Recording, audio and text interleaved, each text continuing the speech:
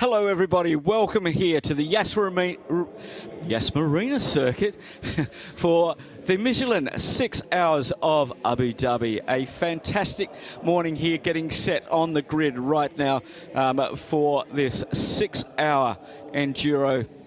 Over 50 cars are going to take part in this qualifying we set yesterday. We'll show you the grid a little bit later. Joining me in commentary this morning after his first day at the circuit yesterday, good morning, Bruce Jones. I loved every single second. Look, the sun is shining, the weather is incredibly clement and kind, and 50 cars on the grid. This is the 5th running of this great event, the Michelin 6 Hours of Abu Dhabi, and it's growing not just in number but in quality too, Phil. Indeed it is. In 2023 we had 31 cars. Last year we had 40 cars. This year we have 50 cars. Now this track has got a limit of 80 cars, so in 2028 we will actually get to the absolute maximum. So along with the 6 hours of Michelin 6 Hours of Abu Dhabi, we are also having the Middle East Trophy, and this is round 2 of the Middle East Trophy. Last weekend the Michelin 24 Hours of Dubai was round number 1. To compete in both rounds, you have to compete in both rounds to be eligible for the championship. And we have 3 defending teams that are coming back to defend their 23-24 titles. Manamari Energy by Ebi Motors won the GT3 championship. And then we have the 909 at Red Camels, Jordan.NL in the 992 category. They were champions there. And QMMF by HRT were winning the 99 AM category. Now, for the 909 and the 974, they couldn't start any better. They're both pole in their respective classes at this race. Well, they say qualifying one thing, racing is quite another. That may be the case, but look what conditions we have. 77% humidity. Yes. Time yesterday it was about 20% lower than that. It will drop, as you said. We have these sort of misty mornings here, but air temperature 17. We sat at about 21, so that's what we can really expect today. Yeah, and the wind yesterday, we had a lot of that, a massive amount of wind down that start-finish straight. I can hear a microphone down on the grid, and it's time for our grid walk here at the Yas Marina circuit for the Michelin 6 Hours of Abu Dhabi. And it's a very good morning to John Hindorf and Diana Binks. Good morning. Good morning, gentlemen, and welcome to the perfect conditions at the front of the grid. 6 hours on the timer, and this is what they're racing for. Not me, but these 2 trophies. And if Seb spins around and looks back down the pit lane, or the start-finish line, should I say, the grid is absolutely packed. We've got quite a lot of people who are going to be cleared off in a moment. Diana, before we rattle down the grid, qualifying last night, it was a pretty tight thing between the 2 AMG Mercedes GT3s that are on the front row of the grid.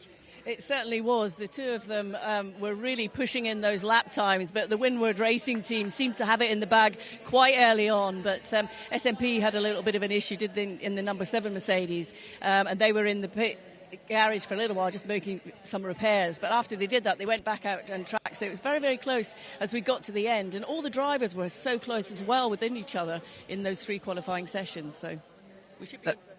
There can only be one Nick Damon, so apologies for not having him here. Possibly, as we were talking about it earlier, there's only room for one Nick Damon, certainly in motorsport. But I'll do my best to give you a little run down the pit lane. So here's our pole position car.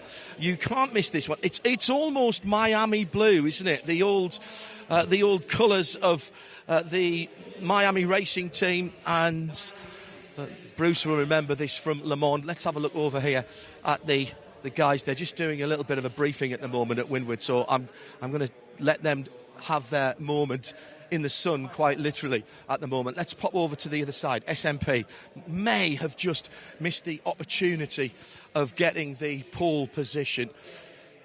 Actually, let's have a quick word with Sergei here.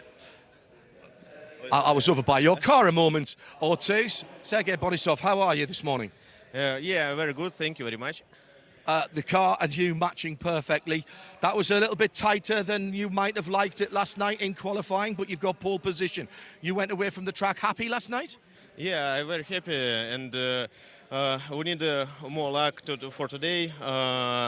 Then we have a big problem is big traffic on the track. and we need more working. Now, you've got the best place to start from. Your team, are you starting the car? No, Rinat Salihov. Okay. But your teammate will have the best place. He'll have a clear run down there into turn one. Have you discussed as a team how you're going to play those first laps? We need a luck only. Yeah. Thank you. Is this your first time here at this circuit? No, I have raced golf 20 hours. And we have a third place in the overall, but I have race on the Porsche GT3R. This car is different. Yeah. Very different, very different. Race well, Sergey. Thanks for being with us here in the Michelin 24-hour series. Sorry. Race well. Have a good race. Thank you very much. Right, let's move over to the other side of the grid. Vitaly Petrov is here. Vitaly, welcome back, I should say, to Yas Marina. 50 odd cars. What a great grid. 6 hours ahead. What's in your mind right now? In the mind to pass first corner, and then will be everything fine. Are you starting the race? No, we change the tactics a little bit. Sergey starting the same like he was in Dubai. Yeah. Now, did you learn enough in Dubai in that 24-hour race about the Michelin tyres, about the car? Are you feeling confident? Yes. We make some changes compared to Dubai, and looks like you see the position is here, so we improve a little bit. Are you slightly disappointed that it wasn't pole position? You had a little problem in qualifying. Did that cost you a real shot at it? Yes, a little bit, because it was a lot of traffic. So our driver, the Dennis, he didn't show the full potential of his lap. So yeah, a little bit disappointed, but the rest were in the first row. It's good to start maybe even better here. So we will see now what will happen in first corner. Well, I'm pleased you're looking happy about this. It's a real joy to have you back in international motor racing. Good luck for the race. Thank you very much. Okay, so that's Vitaly Petrov, and they are just putting the brand new Michelin tyres on the SMP racing car. I've got to the wrong side here, but here's the McLaren. Let's see. Let's grab a driver. Hello. Hello, how are we doing? Introduce yourself to the watching millions. Mikey Porter, racing the 33 Option McLaren. Now, it's the only McLaren here, again, as it was at Dubai. That means you've got only your own data. Is that a blessing or a curse? Well, there is the Garage 59 McLaren down there. Only one more, but yeah, last weekend it was only us, but there's only one other McLaren, so not much to go off. And how have you found the week so far here? Yeah, it's been really positive. We've learned a lot. It was, I think, all of our first time at the track. So yeah, we had to just learn off each other, and we put ourselves in quite a good position. Obviously, you look at onboards, you look at TVs of other races and possibly of this race in the past. What was it that perhaps surprised you about this circuit when you actually got out there with your backside in the car? Yeah, I think it looks quite wide. The track looks quite wide on all the onboards, and then you get out there and it's quite really narrow. So that was probably the biggest surprise. But you know, just got to do what you can do. Couple of AMGs in front of you. Who's starting the car? I'm starting. Right, so what's the team manager said to you? Has he said, be really sensible towards that first corner, or has he let you off the leash? Well, we're just a bit in the middle, just see what we can do. Obviously, going to try and get as far up as possible, but no silly mistakes, nothing stupid. So, yeah, we'll see how we get on. You've learned a lot about yourself, about the new Michelin tyres in a 24-hour race last weekend. Where do you think the McLaren has an advantage over the other GT3 cars? I think it's quite quick on a straight line. That's probably our strongest point, which is always a positive, because then you can just drive past them down the straight and slow down the corners. So, yeah, I think that's why we're quite strong. Race well. Have a good one. Thank you. OK, on the other side of the front row, and Seb will follow me across, is the number 8. This is the Ferrari, and resplendent in its black and gold colouring, black, gold and red colouring. Let's see how we've got over here, the Dragon Racing car. Hello. Hello, how are you doing? I'm all right. Axel Jeffries with us again. Axel, how are you? I haven't spoken to you for a little while, to be honest. Yeah, I mean, the guys have done a good job so far. It's nice to be home, so in a good mood. Now, second row's not bad, but you've got a couple of pesky AMGs in front of you. What's the plan for the opening laps? Look, the AMGs are quite fast. I'm actually not going to start. It's going to be Blake. Okay. But like Dubai, we're going to try and stay out of trouble. And then we see where we end up in Pro-Am. Obviously, it would be nice to fight for the Pro victory, but our first goal is to go for Pro-Am. Is it a distinctively different mindset from a 24-hour race? This effectively, I mean, it's a 6-hour race, a long race. But in Michelin 24-hour series terms, this is a sprint, isn't it? It's a little bit of a sprint, but there's a lot of cars on the grid, which is amazing to see, but at the same time can create a lot of, let's say, crazy situations. So we do kind of need to take it like an endurance race and stay out of trouble. And no safety cars. We won't see safety cars. It'll be code 60s. So once you get around to the back of the traffic, it's traffic all the way through the 6 hours. Traffic's going to be crazy. It's not really going to be a race on pace. It's going to be how well you deal with traffic. But you're smiling about that. Are you relishing that challenge? I'm quite used to it. I like it. I think it's where I excel. So for me, I think it's a bit of an advantage, yeah. Go well. Have a good one. Enjoy. That's the main thing. Right, I'm on the sunny side of the grid right now, tucked into the air-conditioned splendour of our commentary box just at the back of the paddock is Bruce Jones. Thank you, John, and for all the work down there. We'll get back to you shortly. We're racing here this weekend at the Yas Marina circuit, and let's have a look at how this circuit is laid out and how these drivers are going to negotiate this 16-corner amazing Formula One circuit. 274 kilometres an hour is the top speed, 5.281 kilometres, 156 average in GT3. We have 16 corners, 9 to the left, 7 to the right, and we run in an anti-clockwise direction. As we head off from the start line, follow the yellow line down into turn 1. 240 kilometres an hour into the braking zone, 150 kilometres an hour on the apex. Now the run down into turn 2. Important to get a good line through turn 2 to maximise the exit speed around turn number 3.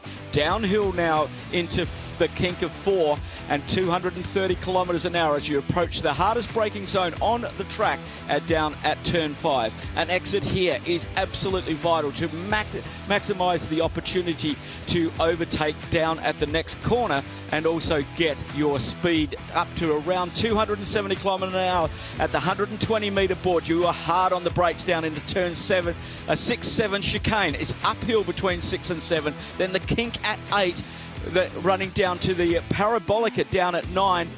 270 on the entry, 120 kilometres on the apex. Then the double right-hander at 10 and 11. 12 into the hotel. Under the hotel, 13, 14, off camber. Penultimate corner, 15. And 16 is the last corner. Track limits there can be an issue. Remember, track limits in the race, you get 3 strikes and you're out. You will get a penalty. How did you like that lap, Bruce? Very good indeed. I love the way they've changed this circuit about 2 or 3 years ago. It's really opened out the loop. But what they haven't changed is the start-finish straight. And we've got still plenty of action down there. 2 microphones open. Let's go back down to the grid, to John and to Diana.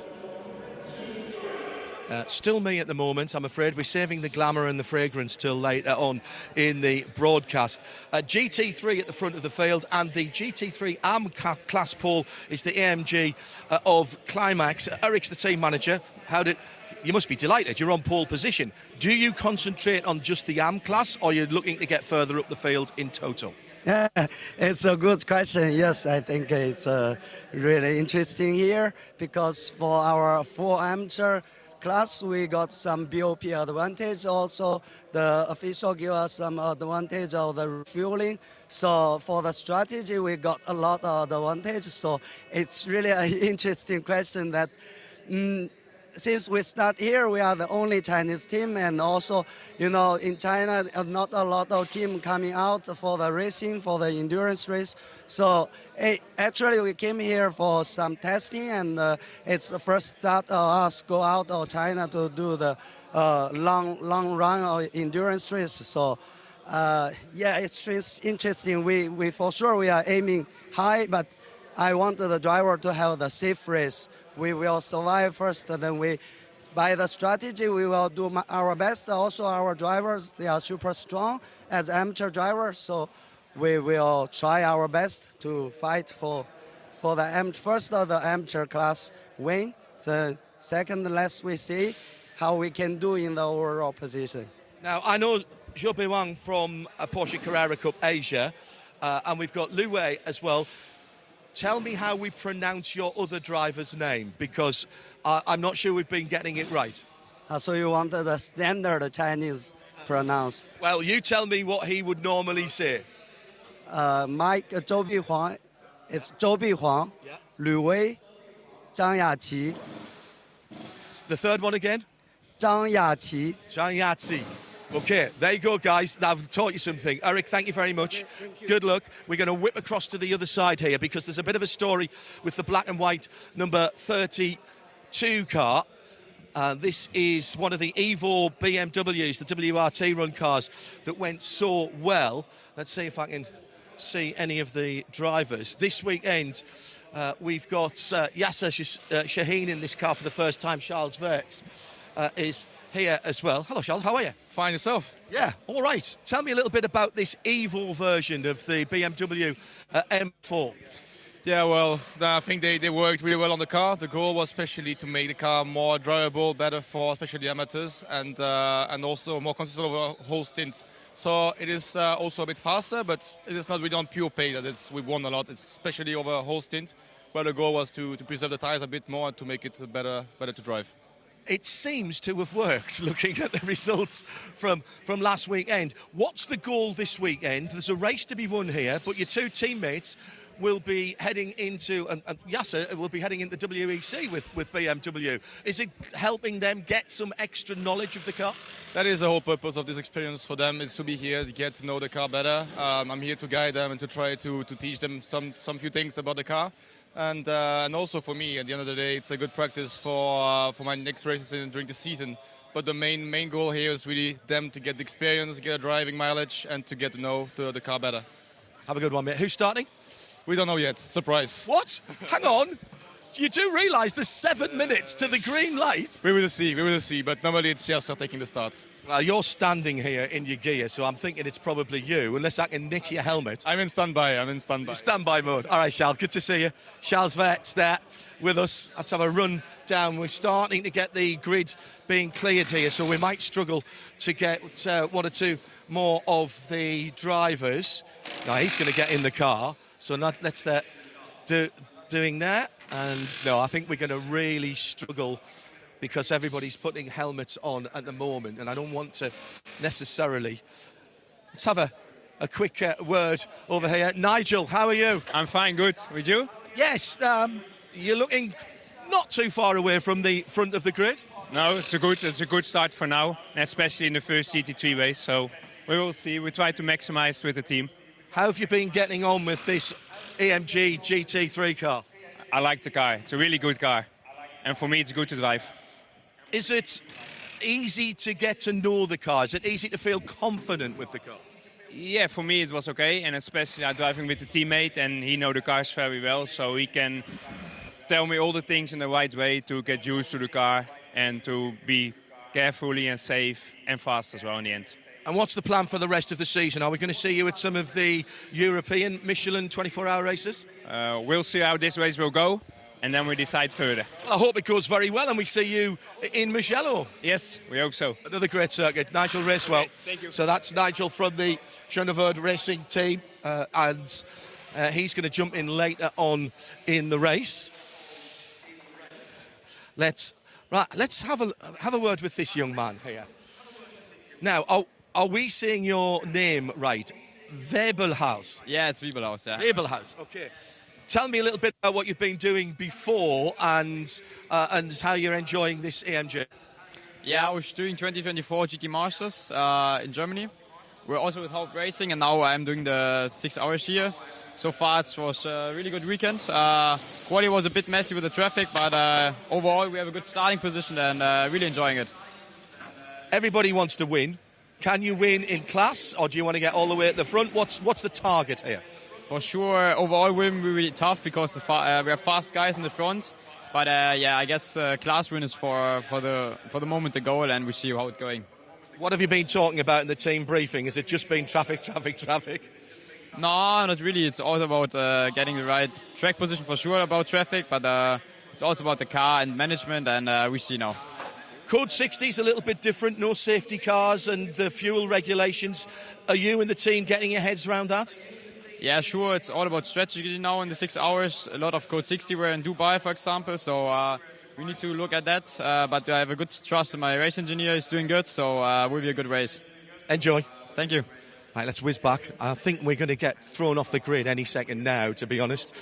By the way, the first Porsche, you've noticed we've talked to a lot of teams and drivers. First Porsche is just on the edge of the top 10. Ferrari here. We've gone quite a long way back, and we're into the 992 category, not so very far back here. We've got... ARC Bratislava is back with us. In fact, it's two Lamborghinis with the Huracan Super Trofeo has qualified ahead of the GT3 car. Excellent walking backwards by our cameraman Seb, by the way. You can't miss the number 44 because it is very bright with almost the Paul Smith multicoloured stripes on it. Everybody's getting ready here. I think I'm going to bail off the grid here, guys, if you don't mind. Red Camel Jordan, our pole position in the always hard-fought 992 Porsche Cup class. Remember, they're not racing on Porsche Cup tyres. These are the new for this series in 2025, the Michelin Pilot Sport Cup tyres, but not 992 Cup tyres. So all of the Cup runners have been getting used to that, getting the warm-up right and getting the setup right has proved a little bit of a challenge, but now they've got themselves dialed in. My goodness, Rick Breiters was so quick in that car towards the end of the 24 hours, running as quick, if not quicker, than the cars at the front of the GT field. We've got 6 hours on the clock. The grid is being cleared. Time for Diana and I to head back into the shade and for Phil Anson and Bruce Jones to get excited about the start of the second and final round of the 2025 Michelin Middle East Cup. Well, we are excited, aren't we, Bruce? Because this has got all the makings of an epic race. Look, and you've been talking about the growth of the 6 hours of Abu Dhabi. They're going to need the grid, move the start of the grid further forward next time to get the cars on the start-finish straight. But what an array of cars. Good point from John there about the first of the Porsches in the top class being some way back, down in 10th position. But Mercedes AMGs have been looking very strong. And again, the mixture of drivers talked to down there. And the last one he spoke to, Finn Riebelhaus, is still only 18 years old. They blood them younger and younger. And it's a really good way to launch a season and just see where you're standing. Nigel Schoeneverd, we heard from him a few years ago. He's racing Lamborghinis with Jelmer Berman. You know, he's picking and choosing, but I think he really is enjoying this appearance here at Yas Marina.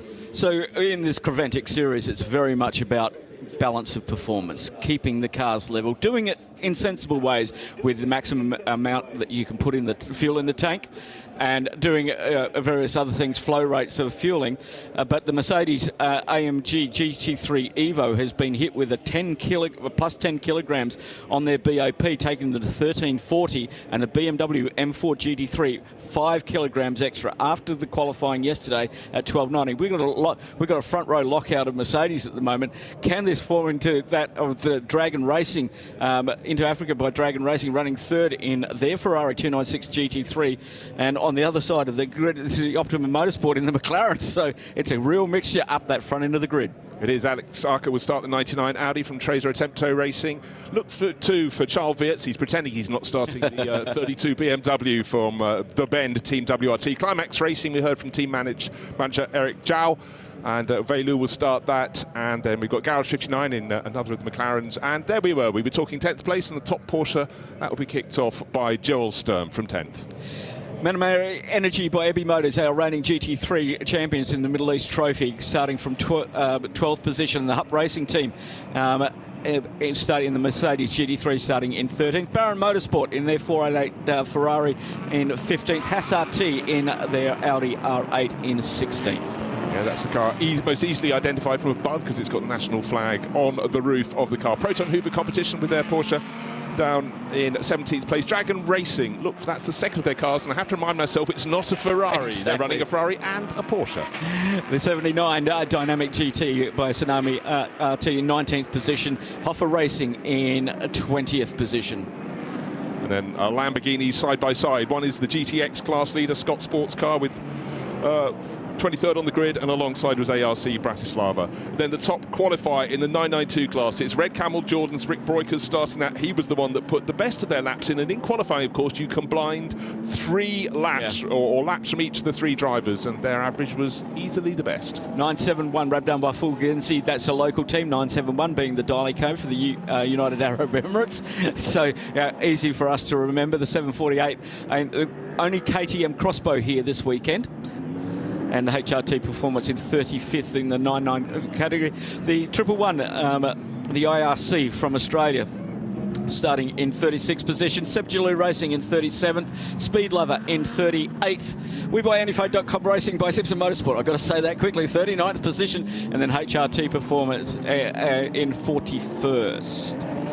Yeah, there might have been a slight... well, there was a 3-place grid penalty. Yes, it was. Oh. Yeah. But look for them. That's a GT3 car down towards the back of the pack. They should be making progress in the early laps. But it's those two, the all-Russian driver lineup on the front row that's really going to draw my eye, I must say. We can see them behind the safety car, leading them around, and again, working the heat into their tyres. It's probably about 19 degrees now, and yesterday it sat pretty much 4 square at 21 degrees, so comfortable driving conditions, but doesn't matter what the temperature is, drivers still have to work to get the heat into their tyres, and it's Michelin rubber beneath them in 2025. Yeah, this is going to be a very interesting start because it's cool. We've got the Vortex in the pits at the moment. That's the 701. Just very quickly, the Aston Martin Vantage AMR GT3, the number 77 EBM car, is in the garage. The steering rack broke when they went out to do the warm-up lap. They fixed it. They're trying to get the car back out to join at the end in the pit lane here. When Thank you so much, Di, for all of the updates in the pits. It's already started, Bruce. Yeah, I know, it's crazy, but originally that Aston Martin from Earl Bamber Motorsport qualified in 16th position. It was given a penalty of some sort and dropped to 40th on the grid, but then that wasn't the worst of their problems. But anyhow, hopefully it can be sorted, because everyone likes seeing Aston Martin racing, and that's the only one in the field. Okay, we are under starters orders now as the cars make their way around turns 13 and 14. Just 2 corners to go. The Yas Marina Circuit Camaro safety car just leading this 50-car field. Well, there's 48 on track and 2 in the pit lane as they come around towards the final corner. Safety car moves off into pit lane, and now it's up to Winwood Racing and SMP Racing. Winwood Racing in the teal car, SMP in the red car. Turn 16. It'll be when the lights go out. Who's going to make the jump? Nice grid rows. This is a karting race. Look at those grid rows. That is brilliant. Lights are out, and we're racing. Who can get the advantage down into turn 1? It's Winwood Racing on the inside. Looks like they're going to make that stick around the outside. What a move around the outside from SMP Racing. We'll pick them up as they come around turn 2. 4 wide down there, further down in the field in the 992 category, and it is the SMP Racing that take the lead at turn number 3 and head off down to 2 car lengths. Looks like the Audi in third position. Yeah, it's up from 5th to 3rd. That's Alex Arca, and the car that started on a pole position with Rinat Salikov has fallen down to 4th to 5th position. McLaren going past him as well. So very, very busy, but a great start from the outside the front row from Sergei Sirotkin. He showed his intent there, getting the outside line into turn 1, turned left and kept that momentum going. Yeah, Salikov absolutely got mugged at turn 2. He tried the outside line. I think he ran off the track. He went wide out there, and everybody just dived up the inside of him as the moves are happening back as he tries up. Oh, he taps the McLaren. He's tapped the McLaren down in there, and there's more. The signage board has gone down at turn number 5. There's cars all over the track. Yeah, okay. That is turn 5 being very messy indeed. Indeed, other things that may be considered. Oh, 978, one of the Porsche Cup class in 992. That's the Speed Lover car. Indeed, the team from the Belgian team, and nearly completed the first lap. And dearie me, one of the Ferraris going around as well. That's the Scuderia Praha car in its red livery. That's the older Ferrari. That's a 488 Ferrari, yeah. Now, a few drivers have been going really rather wide, so track limits may be under consideration. And certainly on the opening lap, on the run-up towards turn 5, the first of the hairpins, it was Alex Arca well off the track. He got himself up to 3rd in that case. And the Pole City car has lost another position, down to 6th overall for them, dropping back down the order. Wow.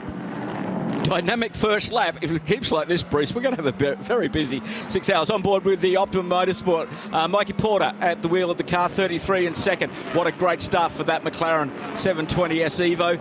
And he's really now putting the pressure on Sergei Sirotkin in the lead. So when John interviewed him on the grid, he said, well, I want to get the lead. Well, he did that at turn 1. It was a brilliant move. I was talking about the youth of Finn Wiebelhaus, but in fact, Mikey Porter ain't yet 18 years old. He's 17. He's driving like an absolute pro. He has to get his parents' permission to race. I think he's got that permission. And did great job last year with Forsetti Motorsport, really working wonders. And so far, it's settling down a little bit. That first 3 corners was very busy indeed, as it should. It's a motor race. It might be 6 hours, but every position you gain, you can stretch that advantage in the opening laps. And now the cars are running more like line astern, trying to pick up a toe off each other down the long straights. And it's such a feature, Phil, here of the Asmarina circuit. Those 2 particularly long straights. You can hit 270 kph, so yes, plenty of speed to be carried. Indeed, there's the Ben Motorsport Park BMW, the new M4 GT3. Its first outing was at Dubai, and it won. It's not bad. It's not a bad marker to set for the rest of the IMSA and the WEC series. Stunning looking car. Yasser Shahin driving that one. He runs the Ben Motorsport Park, Tailem Bend, South Australia. Okay, well, I was going to say let's watch the progress or look out for the progress of Jake Hill. He started 22nd in the Aero Motorsport Ferrari blue and white race livery and has worked his way very nicely up to 11th. That's become 10th. He's hunting down 9th, and the next person he wants to pass, well, it's going to happen in the next few corners. Jake Hill, doesn't matter if it's ancient, it's modern, he races it, he drives it to the nth degree. A driver with a foot in both camps. He loves historic racing, and he also is obviously reigning British Touring Car Championship champion, and he's been right at the front for year after year, but he's very light on his toes in a racing car, and he can pick his moment. He's just biding his time at the moment, but another pass will be coming very shortly indeed. Car number 5 will be the next one he's likely to pick off, which is one of the car Team Motor Park's Mercedes. That's the next target. Levente Reves at the wheel of that at the moment. McLaren's running 2nd and 4th at this time. Michael Porter at the wheel of the Optimum Motorsport McLaren in 2nd, but Louis Pret just set the fastest lap of the race in the Garage 59 McLaren, a 1:53.263, and he's right on the back, under the back wing at the moment of Alex Arkan and the Tressa Attempto Racing Audi, and that was the car that didn't even make qualifying, well, one lap in qualifying 1 in the Dubai 24-hour last weekend. They're here this weekend. Thank goodness they brought a spare car out to the Middle East. Yes. But, so that a really impressive lap there from Louis Pret, because the first 3 cars have made a break. There was clear air between them and the rest, but he's closed that gap down and sitting just under 2 seconds down. So he's closing in, but he took nearly a second out of Alex Arca in that 3rd place Audi. And now in the 992 Cup class, it is, how should we say, busy. And it's not being led by Red Camel Jordans, because Rick Proyker's down to 5th place in cars. And the Estonian racer, Martin Rump, making great progress. He leads that for Mulner Motorsport, running in that standard blue and white race livery that Mulner Motorsport has been running for years. Now, this also happened in Dubai. They didn't lead through the first, they were there or thereabouts, but they weren't there.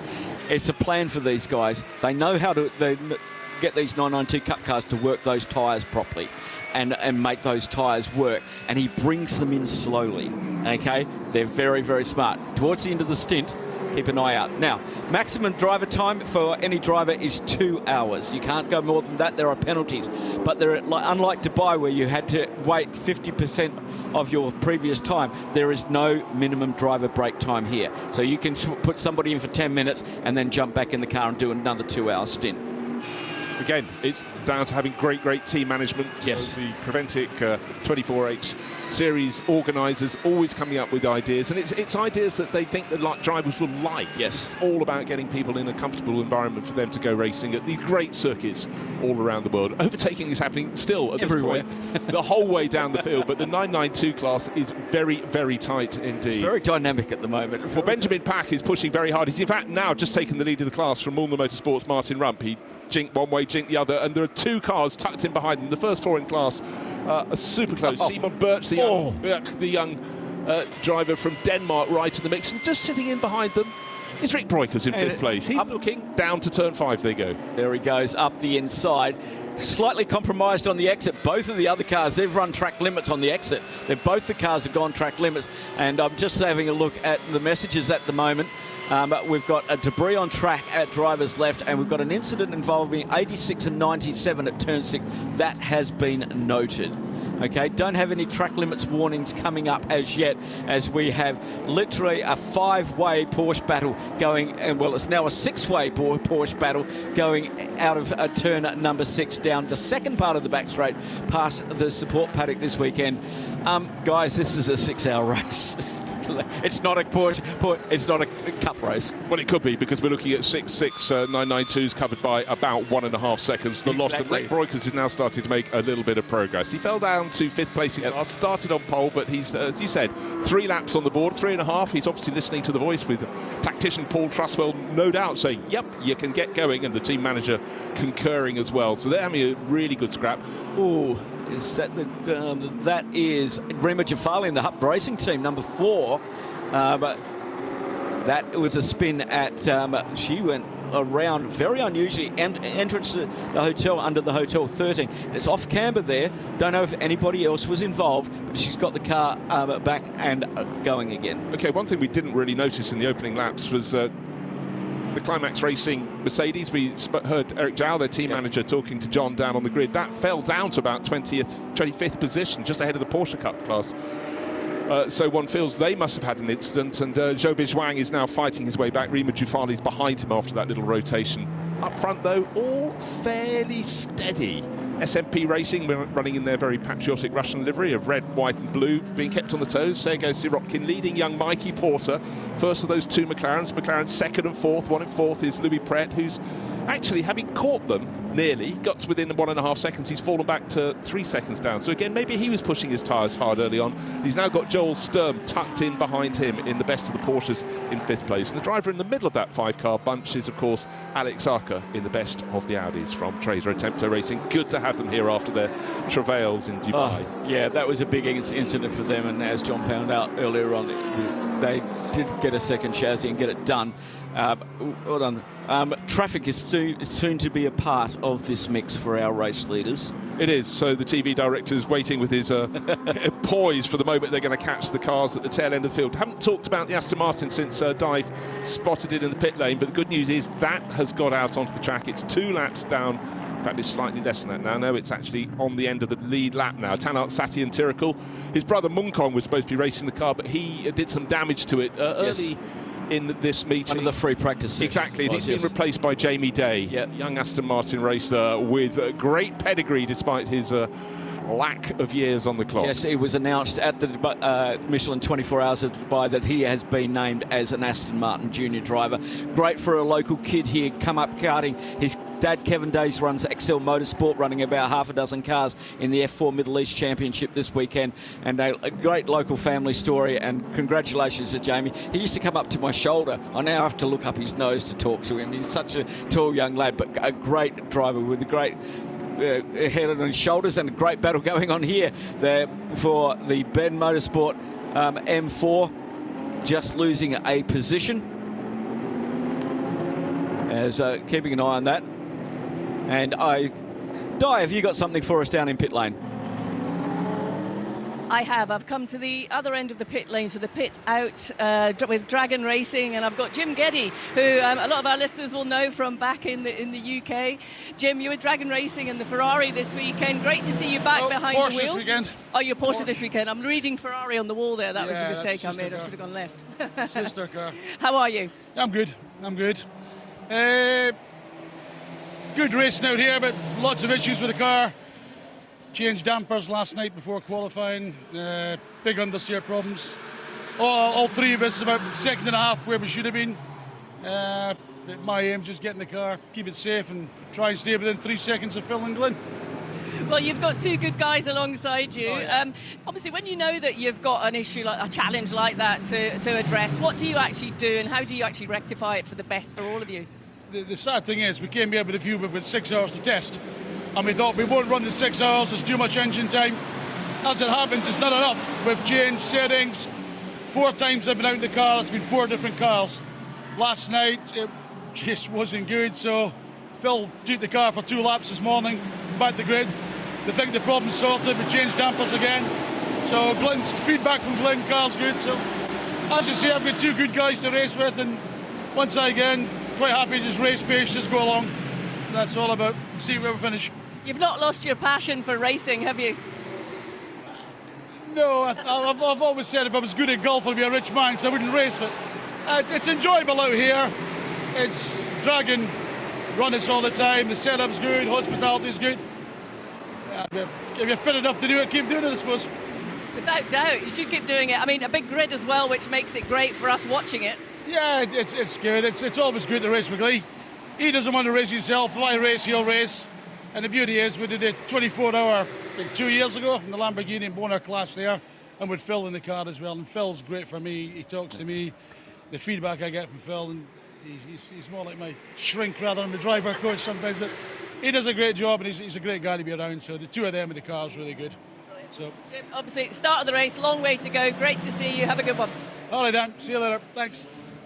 Thank you, Di, for that one. As we were listening to Jim Getty, the 32 of Yasser Shahin for the Ben Team WT lost 4 positions on that last lap. Got absolutely mugged at turn 5. Not sure if he's got an issue with that car, because I think he's lost another position as well. Jake Hill was the first car to go past him. Then Jake also got past Levente Rivez as well in the Team Motor Park car. So Jake's making his move up the leaderboard to 8th position. Okay. And traffic. Yeah, and traffic. The overtaking has started, the first of the Chazelle technology courses. Of course, the Alpine's been passed. Just want to double check that Charles Wirtz was toying with John down on the grid, whether he was starting or Yasser Shahin. Our race graphics show it as Charles, but the timing screen shows Yasser. I think it's Yasser in the car. So do I, because I don't think Charles would. Now, Charles Wirtz has been a winner here before. He won the F4 UAE Championship in 2018 and competed in 2016 with a couple of Formula One drivers. One's a current Formula One driver in a McLaren, and the other one is no longer racing, an American driver. But he's got a lot of lap time around here, so he knows his way around here very, very well indeed. We're going to keep an eye on that 32 and see if any more issues plague it. The McLaren's still doing a real job. Mercedes, McLaren, Audi, McLaren, Porsche.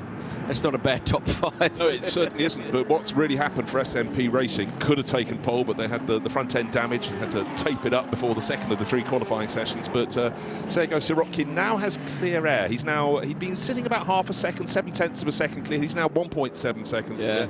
And that's really, really handy as he comes up to lap the sort of first group of cars running the GT4 class. They're the cars that are likely to be passed early on. It just gives him a little bit of comfort. He can choose his moment. And you know, when you're at the Yas Marina circuit, if you don't get the overtaking manoeuvre on a back marker done into turn 9, you then got the not the fiddly corners, the slower corners, 11, 12, 13, 14 under the hotel.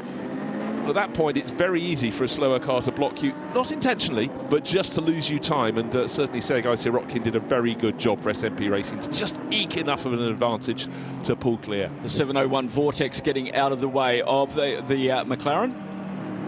As it goes in there, good driving in the driver's briefing, and the sporting regulations say that the car that is being overtaken is to hold the racing line, and the car that's overtaking is to find its own way around. You can't block or do anything like that, but in multi-class racing you've got to be very, very careful, because we've got a huge disparity of speed between the GT3s and the TCE cars, and we've only got three TCE cars running, which are the 2 Alpines and the lone Seat Land Cup racer. And now that we are around 8 laps in, I think it's about time to let's have a look at that start again, Bruce. I think we need to go back and analyse what happened there. Refresher. Well, it looked like a tidy start from the 2 Mercedes AMGs on the front row. You had Sergei Sirotkin for the Windward Racing team in his aquamarine or Miami blue, Leighton House blue Mercedes on one side, and this similar Mercedes, but SMP Racing had the better start from the outside the front row, swept around the outside. Sergei Sirotkin getting ahead of Rinat Salikov, and behind, as you were saying at the time, 2, 3, 4 abreast. Why not down into turn 1? Yeah, very tricky. And you can see he pulled out onto the grippy part of the circuit. Okay, the inside line is the dirty line, and that gave him that advantage to get down there. Then we had this massive group of cars down at turn number 5. We were 5 wide through turn 5. It shouldn't have come out that way, but it did. It did, but for poor Rinat Salikov, pole position to second wasn't good, but pole position by turn 5 became 5th position. So a little bit of contact, I think, between Salikov pushing the McLaren sideways, but Mikey Porter, 17 years older, kept his foot flat and got ahead. The first 3 looked so made a break, with Alex Zucker up to 3rd place in the Attempter Racing Audi, but the second of the McLarens from Garage 59 then started to make the moves and would, in time, get towards those front 3. And they were all getting that overtaking done before turn 9, because they knew coming under here, this is where is really, really difficult. And that's how it started. And on lap 9 now, our race leader, Sergei Sirotkin, just sitting in a comfortable, he's got a 3.32 second. Well, you know what? He worked the traffic really well. Beautifully. A blink of an eye ago, it was 1.7 seconds. Exactly. So he just gained 1.5 seconds in the space of not even a lap. So just having pushed hard, having seen that the Alpine getting closer and closer to him, he knew he had to pick it off. He made the space for himself to do that, and is settling down nicely. This, you know, you might say it's a 6, well, it is a 6-hour race and things can, but you grab the seconds that are available when you possibly can. Yeah, he's coming up behind car number 77, which is the Aston Martin, unfortunately with the steering rack issue in pit lane. Back out again, albeit down a few laps, but it's a car of equal pace, which is annoying when they're 2 laps down. They're going as fast as you, and you need to get past me, because in front of that we've got a lot of the GT4 cars. The 8 bar up behind the 701, the Vortex in traffic again. This is the newer 2.0 Vortex, a fully carbon car. Run out of the French stable. Lovely looking vehicle, but they've been plagued with issues, unfortunately. They had 2 cars entered and only 1 running at the moment. It's a shame, because it sounds gorgeous. Oh, absolutely, and it's intriguing to look at as well, particularly when it's all in one piece. It really is a really, really sleek design. We've used their previous model, seen it many, many years running. But, you know, when it's out there on the track, it looks good, it goes well, and as you say, it sounds magnificent. Right, let's just turn our attention back to the 992 class. TFT Racing now leading. We saw the move a short while ago. Benjamin Pack going ahead of blue and white rival car driven by Mulder Motorsports' Martin Rump. They're now got a tiny weeny bit of breathing space. They've got best part of a second back to Paul Mayer. Great to have Dutch racer Paul Mayer back in the car. About a dozen years ago or so, he was an absolute star in GT4 in Aston Martins, and the Dutchman back. He's hit the ground running. Really sorted his life so he could go racing again, and good to have him. So he's 3rd in class, and I think he's settling back in very, very nicely to a racing cockpit. Just seen a penalty up on the board for causing a collision. Car number 79, Dynamic GT by Tsunami Racing, 20-second penalty. Now, those penalties can get served in the penalty box. So as you come into pit lane, the first thing you do, you go turn right and get fuel. So unlike Dubai, the fueling station is before the pits here, behind the medical centre. When you come out of that, then you go into the penalty box area. You can only serve penalties when we are green. No penalties can be served under code 60. All right, and under code 60, that is a huge amount of bodywork coming off of Mikkel Mack's Lamborghini. Oh, the right tyre has exploded.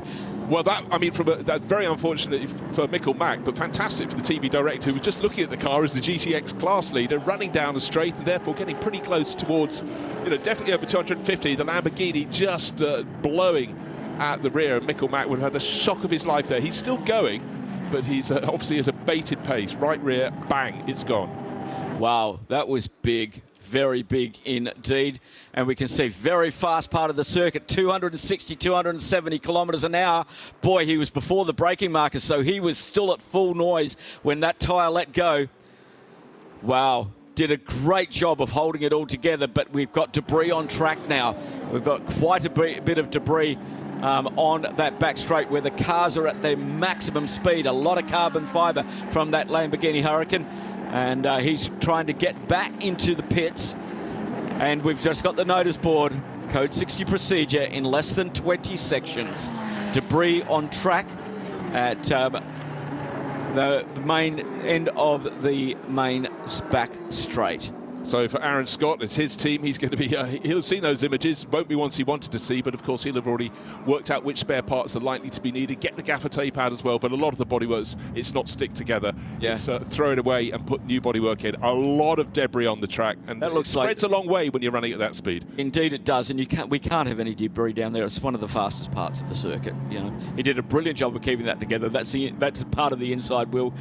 Okay, well, Dye's down in the pit lanes. Has the car made it back yet? Probably not.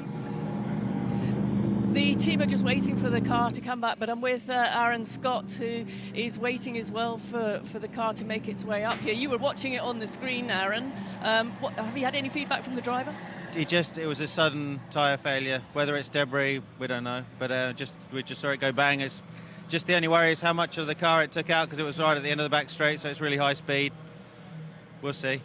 That would have been a bit of a wake-up call for the driver behind the wheel. Yeah, he's a good driver though, so I think no stress for him, but stress for us. Yeah, I could see you all frantically running around the garage, but you're looking quite calm now, just waiting. Yeah, just waiting. I think the only issue with us, it's an old Evo 1 car and spare parts are not easy, so we'll see how the damage is and try and get back on track.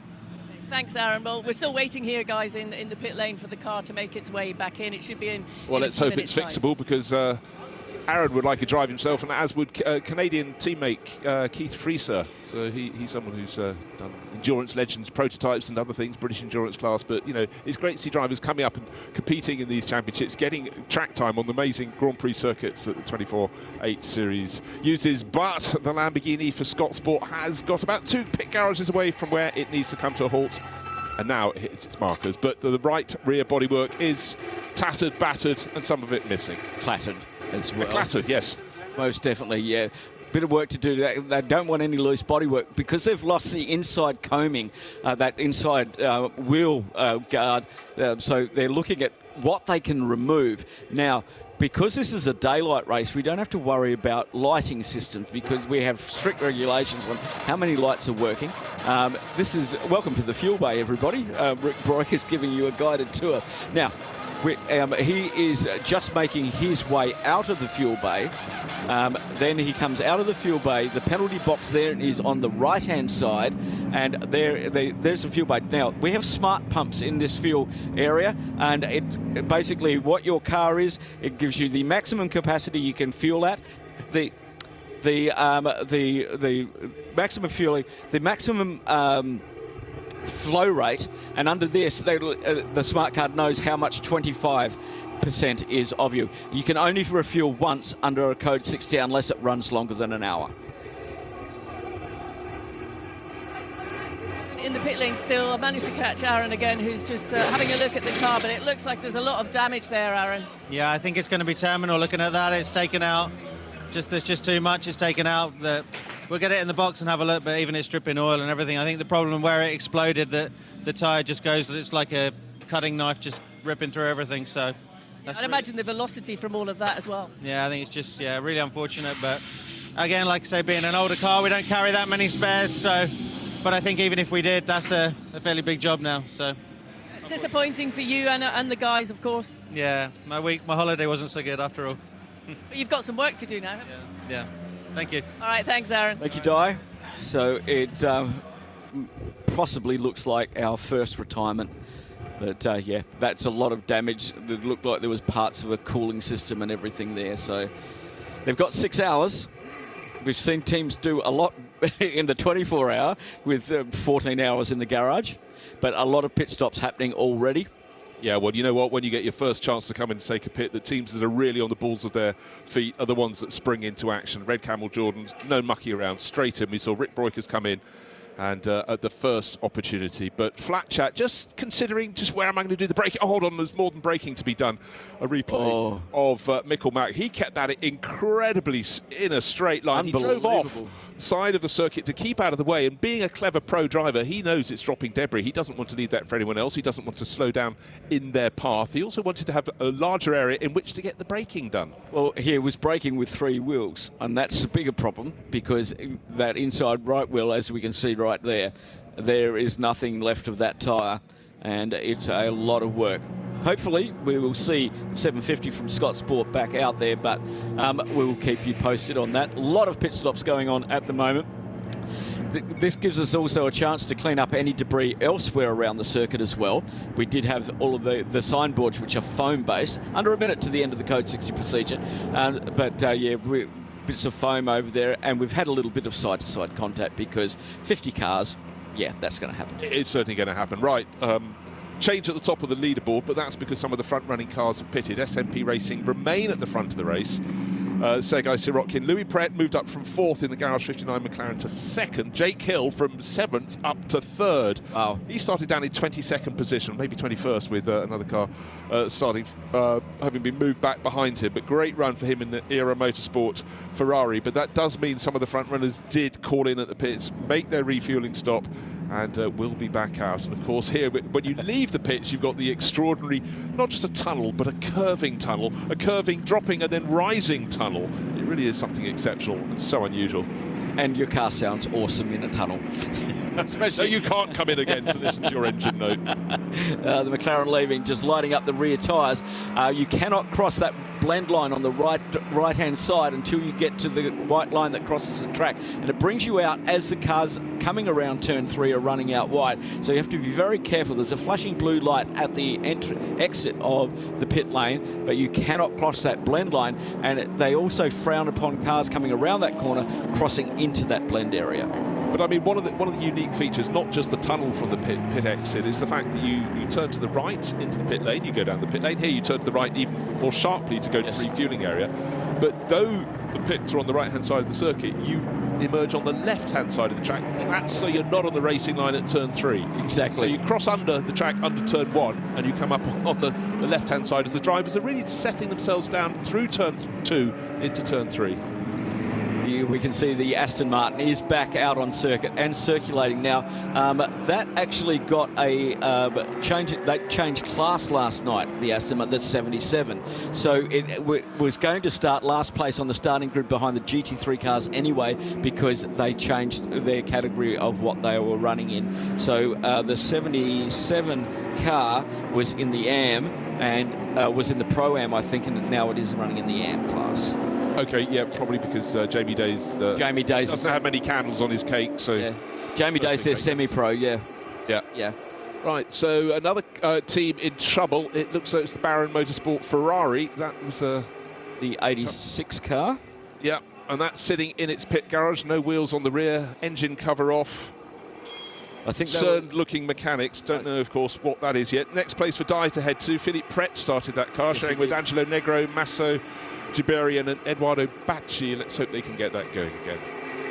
Yep, I can just quite a few cars now on their outlaps of getting their fuel. Now, if you're in the fuel bay and it goes green, your smart car Happy days. Does that and will then fill you to what is your BOP maximum. Even though you've got a 120 litre tank, your BOP may be 95 litres, and it'll only fill that. You may have put 16 litres in under the code 60 before you get your 25%. As soon as it goes green, it'll give you your maximum. On the reverse side, if you go under green flag, you will only get, when it goes purple, you will only get 25% more, but it'll only go to your maximum anyway. Very good. I can hear Di on the Binks down the pits. What have you got for us, Di? I'm inside Baron Motorsport Garage, the Ferrari number 86. Philip, you're watching here at the back. The car's been brought into the garage. There's clearly some damage at the rear here. Did you have an incident on track? Yeah, we got hit from behind in the first lap in the starting, right after the start, and unfortunately our exhaust system took some damage from it. So now we had to stop for repair and rejoin the race hopefully in about 10 minutes. What's the actual? What are you having to do to the rear of the car here to get it back out? We have to repair the exhaust to prevent the engine failure or maybe even a fire, so we had to stop. There was no other chance. I mean, that's a fair amount of work, but the guys look like they're doing a very slick, quick job here. Yeah, we tried to fix it as fast as we can in the most safety way for the car. Philip, thank you so much. Thank you. Bye. Thank you, Di. That was Philip Barron of Barron Motorsport. And actually, just as the camera moves away from him, he's got a sort of wry smile on his face. He did say 10 minutes. You never can tell, Phil, when you look at the pit garage and everything is off the back end of the car. Do they know what needs doing? Is it going to be half an hour? Is it going to be retirement? But that's decent news there from him. It is indeed. Running in the older model car this weekend.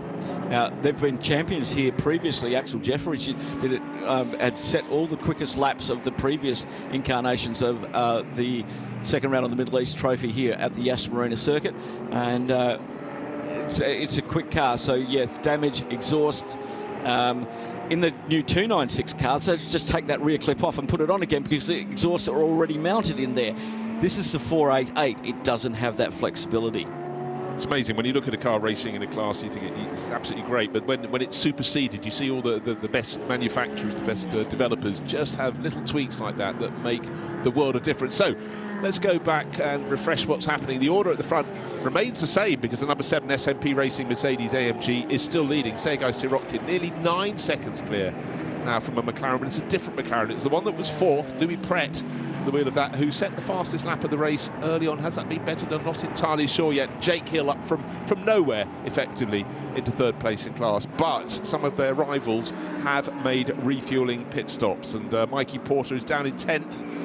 And he has made a stop. And likewise, Alex Arca, who's in 11th in the Tracer Attempter Racing Audi. They were 2nd and 3rd.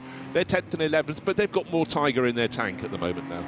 Indeed, 9 minutes so far in the pits for the Barron Motorsport car. Let's see how long it takes them to make it indoors.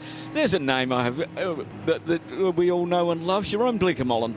Yeah, well, he's leading the GT4 class for WS Racing. Jerome just can't stay away from long distance racing. You know, you actually go through his list of results and he goes on and on and on and on. And on and on and on. So much success in the Dubai 24 Hours. I think he's done that race something like 17 times now. But for WS Racing, you know, what a guy to have in the cab. Indeed, and got them into 1st in class in the GT4 category.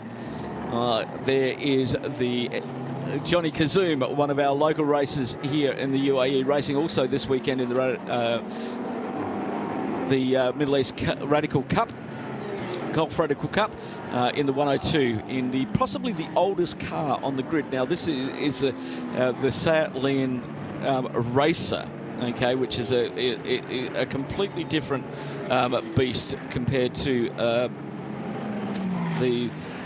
all of the other ones. It's before they even had the certainly Cup racing. This was before TCR times. Okay, so this is the Speed Racing SRS Team Sport. He's got Ahmed Al-Khaja and Faza Nasser Khan driving with him this weekend. Those guys, this is the 102. The 101 car that's not racing here this weekend did win the class in last weekend's Michelin 24 Hours of Dubai. You know, you wind the clock back 10, 15 years, the Dubai 24 Hours would have had loads of cars like that, little Renault Clios and so on and so forth.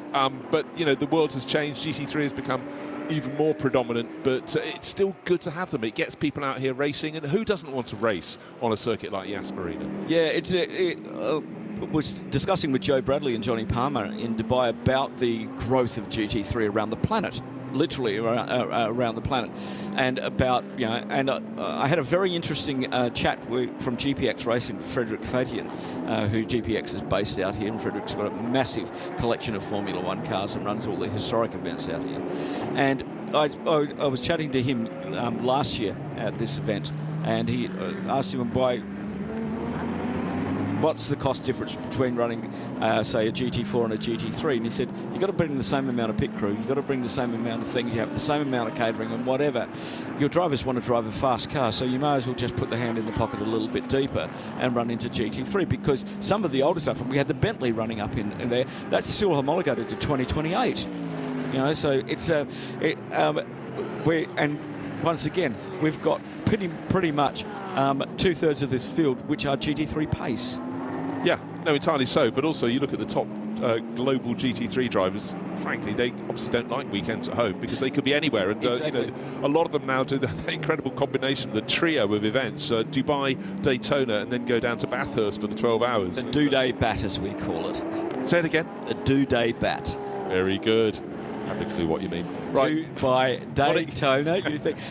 Sometimes I do explain these things, and to our listeners and viewers, Dubai 24, Daytona 24, and Bathurst 12 hour. And that's just the warm-up to their season. That's the most extraordinary thing. 24, 24, 12, and then March comes around. And then March comes around. But yeah, the radio show network of channels will be covering all of those events. And John and Eve will be travelling to all of those events. 3 weekends on the trot. God, they're made of hard stuff. I love it. I can do 2, but the 6 hours the end of me. Well, good little battle. It is on the track at the moment. Obviously on the track, you fool. Yasser Yahin, the Ben Team WRC BMW. This is the Evo version of the M4 GT3. So much success, of course, last weekend in the Dubai 24 hours. This is the car he's going to be racing this year in the World Endurance Championship, sharing with Timo Bogoslawski and Augusto Farfus, as far as my brain tells me. But he's being pushed very hard at the moment. A good little scrap, which is what you want. And he's got Glenn Geddy. Well, that Glenn Geddy is not the 992. That's a 1 3/4. That's the 911. It's not the latest incarnation of GT3 Cup car, because he's been running that car for many years in the local championship. So he's quite happy to pedal around in an older model car, still running under it is the R, so it's running in GT3. But great to see you can bring an older car out with balance of performance, be very competitive with the latest car that has ever been released in GT3. The latest. Yeah. So that's brand new. And just to reiterate, overnight balance performance, they sort of shook the hat, and the BMW 5 extra kilos today, and the Mercedes AMGs 10 extra kilos to sort of settle their performance. But certainly Sergei Sirotkin's making light work of that. He's 9 seconds clear of Louis Pret's Garage 59 McLaren at the moment. And when all the front runners were still out on track, because of course a couple of them came in and did a refueling stop as soon as they could, he was just eking his way clear. As soon as they got to traffic, Phil, we saw him just extend his lead 1.7 seconds clear of the traffic before they past the first of the tail enders. Then suddenly 3.2 seconds clear, and it's gone from there. My apologies, I've blotted my Porsche copybook. I'll leave the building now. As long as John doesn't hear, you're fine. It's the 991-2. Yes. We're running the 992s. This is the 991-2. If you get Porsche numbering... 991, the sequel. Yeah, 991, the epic. But doing a great job and keeping the new BMW M4 at bay. That's a great little battle going on there. Jake Hill in the top 3 now, leading the Pro-Am, GT3 Pro-Am category. And Manuel Lark in the Proton Huber competition Porsche, leading the AM, overall 4th in GT3. You know why that's impressive? He started 18th, he's moved up to 4th. Of course, starting 4 places further back, you'd have expected Jake Hill to make great progress. He's moved to 3rd, but hats off to Manuel Lark there. Yeah, great little effort at the moment. Yasser Shahin has moved up into 6th position, but we've already had that round of pit stops. Brett Hobson at the wheel of the 96 GWR Australia. All Australian boys in that car. I think they will be possibly competing at the 12-hour in Bathurst as well, the GWR team. Yeah, Garth Walton was down to drive that car, wasn't he? Yes. But overnight he sort of stepped back so they could focus. But anyhow, that worked his way up from really towards the tail end. Yeah, to 24th on the grid. That was, or 23rd, because of the Aston Martin being dropped back for Earl Bamber Motorsport, as we pointed out. That was for change of driver lineup and changing class. Changing class, yeah, bringing Jamie Day in. Otherwise, it would have just been the 2 Thai drivers at the wheel. Earl Bamber raced last weekend, but he's doing his other duties at Daytona this weekend at the Raw before that season opens up next weekend for IMSA. The endurance racing season really starts with such a splash, such a bang. But you can really see the attraction of coming out to compete in Dubai to get everybody race ready. 24 hours work gets the team up on its toes, and then to come here as well. This has been a great addition. This is the 5th running of the 6 hours. Oh, the 909's got a problem. The 909 has a problem. Well, that's the Red Camel's car. It was the first one to blink, not to blink, to jump at the opportunity of topping up the fuel. Rick Broikers started that car, was leading the class, but over the first few laps, he sort of dropped back to 5th in this incredible scrap. But your point, Phil, was the fact that he was bringing his tyres up accordingly, getting those Michelins to work. But right now, something is amiss. It's bouncing off the curbs a little bit. He's trying to keep out of the way of everybody else, doing the good race experience. Tyres look inflated. It doesn't. Yeah. The car looks level. Yeah, I can't see anything on that side. Oh no, something's wrong. It's crabbing. It's crabbing. Have a look at it as it goes around the corner. I can see that foot. He's broken something at the rear of that Porsche. Yeah, the left rear is wanting to sort of keep looking tolling sideways. Yeah, and that everything on that corner. Has he had a contact with another car? But Paul Cruswell will be looking at that going, that's not part of my strategy. No, certainly not. Yeah, look at the angle of the steering wheel that he's holding it at the moment. It's about 25, 30 degrees to the right. He's turning 90 degrees left. Sorry, to the left. Sorry, it's the shadow in the car. Sorry, just the other side of the top of the wheel. So he's got a long way to go to get back to the pits because he's at turns 5 and 6 at the moment. So that must have happened just as he started the lap then. Yeah. Because otherwise he'd have dived into the pits. So as we said, what's the length of the lap? Nearly 5.3 kilometres. And also, you feel so exposed driving down the straights. When we're talking about the top cars sitting 270, 280 kph on that run down to turn 6. He's looking in his mirrors. He's still holding that steering wheel sort of side on, 25, 30 degrees to the left to balance the car. But he's got to look at cars coming down towards the braking zone much, much faster than him. And at least they'll see him in the bright lights. Yeah, running well off the track. Yes, that car is not healthy at all. Well off the track at turn 9. He's just got to stay on the outside of this circuit now because he doesn't want to get on the inside around the next corner because he will be a target. You can see it, and there. Got Diana Binks down in the pits. Di.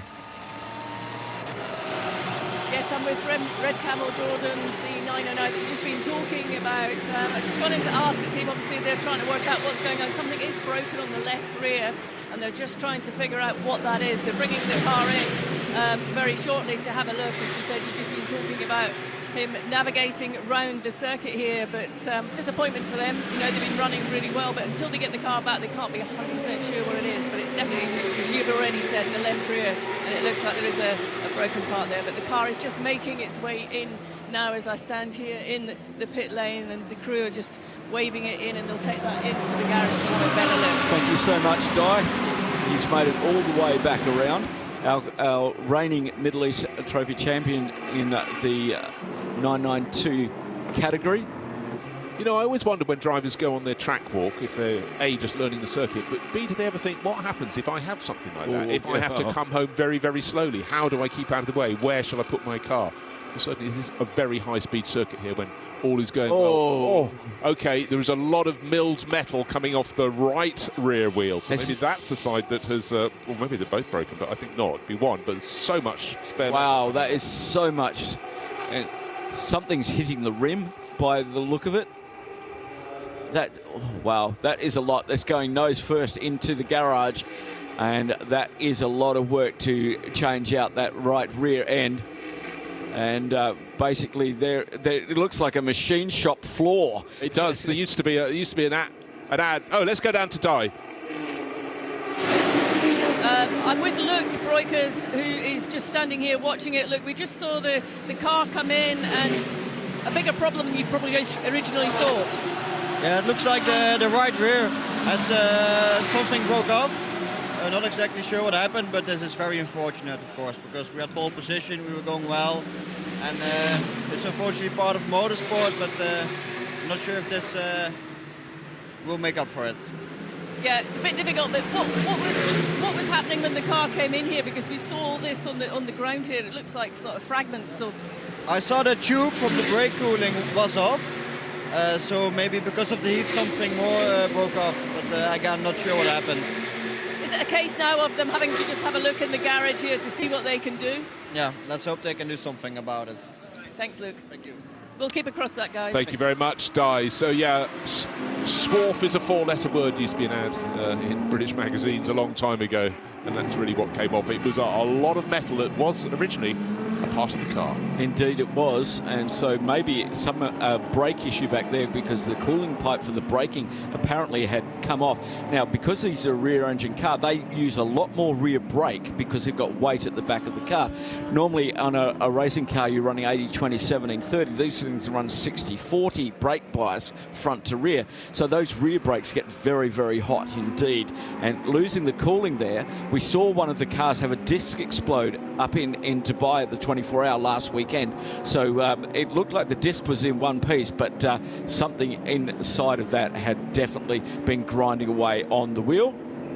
Right, one thing I just want to pick up on, we've got Sergei Sirotkin still leading the race for SMP Racing, that number 7 red, white and blue Mercedes. Louis Pret trying to keep him honest, he's actually closing in, he's now 7 seconds down in second place, the number 58 Garage 59 McLaren. But 3 other cars in the top 5 made a pit stop. I mentioned 2 of them. I was remiss though. I mentioned Alex Arca in the Tracer attempted racing Audi, car number 99. I mentioned Mikey Porter in the Optimum racing McLaren, but I didn't mention Joel Sturm in the blue Herbert Motorsport Porsche. He came in from 5th. He's running, they're all running together. They're down respectively 10th, 11th and 12th positions. In fact, there's just been a place change between them because Mikey Porter has been deposed and Herbert Motorsports Porsche is now up to effective 4th position.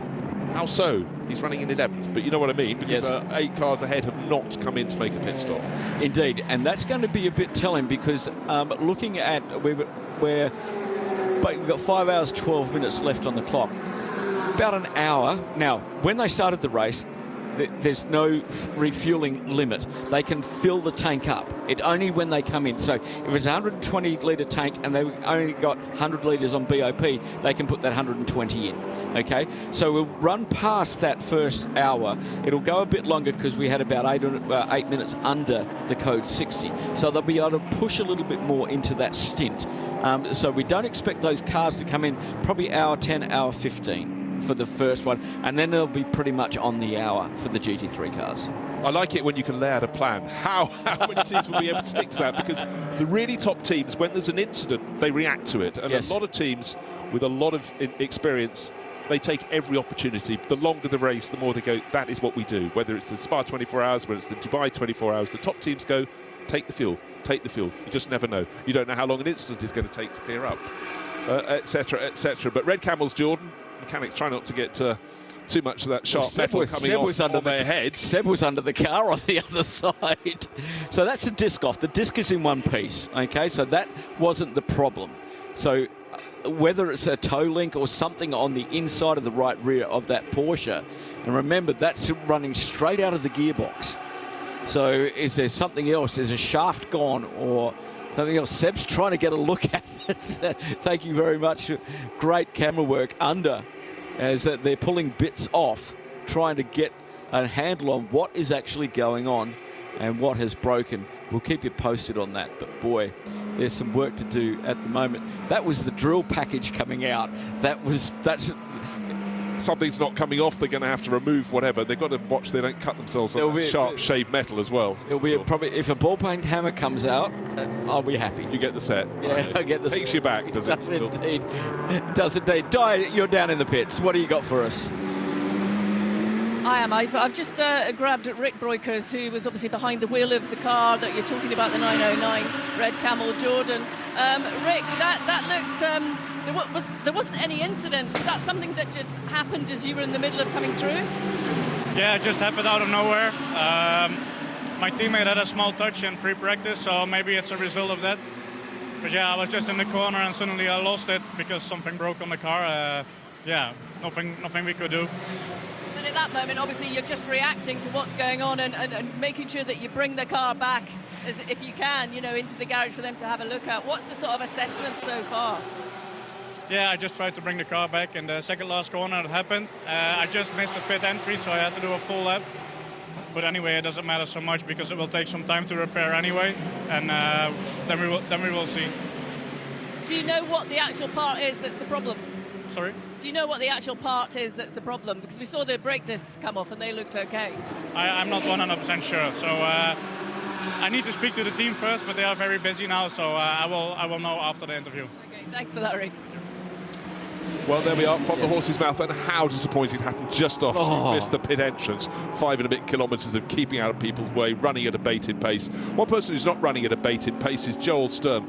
Of the 3 cars that pitted from the front, from the leading quintet, he was at the back of the pack. Yep. He picked off Mikey Porter's McLaren a lap ago, and now he's just picked off Alex Arca's Attempto Racing Audi. So he's up into, I would think that probably puts him in effective second place once the first 2 runners, Sergei Sirotkin and Louis Pret, come in to make their pit stops. If not, it's very close when Pret comes back out. But no wonder last year Joel Sturm, the young German racer, was actually the Porsche Cup champion, the person who put most points on Porsche's bag across the world. He was also GT3 champion in the World Endurance Championship, so he is very much someone to watch. Shared last year with Klaus Bachler and Alex Maliki in the Pure Racing Porsche. Looks fantastic, this Herbert's Motorsport car. I get so accustomed to seeing their cars in black with little sort of streaks of gold or whatever. This one is in a sort of rich kind of French blue. It's almost a purpley blue, actually, and in the light it's reflecting here, looking gorgeous, and even better for Porsche fans, because that has worked its way up from 10th on the grid, and it's now in what I reckon is effective 2nd or 3rd position. And it's not just places gained in the pits,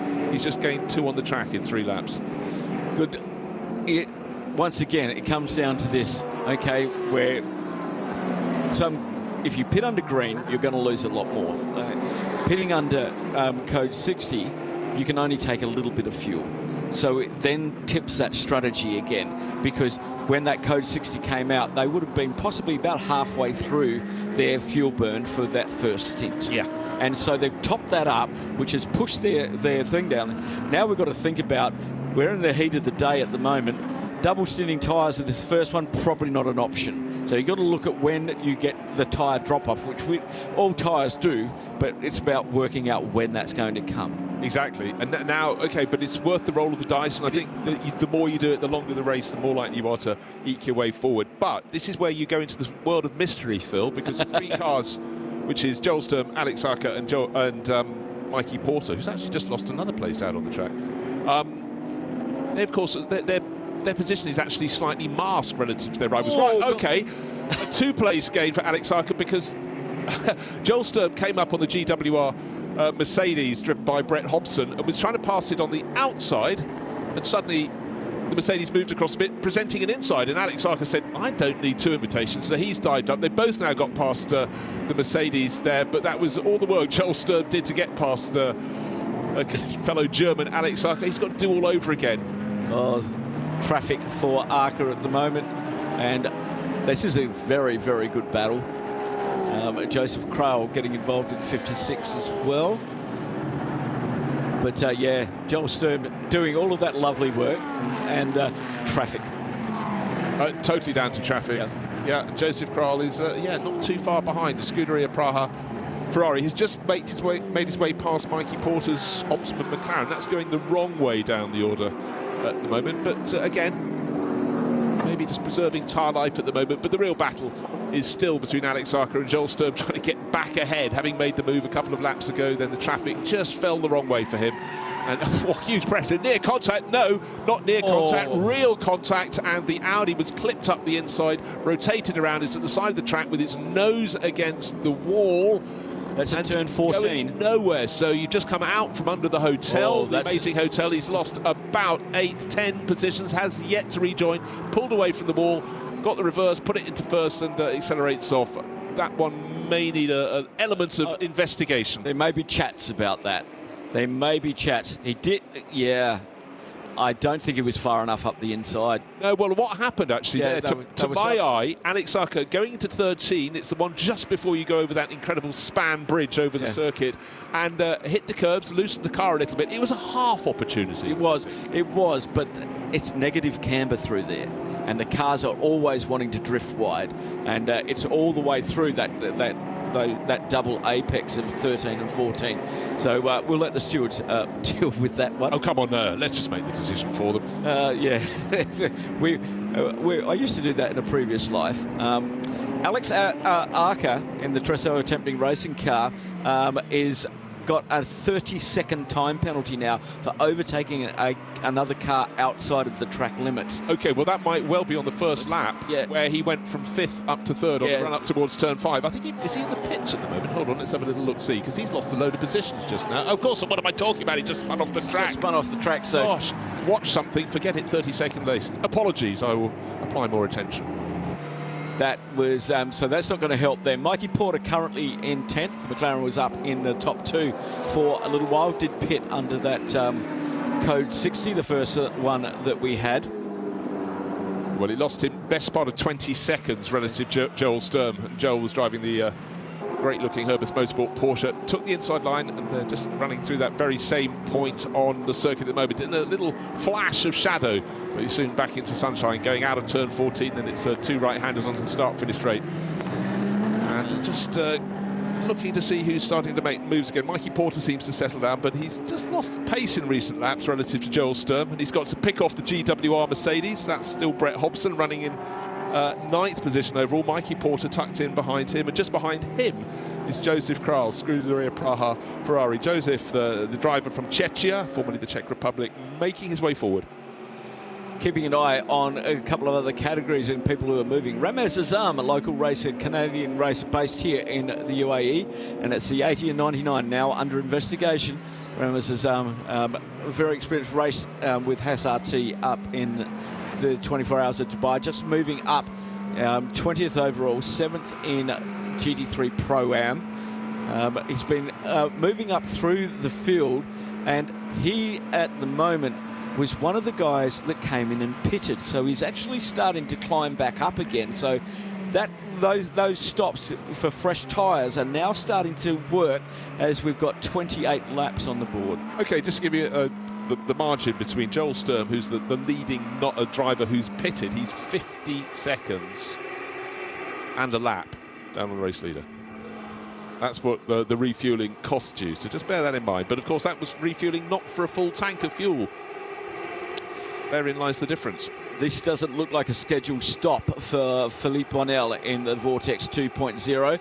There's lots of gesticulation and they're waving, and Philippe is trying to talk to the crew and find out what is going on. The door comes down, gull wing doors on the Vortex 2.0. It's up on the up on the jacks at the moment. Rear jacks go down, front jacks, wow, that rattles your fillings, the way that front end came down as he moves off again. Didn't look like a scheduled stop. Lots of worried looks in the Vortex pits.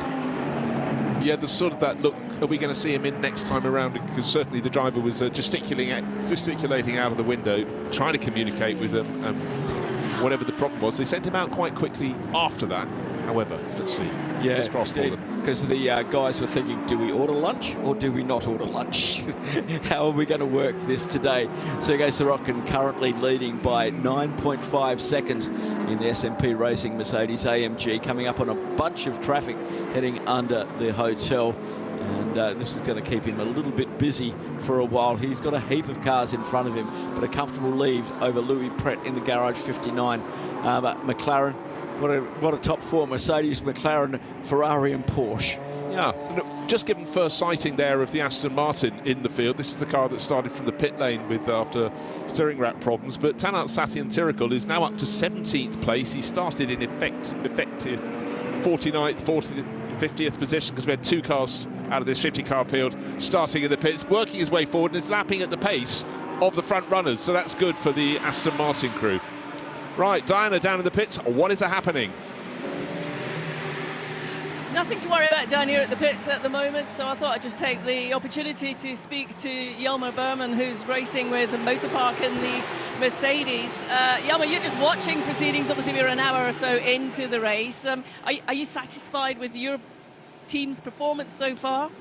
Yeah, definitely. I mean, we started P11. We've got a race with 2 GT3 rookies, so really nice. They're doing really well, both Nigel and Levente. Levente took the start. He's at P5 at the moment, but obviously we haven't stopped under code 60, so we're not really P5 at the moment. But pace is looking well, car's performing well. So we're just trying to keep chipping away at it and hopefully get a bit more to the front. How much input do you have with your two other drivers? Obviously, you're a very experienced racing driver.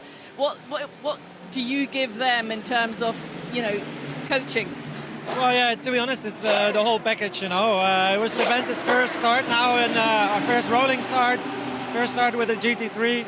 I've had a few, so I've managed to give him some tricks, and the same for Nigel, really. I mean, we did a season of Super Trofeo together. He's a very quick learner. He's very motivated to learn, so it's really nice to work with him because everything you tell him, he actually stores up there and manages to translate. So that's good.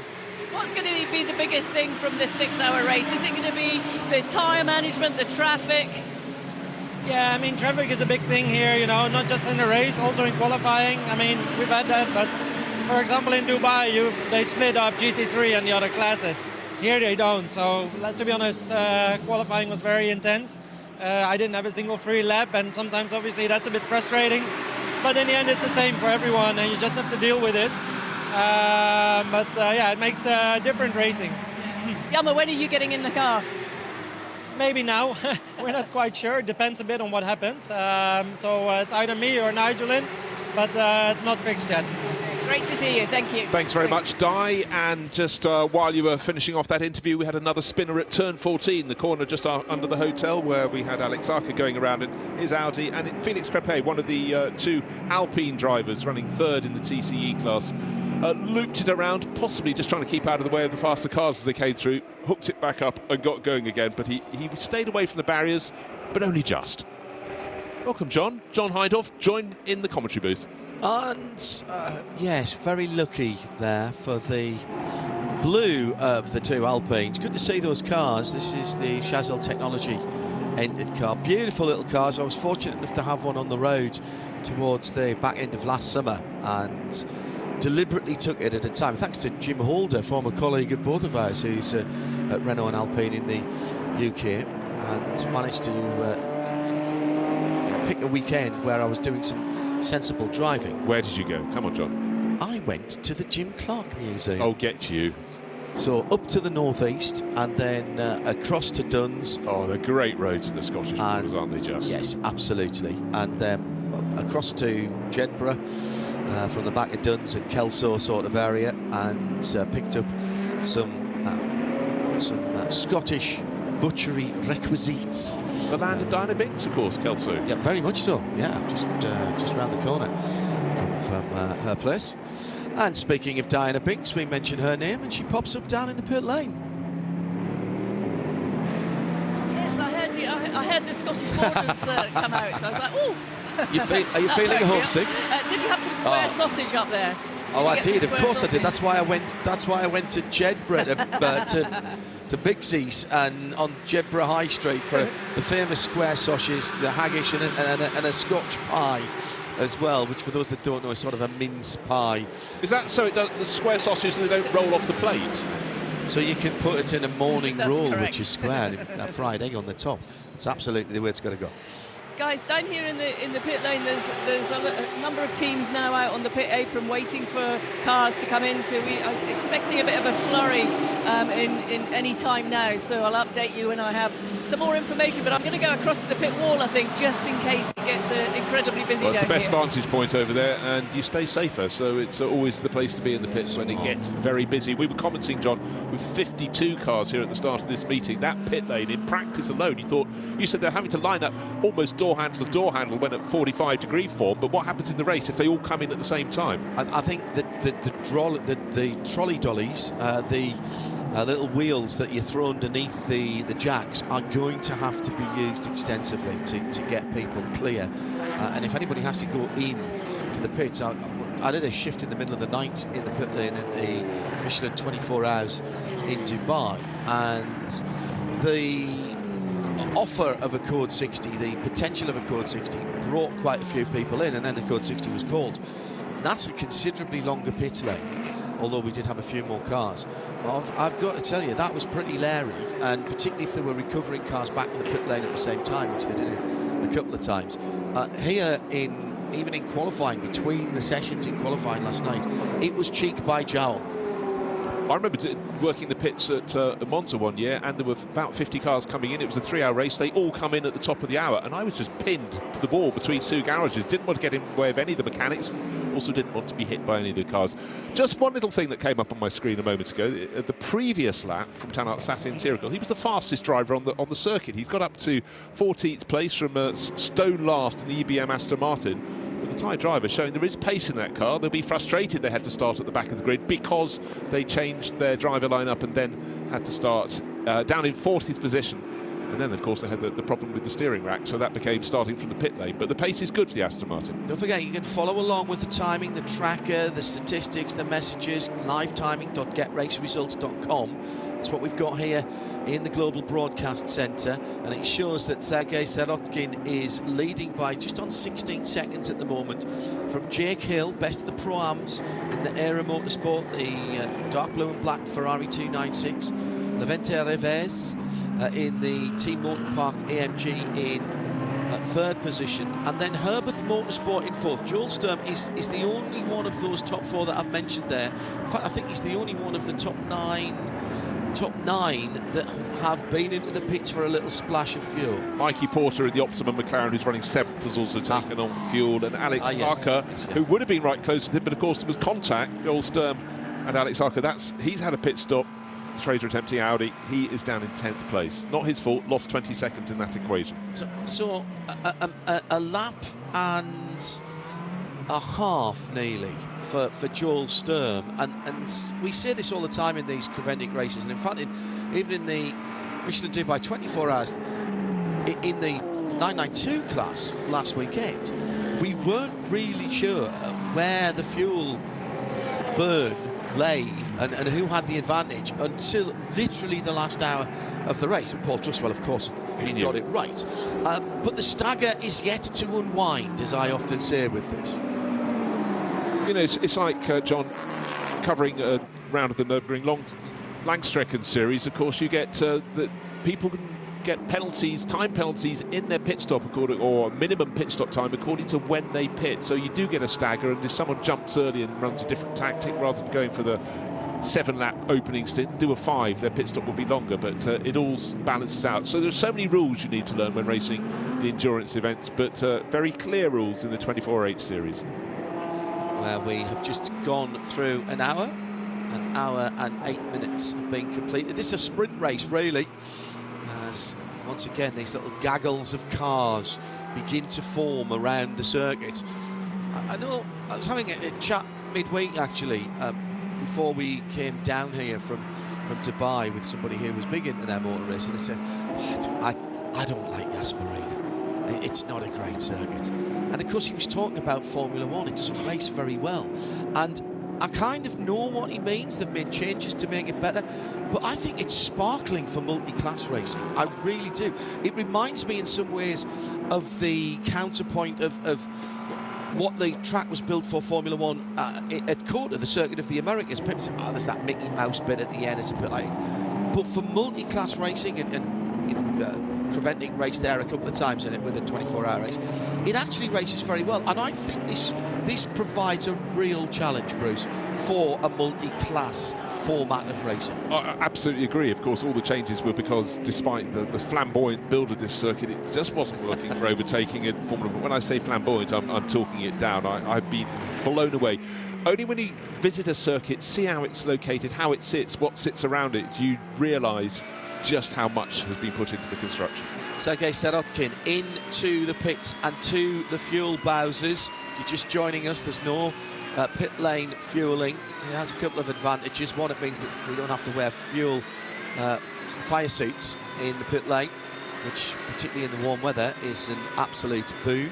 And also, if there are any problems, then this happens, the fueling happens in a dedicated area away from the main and substantive pit lane, and it means it can be contained. I actually think it's great. The third plus point for the teams, Bruce, is they don't need sophisticated and expensive fuel rigs because they're filling from these smart pumps that Creventic have invested in as a series, and that does, it keeps costs down in buying them, and they don't have to ship them around the world either. Yeah, they ship less kit, all good, measured, action. Right, in the 992 Cup class, it's being led by Paul Meyer. He's got an advantage of just over a second over Martin Rump for Mulder Motorsport. So it's Seb Lejeune Racing and then Mulder Motorsport third in class. A little further back is the second of the Seb Lejeune cars with Kang Ling, Chinese racer, in car number 992, suitable for that class. I hope you liked me getting Eric, the team. I did. To give you. Did you jot them all down? I did. I knew. Well, I knew the first two because I've seen them race quite a lot, but I hadn't seen Yaki Zheng. Zheng. Yeah. Oh, just to go through this, John, we've talked about this off air. When you get an entry list, a lot of the Chinese drivers, as you know from Zhu Guanyu, their surname is said first, but then quite a few of them have decided to westernise themselves and they put it second. So, and also the graphic department often doesn't have the conversation that you have. Driver leading the race, Jay Hill, started 22nd. Jake Hill, British Touring Car Champion, Era Motorsport Ferrari.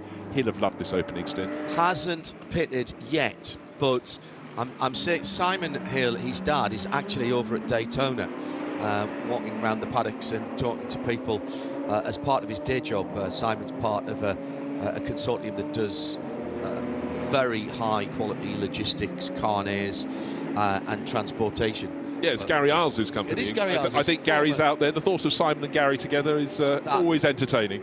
Yes, they leave before I get there. I'm not sure what form Daytona will be left in by the time I arrive there on Tuesday afternoon. Simon will be tuned in.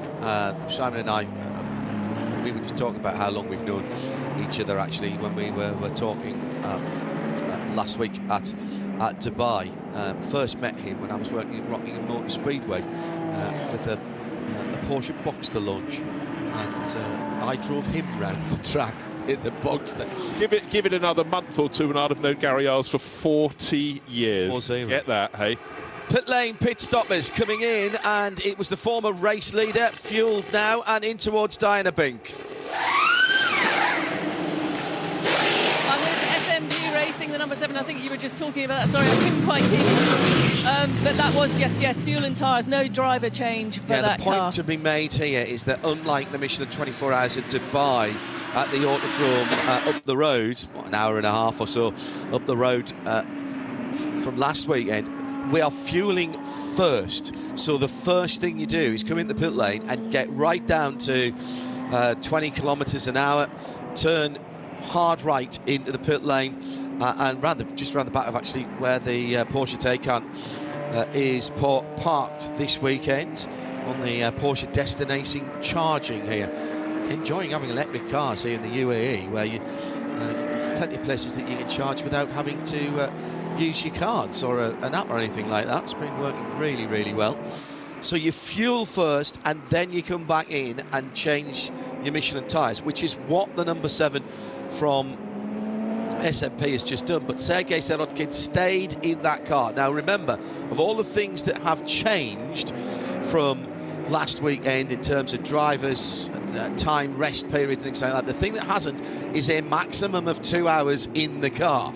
So he is now well into the second hour of racing. He's got 45 minutes of drive time left in that car before he has to get out. Well, he knows what time his flight leaves this afternoon, or this lunchtime. Right, just looking through the penalty screen, John, and 2 cars have bagged 2 penalties apiece, and it's the 2 cars that clashed. It's Alex Arca. He picked up right at the start of the race 30-second penalty for overtaking outside the circuit, outside the track, and a 10-second penalty for the same offence has followed for him. The number 80, the Herbert Motorsport Porsche, Joel Sturm-driven car, 20 seconds for time penalty for spinning Arca around, and earlier he'd already got an 8-second penalty for not respecting minimum sector time during a Code 60. So they're the bad boys in the race, but these little things, they can just really tip the balance away. And it's good news for SMP Racing. The pit stop done, continues on his way. That's Sergei Sirotkin. And the third car to have led the race is another Mercedes. This is Team Motor Park number 5, Levente Reves. And again, this is on the pit stop rotation. They didn't take the opportunity to come in under that Code 60 earlier on. They didn't. They decided not to. I think they've decided not to mess with what they're looking at in terms of their fuel burn early on. They're well into the second hour of this race now, and they have gone 36, it'll be 37 laps next time around but only 7 seconds behind them and on the same lap is Herbert Motorsport, the kings of utilising Code 60 or not. In the old days, when you could get 50% of your fuel allowance under Code 60, Herbert were in at the drop of a purple flag. I mean, as soon as there was a hint of it, they were in. They tend to be a bit more choosy now, but they've worked something out here, and they'll cycle back to the front of the field, which they've done right now as they go across the line just behind us in our commentary booth. The number 80 Porsche, Joel Sturm, Herbert Motorsport, becomes the 4th different car and the 3rd different manufacturer to lead here in the Michelin 6 Hours at Yas Marina.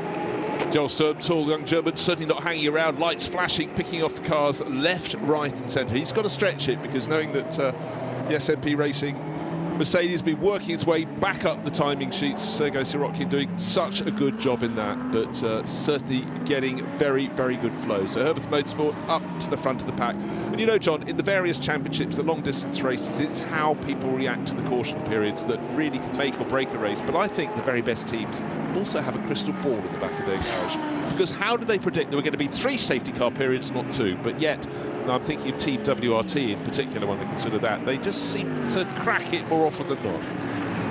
Yeah, agreed.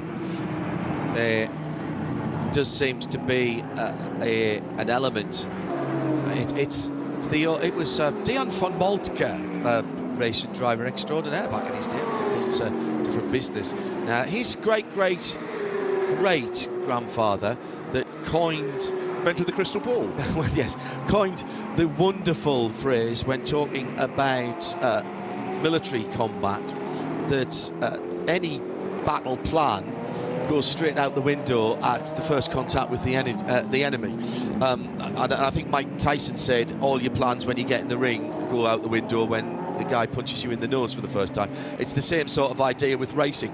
You've got your spreadsheet set out, you'll talk to any of the strategists, and all of these race teams have them here, and they'll be on a version, even an hour and a quarter in, they'll be on a version about 6 or 7 now of the spreadsheet. Be a classic case of a waste paper basket gradually being filled with scrumpled up bits of paper, wouldn't it? Yeah. Balls of paper hurled in fury or frustration. But Joel Sturm, no frustration for him. Yes, he's had time penalties and stuff, but he's been very, very quick. He worked his way up into 5th place and was sitting there. Then as soon as he was the first of those 3 front runners to pit, he picked his way off. He then lost a position, fought his way back, but unfortunately there was the contact as he did so. Jake Hill came into fuel and out again in the Aero Motorsport number 81 Ferrari, and I think he stayed in that car. I'm just going to wait again and make sure that he didn't jump out, but his pit lane time would suggest to me that there wasn't very much done to that car at all. It's about 20 seconds to, in fact that's just been confirmed by Diana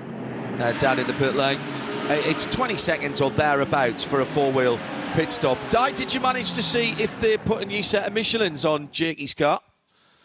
Down in the pits, we'll see if we can find that out.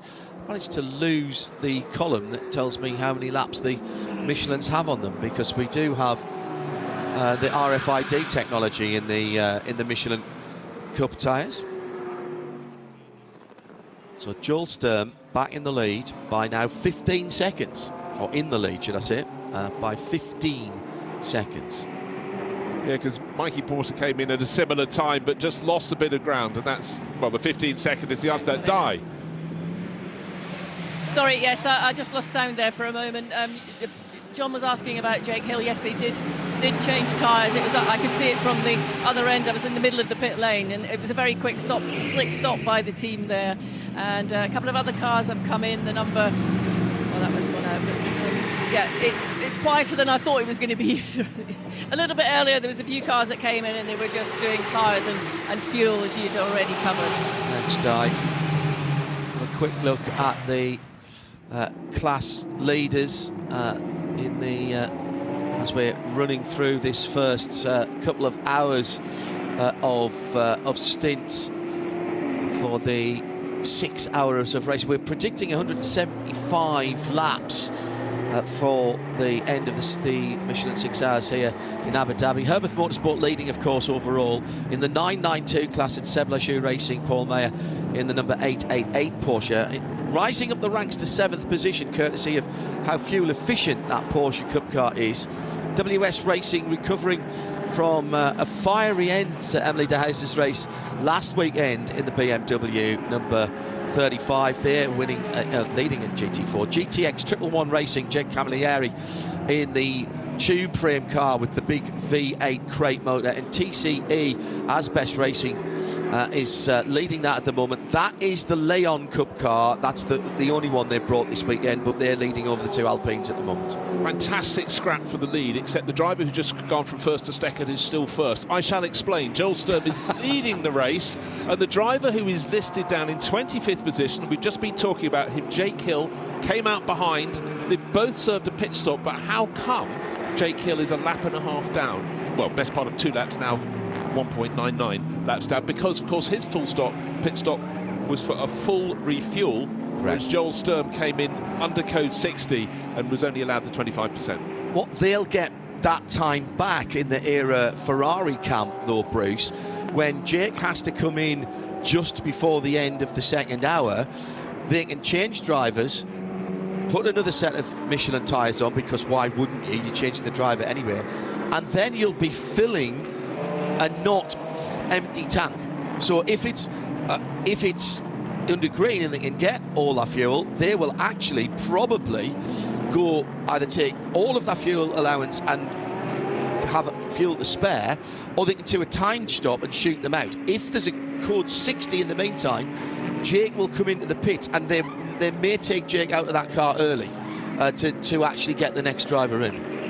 Again, it's a movable playing field. Correct, and so you have to react. You absolutely have to react, and you have to have an element of guesswork. But you know what is really good within that equation? Experience. You learn from mistakes as much as you learn from your, probably more than you learn from your success. However, now the car that started on pole position, Rinat Salikov, is up into 3rd at the moment, but that was a car that sort of went into free fall on the opening lap of the race. By the time they got to turn 5, 4th became 5th position. Don't forget he started first, but certainly the Winward Racing Mercedes back into the camp. Didn't have any answer to the initial pace of Sergei Sirotkin in the SMP Racing Mercedes, but it's working its way back towards the front. 3rd position at the moment. Alex Arca in 2nd position in the 99 Tracer Attempter Racing car, about 5 seconds ahead of Rinat Salikov, who's in that aquamarine and black Mercedes. And we've got Mercedes coming quite slowly. Keep an eye on that. I'm going to have to flick over to the tracker map and hope the signal is good enough to work out why one of the Mercedes is running quite slowly. Has it got a puncture? Is it just coming in? Wait and have a look at that. It's Bruce Jones and John Hindhaugh for the moment. Phil Anson will be back after his quick pit stop for a quick refuel. Di Binks in the pit lane at the moment. Radio Show Limited network of audio and visual channels. Good to have your company as we are heading towards high noon here. Rinat Salikov of Winward Racing, 3rd overall in that striking Leighton House blue or Miami blue. I lusted after one of their paddock jackets in my early years at Le Mans, and I never managed to get one. I really wanted one. Well, they were really, really distinctive, but it was a thing late 80s, early 90s, and it sort of went away.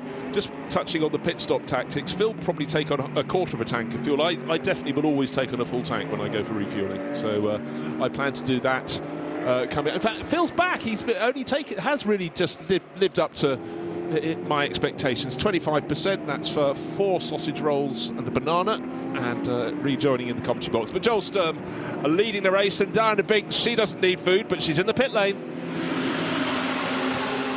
I am. I've Optimum Motorsport with the McLaren number 33. Mikey, you took the start of that race. I know John spoke to you on the grid before, but how was that start for you? Yeah, it was really good. Got up to P2 off the start, and then just tried to manage the gap in front. And then the early code 60 came out, and that kind of messed the whole grid about a little bit. So I didn't really know where I ended up, but just tried to be consistent as possible and banging the lap times. How is the traffic during these first opening laps? It was pretty frantic at the beginning.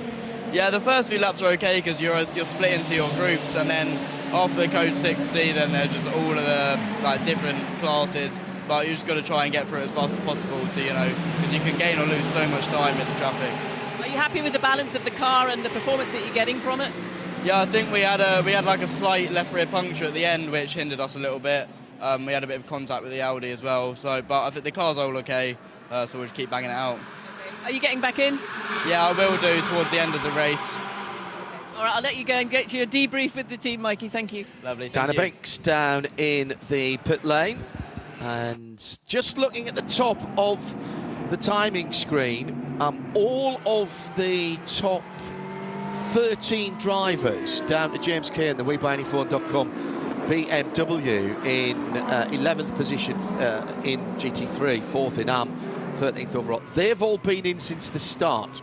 The only team who's gone off a little bit in terms of strategy in changing the driver is the Manamari Energy Porsche in 14th position, 6th in Pro-Am, 12th in GT3. They put Fabrizio Broggi in about an hour ago, so he can go deeper into the race here. So they changed drivers at that first code 60 then? Yeah. So they took that. Now, why would you do that? I can hear you all saying, at RSL_studio, by the way, on Twitter. You would do that because whilst it's not a free stop, you're standing still for probably a little bit longer time than the 20 seconds to change the tyres. You're going to get 25% fuel, so that lets Fabrizio, he's done an hour already, so he'll be coming in shortly, but that means he can do another hour before he's got to get out. And what you've done there is, whilst you're standing still, everybody else is only going at 60 kilometres rather than a full racing speed. So it's not a free stop, but it's a less expensive. It's a beneficial stop. Absolutely. Definitely a beneficial stop. And we see that time and time again. I don't know how these team managers do their strategy, John. It's just, as soon as you put the first code 60, basically what happens is you're playing three-dimensional chess in space blindfolded, with a lack of oxygen. Yeah, with the pieces going at 180 miles an hour. Yes. In relation to each other. And getting these calls right early on in the race. We saw it in Dubai, 20 code 60s, everybody was changing strategy. And with that race, it never really got into a rhythm because it just kept on getting interrupted with these very short code 60s. Yeah. Here, it's starting to settle down. We've got just on 4.5 hours remaining. So that first stint, I saw Sergei Korotkin come in at about an hour and 15, so they would have brimmed that tank full. Yeah. When he goes out now, he'll be limited to his BOP, so they'll sit on the hour, and normally that's when those tyres start to come off a cliff. Do you think there'll be any double stinting in the GT3s? Possibly only towards... if it was me, the only time I would do that is if a driver was, was doing a dash to the end. Yep. And you want to save, if you want to save 20 seconds, and you've done an hour in the race, and you think, right, there's 30 minutes left. Let's save 20 seconds. Red Camel Jordan.nl back in the race, the number 909.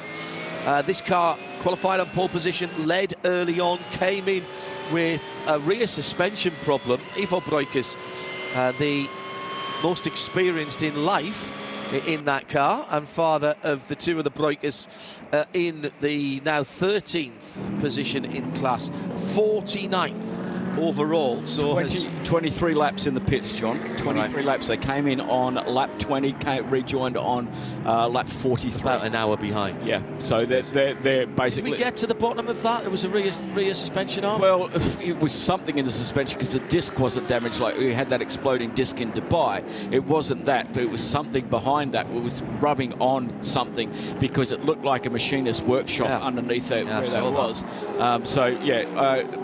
Rick didn't know, and the guys were so busy he didn't want to ask. And we don't think it was contact. We think that was... No, he said there was contact with that corner in qualifying. Oh, the International Association of Road Bollards. Oh, two. That's at the hotel. That's at the hotel. That may bring something. That's exiting turn. That's under the hotel. That's 13, 12 down to 13.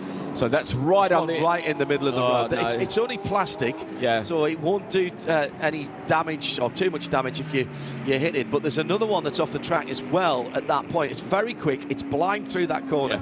And what you don't, and I heard you, the fantastic public address system here. I didn't need to have my ears in. I heard you doing the track rundown and the track lap, and I was watching it on the big screen as well at the time. People don't realise that there's quite a big brow there as you come through it. A little bit of an off-track moment for the red and white Porsche Cup car, which is the number 914. The Daniel Drexel will resume more than racing. More than the Milwaukee Tills entered red, white, and black car.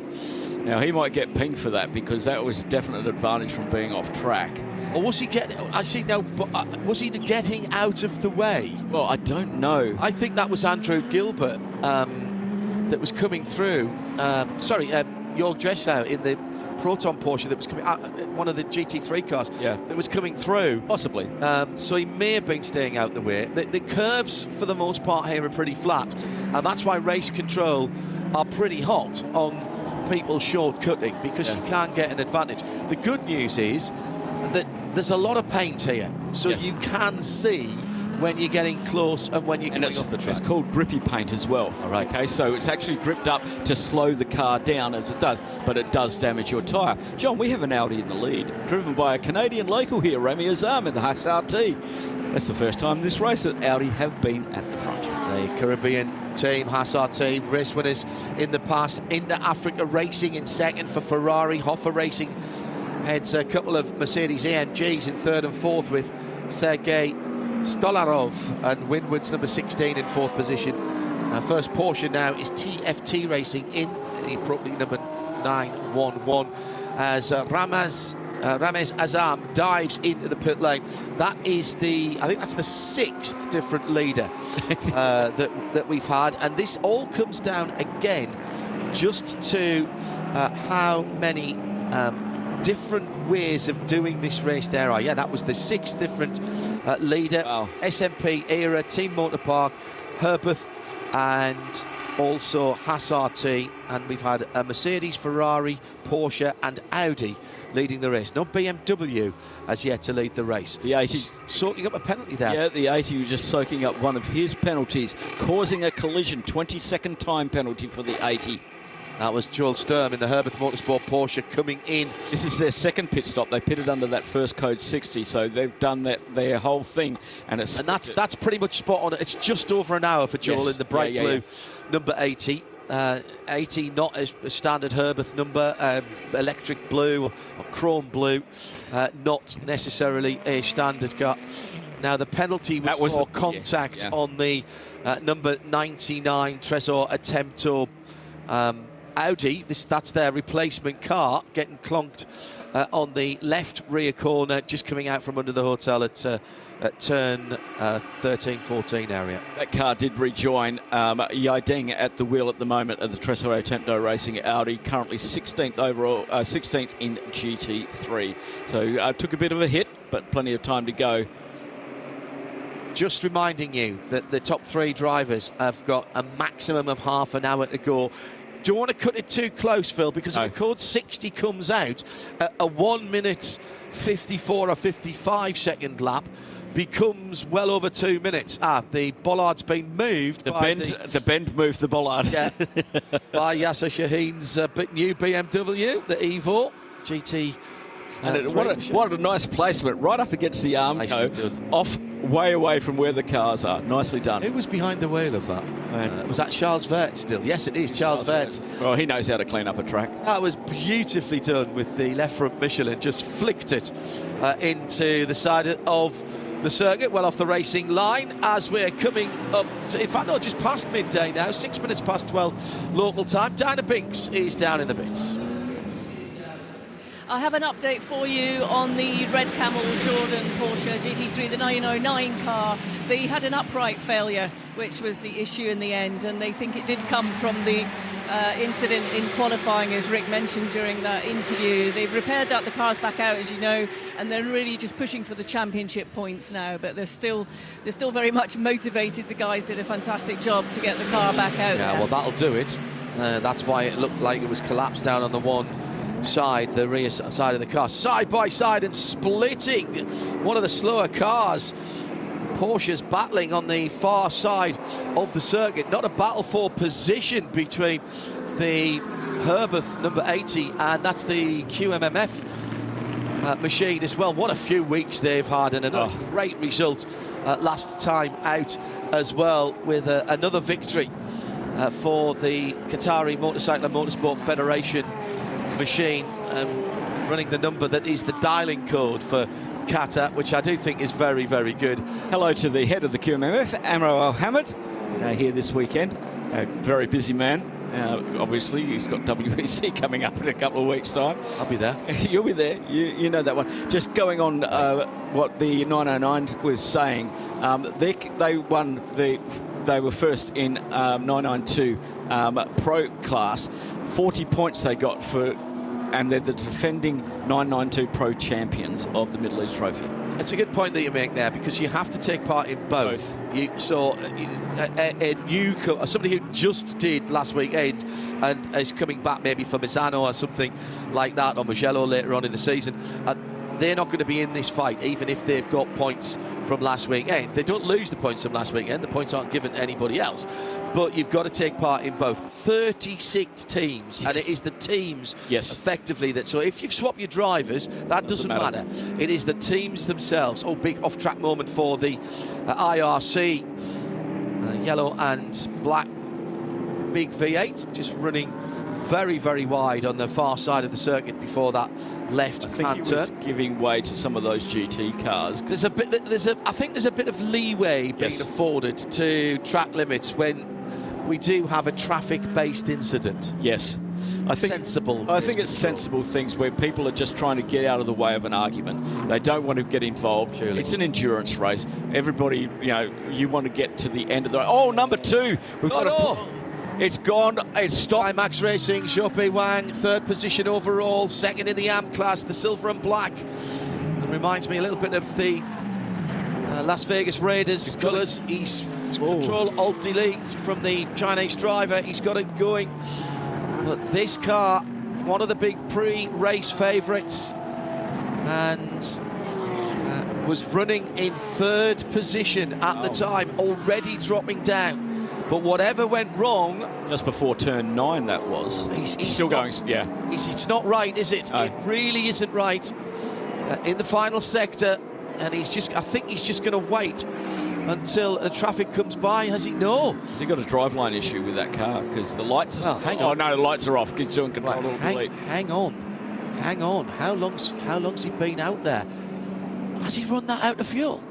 Well, he's done one pit stop, so he pitted at that first code 60, which is about halfway through. So he was able to take 25%, which on top of which was a completely full tank. Well, so he's got it going again. Yeah, well, the lights went out, so he's done the Control-Alt-Delete on the steering wheel to reset something that may have been electrical gubbins that are causing issues. And now he's dropped down to the bottom end of the top 10. I presume Xiaopei Wang will be into the pit lane this time around. He's really struggling, just coming through underneath the hotel now, and he's getting it going for a few yards, then it's stopping. But the problem is the racing line comes across in front of him now, and you've got double wave yellows there, so there's no overtaking, but he's stopped right underneath the hotel bridge, and lights go off again, lights come back on again. I wonder if it's when he's... Oh, there's a little bit of a touch there between SMP and the BMW, which I think was the WeBuyAnyPhone.com car, wasn't it? Yes, it was. They're battling for position. No, it's not. It's the GMC, the Simpson car, the GT4 car. GT4 car, yeah. No, I was right. It was. The McLaren just clouded it as it went past. No, I was right. It was We Buy Any Phone. They were just going past the similar colour on the front end, that bright pink. And the McLaren's hit both of them. And off has gone the 914 Resume more than Porsche. This is the Milwaukee car. That car's just recently been in the pits. Daniel Drexler, we were talking about him doing such a good job earlier on. And that car, which was 4th in 992 category, 18th overall, and that car's been turned into the wall. He's found reverse gear, and that he's pointing roughly in the right direction as he regains the circuit. And wow, Xiaopei Wang, by the way, still not in the pit lane. Okay, so he must be between the hotel and the He pit is. lane. There's a yellow flag at 50. So that was a bit of... that was a change of position then, because Louis Pret in the Garage 59 McLaren went ahead of James Kay in the BMW. I thought that's what I was seeing, but confusingly, the GT4 car, which has the same colour on the front end, was right in the mix there. And also coming through was there was Sergei Sirotkin. So Sirotkin now up into 4th in the SMP AMG. Louis Pret in the Garage 59 number 58 McLaren up into 5th, and James Kay dropping 2 places. And we're hearing now from race control and the race director that Zhoubi Wang, who is actually, I think he's gone round. I think he's gone round and not come into the pit lane. Just trying to find the number 2 on the tracker. He's actually stopped down at turn. Oh dear. He's down at turn 5. He should have come into the pit lane. Turn 2. Have got an electrical issue, which is obviously why it keeps stopping and starting out there on the track. I just managed to have a quick chat with Eric Go, the team manager there. Yeah, next time you speak to Eric, I ask him if he's any relation to Team Go that ran at Le Mans all those years ago with the Audis, and the car is going again. You can let him know that it has restarted, and Zhoubi Wang, how long he's running. I wonder if he's got a problem that it's cutting out when he gets to a certain speed. Yeah. And that's the issue. Meantime, battle for position on the track, and McLaren again having a little clonk. It's been hit on both sides. That's the GT4 car again. That's the GT4 BMW. That's twice in 3 laps that it's had a bit of hip and shoulder as into the pits for that GT4 BMW. It all started off with Sergei Sirotkin diving down the inside of James Kay in the pink-fronted car. That was a change for 4th position. And then following through, the 2 BMWs together, the GT4 getting a really big side swipe with the smaller wing on the back. That's how you can tell that. The reverse swan neck on the 38 is the GT3 car. Code 60 has been called. Diana Binks is about to get very busy indeed, and straight into the pit lane and into fuel. We've had Winward Racing, the number 16 AMG, Porsche, TFT, Ben Pack in the 911. We by Deform BMW. That was James Kay. Actually, that was James Kay diving into the pits, wasn't it? That was not. Still didn't get the GT4, the GT3 sorted out. Jake Hill for Aero Motorsport Ferrari into the pit lane. That works really nicely because they were all an hour. Those drivers who started the race were all an hour and 40 or thereabouts into their stint. I reckon Jakey will get out of those cars. All the starting drivers will get out of those cars. Sergei Titarenko has gone through. So that means we've got the leading 992 car, which is the Ben Pack number 911. That was up as high as 4th position. Check that, 3rd position overall. Before it came into the pit, it actually might even have been high as 2nd position. Hoffer Racing in from the lead. SMP Racing have gone through. So the AMG of SMP and the Garage 59 McLaren. Now this is interesting because both of those drivers are on an hour 40 in those 2 cars. And that means that they can't hang about too long. They may just be waiting for the fuel pumps to clear.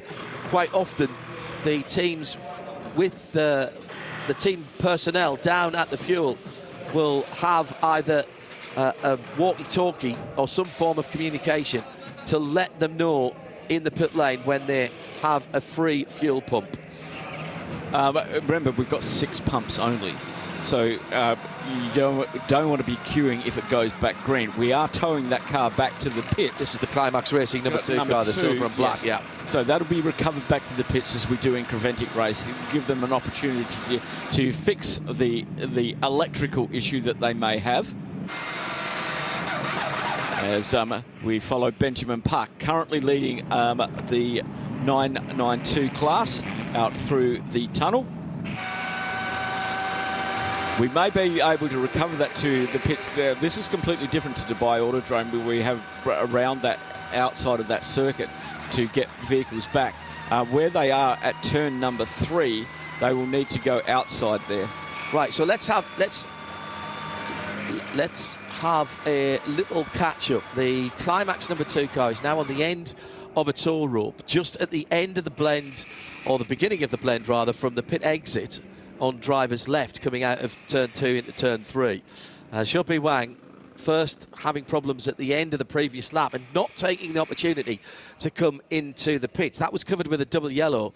I don't think race control would be overly pleased that he tried to continue around for another lap. And I'll be honest, Phil, I don't know what Zhou was thinking and what, you know, that car was clearly not getting back up to speed. In the meantime, Sergei Sirotkin went by James Kay in the BMW number 38, the WeBuyAnyPhone.com machine, and took away 4th position. He was followed through by Louis Pret in the Garage 59 car.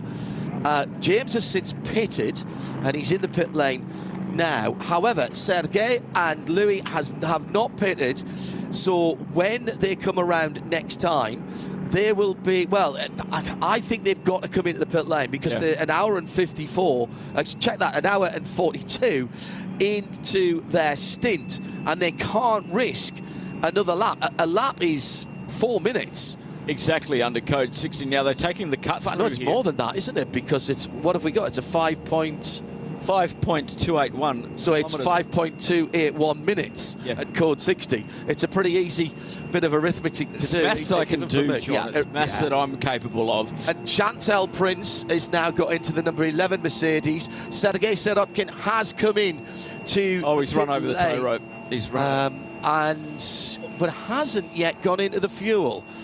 Fuel's before. Yeah, but he's gone into the pit and he's not been shown in the fuel. Okay. And he's already in the pit lane. The two's run over the tow rope and it must be wrapped around the inside of the tyre. Let's go down to Diana Binks, who's watching the controlled carnage in the pit lane. Yeah, there's an awful lot going on down here in the pit lane, as you were rightly saying, John. But I'm with Era Motorsport and Jake Hill in the number 81 Ferrari, who's come in, did a fantastic job, Jake, out there on track. How is it from your seat? Good fun. Yeah, it's nice to come from, 22nd on the grid to, I don't know where we got to at the front, but I know it was somewhere, in the top 3. So loved it. Bought some touring car action to the first lap there and threw some big sends. So loved it. Really good fun. And the Era Motorsport Ferrari is performing so well right now. It's the best the car's been, which is perfect. Obviously, it's nice when you enter the race and the car's just underneath you. So feeling really confident and enjoying it. How satisfying is it for you as a driver when you feel the car underneath you is giving you everything that you need and you can push that extra mile? It's the best feeling in the world, there's some really good teams and drivers here on this grid. Creventic as a championship is growing into such a great thing, and it's a privilege to be able to start my GT3 journey here. And when you're fighting against those guys and getting past them, throwing some good moves, just makes you feel alive. How would you describe this Abu Dhabi track? Amazing. I heard it's the most expensive track ever built. You can believe it, can't you? It's a stunning piece of work, that they've achieved here in Yaz, and really enjoy the track. The last 2 rounds, Dubai and Yaz, have just been a great event. I'm assuming then, by the smile on your face, that you're enjoying this endurance championship. It's quite good. I enjoy it. Okay, well, I'll let you get a little bit of a break. You getting back in the car? Yeah, I'll be getting back in at the end now. That's the plan. So time to just chill out, regain the focus, and get back in. Thanks, Jake. Thank you. Jake Hill down in the pits with Diana Bink. We're still under code 60 here. This is code 60 number 2, due to the car number 2, funnily enough. It fits. I nip away for a little bit of salad niçoise with salmon. Very nice too, but keeping an ear out, looking at the screens while away. But this is a frustrating moment for the Chinese team, for Climax Racing. Yeah. First the issue, not bringing it into bits, stopping again, and then running over the tow rope. So for everybody else, it's calm right down. Of course, Dwight Merriman has just taken over, the American racer from Jake Hill, so he's running at that abated pace. That was really nice little work there, the 60 kph. Code 60, it's all in the name. So 5.281 kilometres. They know what they need to do. Exactly, and we already have some penalties for speeding under code 60. So it's every kilometre over, it's a couple of seconds. And speeding in pit lane, there's been a few penalties issued out for that as well. Just keeping an eye on the PD. The 470 has got a 36-second penalty for exceeding the speed limit in the pit lane. Not what they want. That's WS Racing in the BMW M4 GT4, not the GT3. Just keep an eye on them, where they are on the lead lap, or on their lap in the GT4 cars. Tudoracci is at the wheel of that car at the moment. They're currently running second in GT4, but only 26 seconds ahead of Continental Racing. So that penalty, when they serve it, will push them out of second position down to third. Dana Beeks down in the pit lane. What do you got for us, Di? I certainly am. SMP Racing, Sergei Sirotkin just jumped out of the number 7. A superb start for you. How would you describe it? Yeah, it was a good race. It was fun because normally when you do endurance races, you don't fight that much, but we had to at the beginning of the race and made a little bit of gap. Just basically was just doing my race, looking after the tires. And then after the pit stop, I think McLaren just put a little bit less fuel, so he jumped us on a pit stop. So I was behind, I was dropped behind, and I had to catch him up and overtake. So it was a little bit of fight, it was nice. And we see, I mean, now I think we're in a good position, but it's still 4 hours to go, so we have to see. Yeah, a long way to go, and obviously at this point in the race, you know, there's still all the strategy plays to come into force and adapting to them as you do. But were you satisfied with the handling of the car and how it was manoeuvring through the field? Yeah, I think it's good. It was a little bit tricky in the beginning, but I guess that's also part of the strategy, which pressures to choose. But yeah, I mean, I think the car, the pace is good. We're on there, so we just have to do our own race without mistakes, and I think it will go right. Have the conditions on the track evolved much in these first 2 hours? Well, I think the track is always changing anyway. Even like lap to lap, you always see some cars fighting, just making some corners. So part of the corner is dirtier, so you have to be like every lap watching out, and it's not like one single line which you drive. So I mean, it's a challenge, but it's part of the game. So enjoying it? Yeah, it is. Yeah, I mean, you enjoy it much more when you are in top and leading. So yeah, it's a good fun. Thank you so much. Thank you. Sergei Sirotkin there handing that car over. They've just Denis Romanenko at the wheel. They've just lost second position to Louis Pret in the garage 59 McLaren. I'm just looking at the bits of gaps in there, which will all become very apparent as we're heading towards the 2-hour mark of this race in around about 7 minutes' time. Now, under Code 60, you're supposed to be going at the same weight. Now, we're still continuing to recover car 2 because it's now on the back straight, but they're trying to get it going again. And they'll be able to bring it through the cut-through at turn 6 and 7. And then into pit lane, but they have to cross the track from 90 degrees. So they tend to run back to turn 15 and watch the cars come through there and then come across there, because there's an island in the middle of the circuit. It's Jasper Marino. Of course we've got an island in the middle of the circuit. Tick that box. Leprechaun holding a fishing rod. Not got one of those, I bet. Right, here we have car number 2 sitting. Where is that now? That is on the that's on the hill. That's on the corkscrew circuit that comes back down from turn number 3. So we use there's a corkscrew there, and what happened was I think they ran over the strap and it's got tangled up in that front wheel somewhere in very hot suspension and brakes, and they're trying to get that sorted out at the moment. If they can't sort it out, they're going to have to cut the strap, get a flatbed down there and put it onto a flatbed and bring it back into the pits. So it looks like they're moving forward.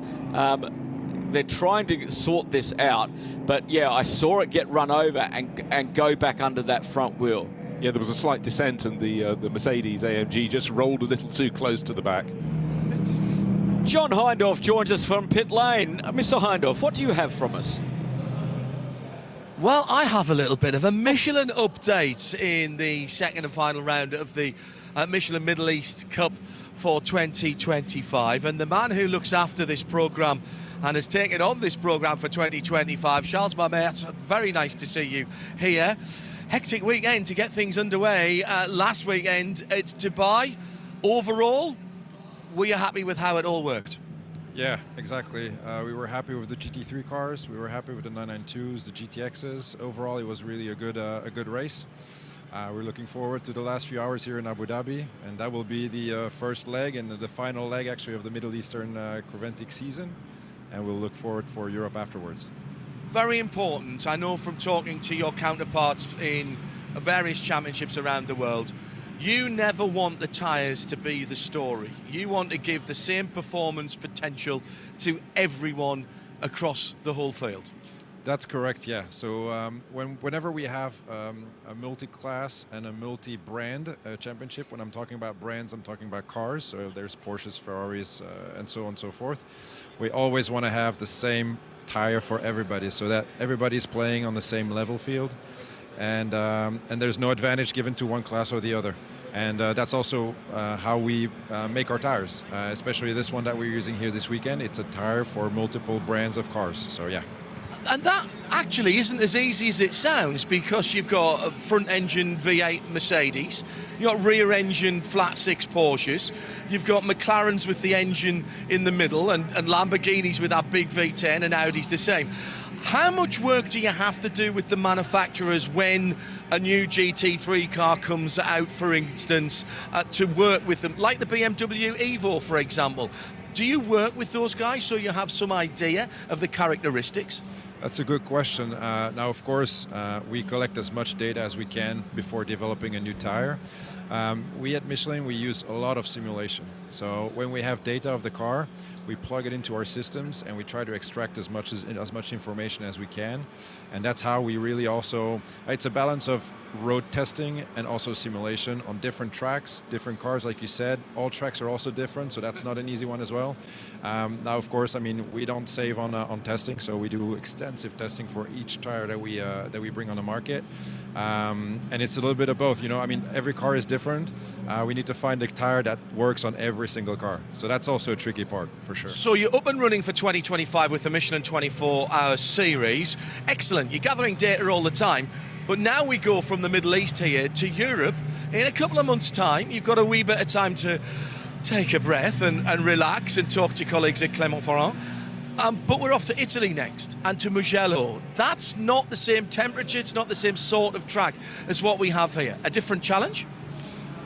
For sure, yeah. So what we look at is temperatures, we look at type of asphalt that we see, and also just elevation changes and everything. So we have a ranking of all of the different circuits that are around the world, and we have low, mid, and high stress tracks. For example, here in Abu Dhabi, it's a low stress track. The the asphalt is very flat and smooth. There's no elevation changes. It's a pretty flat track. So for us, it's a low stress track. On the other hand, for example, you have Spa, which is a high stress track, right? For sure, what we do is before there's any race, we take into consideration where we're driving, which cars we're driving with, and then we'll collect the data that we had before, and we give the best advice possible in a playbook that we make for the drivers, for the teams, so that they can get some information from us ahead of the race. Seems like an odd question to ask, but why do Michelin do motorsport? It's a lot of resource. It's a lot of investment in time and cash. Do we as road car drivers, do we get anything out of that with the Michelin Pilot range? Yeah, I mean, it's a good question, and it's exactly why we are in motorsport. You know, motorsport we considered being our laboratory for technologies. So whenever we have technologies in motorsport, we always look at how we can transform that technology into a usable asset for a Pilot Sport S5 or a Cup 2 or any future tire we will have in our road range. So it's a lab for technologies, and it's also it's part of Michelin's DNA. You know, we've always been racing at Le Mans, in the US, everywhere around the world. So it's not going to change. I mean, we're still looking for the utmost performance in our race tires and transform that technology into our different tire ranges for other segments of our business. Thanks for talking to us. If you can, enjoy the rest of the race, Charles, and we'll see you back in Europe, in Italy. For sure. I will not be in Italy, but I will be in Spa. Oh, right, you're going to the high-stress track. Charles Mamat's from Michelin Motorsport, joining us here in the pit lane at the Michelin 6 Hours of Abu Dhabi. Fantastic stuff, and what work they have put in for all of the teams, but there were so many questions coming into this. We did a tyre test in in December, so at Dubai Autodrome, so some of the teams, Windward were the quickest at that one with their 2 cars. And we are now at the 1/3 mark of the 6 hours of Abu Dhabi.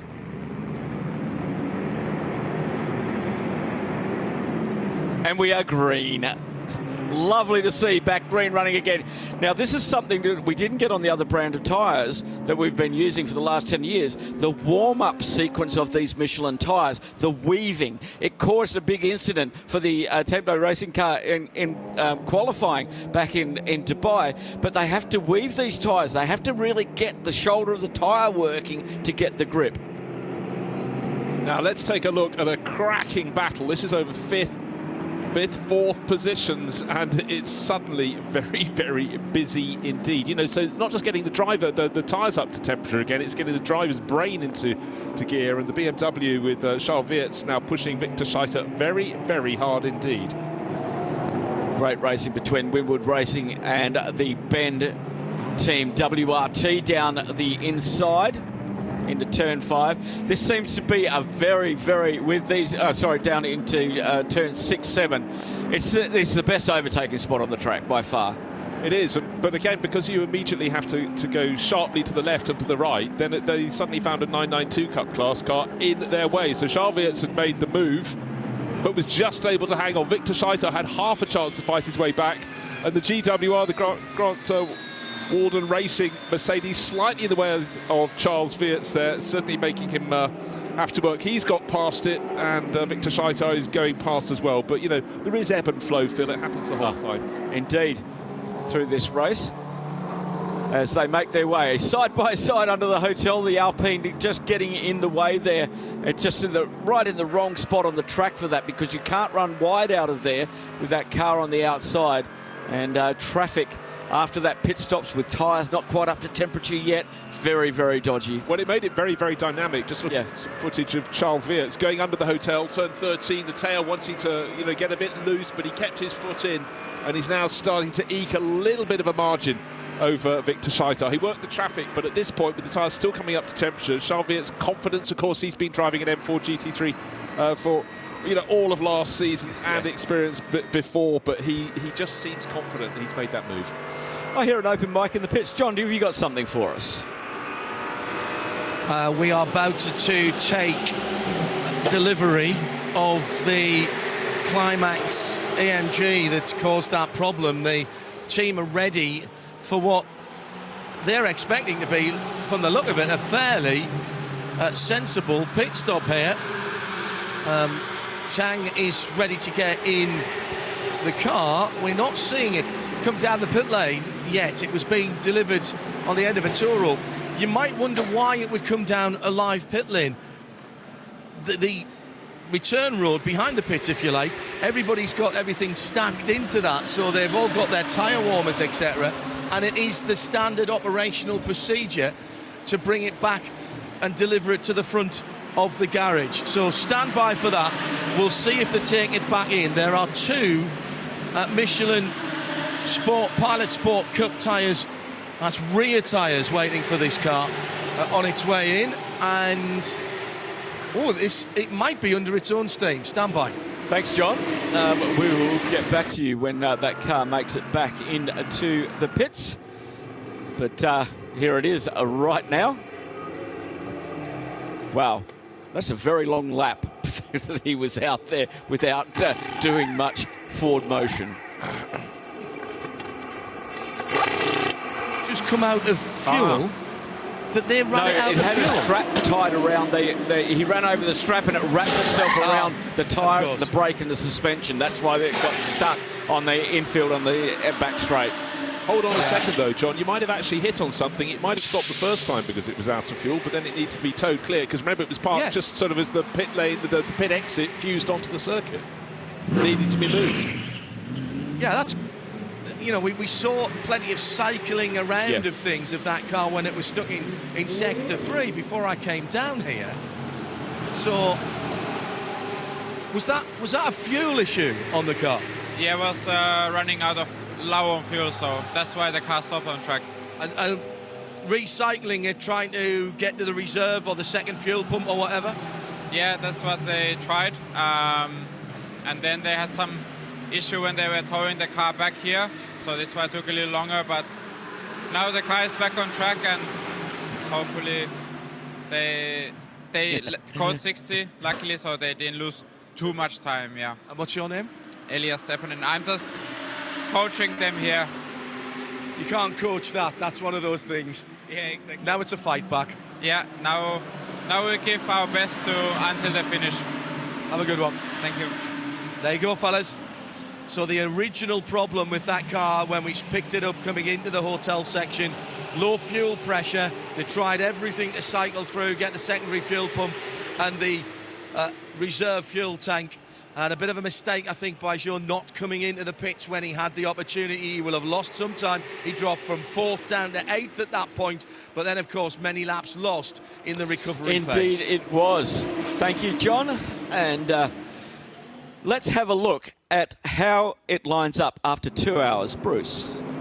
Hofer Racing, the first qualifying session, they were going well. They started way down the order, but their GT3 Mercedes is at the front of the pack. Chantal Prince at the wheel at the moment. She's ahead of Dennis Remignaco, SMP Racing Mercedes that roared away from the outside front row and took the lead, but he's 19 seconds down in second place. The Ben Team WRT just made good moves in the hands of Charles Weerts up to 3rd place. Winwood Racing, their 16 car, they've got 3 drivers who are in both of the cars, and the 4 drivers of both the cars, but 3 are driving 16 and 87. Hedging your bets, you could say, but their 16 Mercedes is in 4th place. Head of Garage 59, the better of the 2 McLarens, that's in 5th. TFT Racing, 6th place, and leader in the 992 Cup class. And that seems fantastic, but of course a lot of cars are out of sequence. Not everybody's done the same number of pit stops.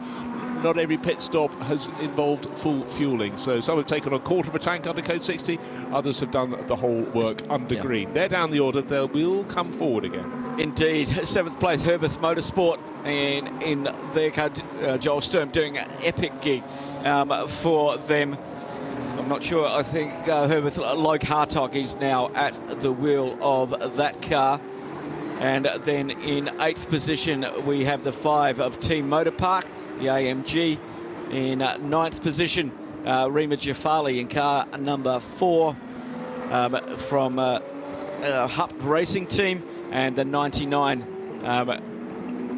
in 10th position, and Yai Deng at the wheel of the Tresor Tempto Audi. Yeah, that's a car that's been hit with 1, 2, 3 time penalties so far. Really cost it big time, mainly for exceeding track limits when overtaking, not just track limits, gaining a place by going off the track, but also, like many others, code 60 infringement as well, starting to dent their challenge.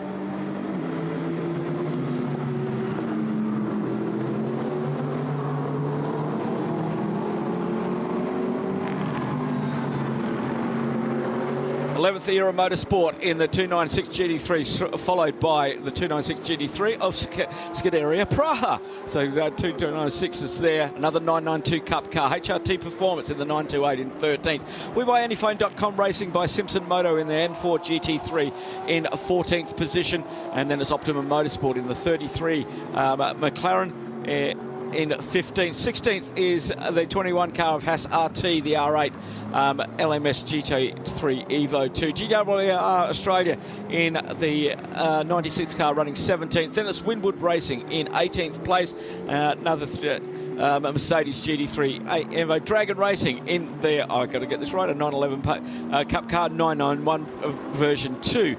For Dragon Racing, and Rabdown by Fulgenzi in 20th position in the 971.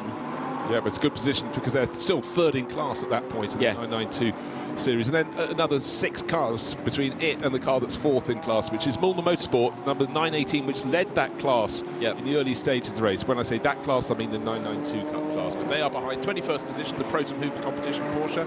EBM Aston Martin, that started from the pits almost 2 laps in arrears. It's been going well since it hit the circuit. Continental Racing by Simpson Motorsport, their Audi is in 23rd. ARC Bratislava, early problems for their Lamborghini, but seem to be fighting their way back. They are 24th.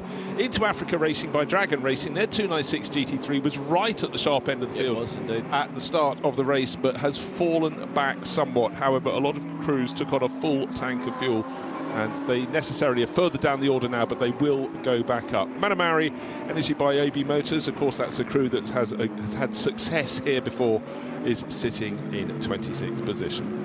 27th, Muller Motorsport 918 in the 992 Cup car, leading QMF by HRT. Resume more than racing in the 914 in 29th, and Dynamic GT by Tsunami racing in 30th position. Over the page, Seb Jalou racing in the 888 penalties early on for that car, and the 992, the two team Seb Jalou racing and Seb Jalou racing by Climax in 32nd. The GTX runners 33rd is the 111 racing Australian entrant IRC, which is a basically it's a silhouette car. A silhouette car with 6.2 litres, waiting to hop out of it because that delivers its power in performance and in noise, so it's great. Indeed, HRT Performance in 34th position. 35th is Fulgenzi Racing, the second of three HRT cars in 36th, with the 930. Speed Lover 978 in 37th. Then we've got the Salison by Cox Racing, the 748 in 38th position. WS Racing in the 470, leading the GT4 category from Continental TTR Racing. They did make up into second position after that the 438 suffered that penalty for speeding in pit lane. 427 is in 42nd. The 701, we saw that in the Vortex. We saw that with problems in the pits earlier on. 43rd. Climax Racing 44th. Then we've got the first of the Alpines leading the TCE category, the Chazelle Technology course. Then Asbest Racing in their Cian Leot Cup racer. And then the second of the Chazelle Technology course, 47th. Barron Motorsport, issues for them in 48th. The 909 Red Cable Jordans, we saw that was an upright failure. And Scott Sport with that spectacular tyre explosion down towards turn 5. Let's go down to John in the pit lane.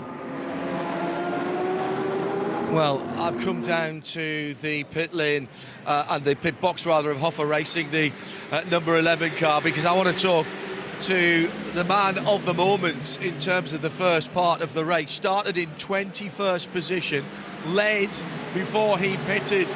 Alex Prince, is that one of the best stints you've ever had in terms of your driving and your enjoyment? I think for sure, yeah. It was one of my strongest stints for sure. We also were lucky with the tactics, so the crew did an amazing job during Code 60. I was pushing like hell in the car, but it was, especially in the first corners, it was a little bit hectical. Outside, I just had to reduce my aggressive mode. I stayed safe and clean out of everything and just find my rhythm, and then I just tried to push like really hell from the lap times, and I didn't expect it going this well, so I stepped out of the car. The team didn't mention anything for me, so I stepped out and they said, "Hey, look on the screens." And I said, "Whoa, okay, it's P1 overall." It's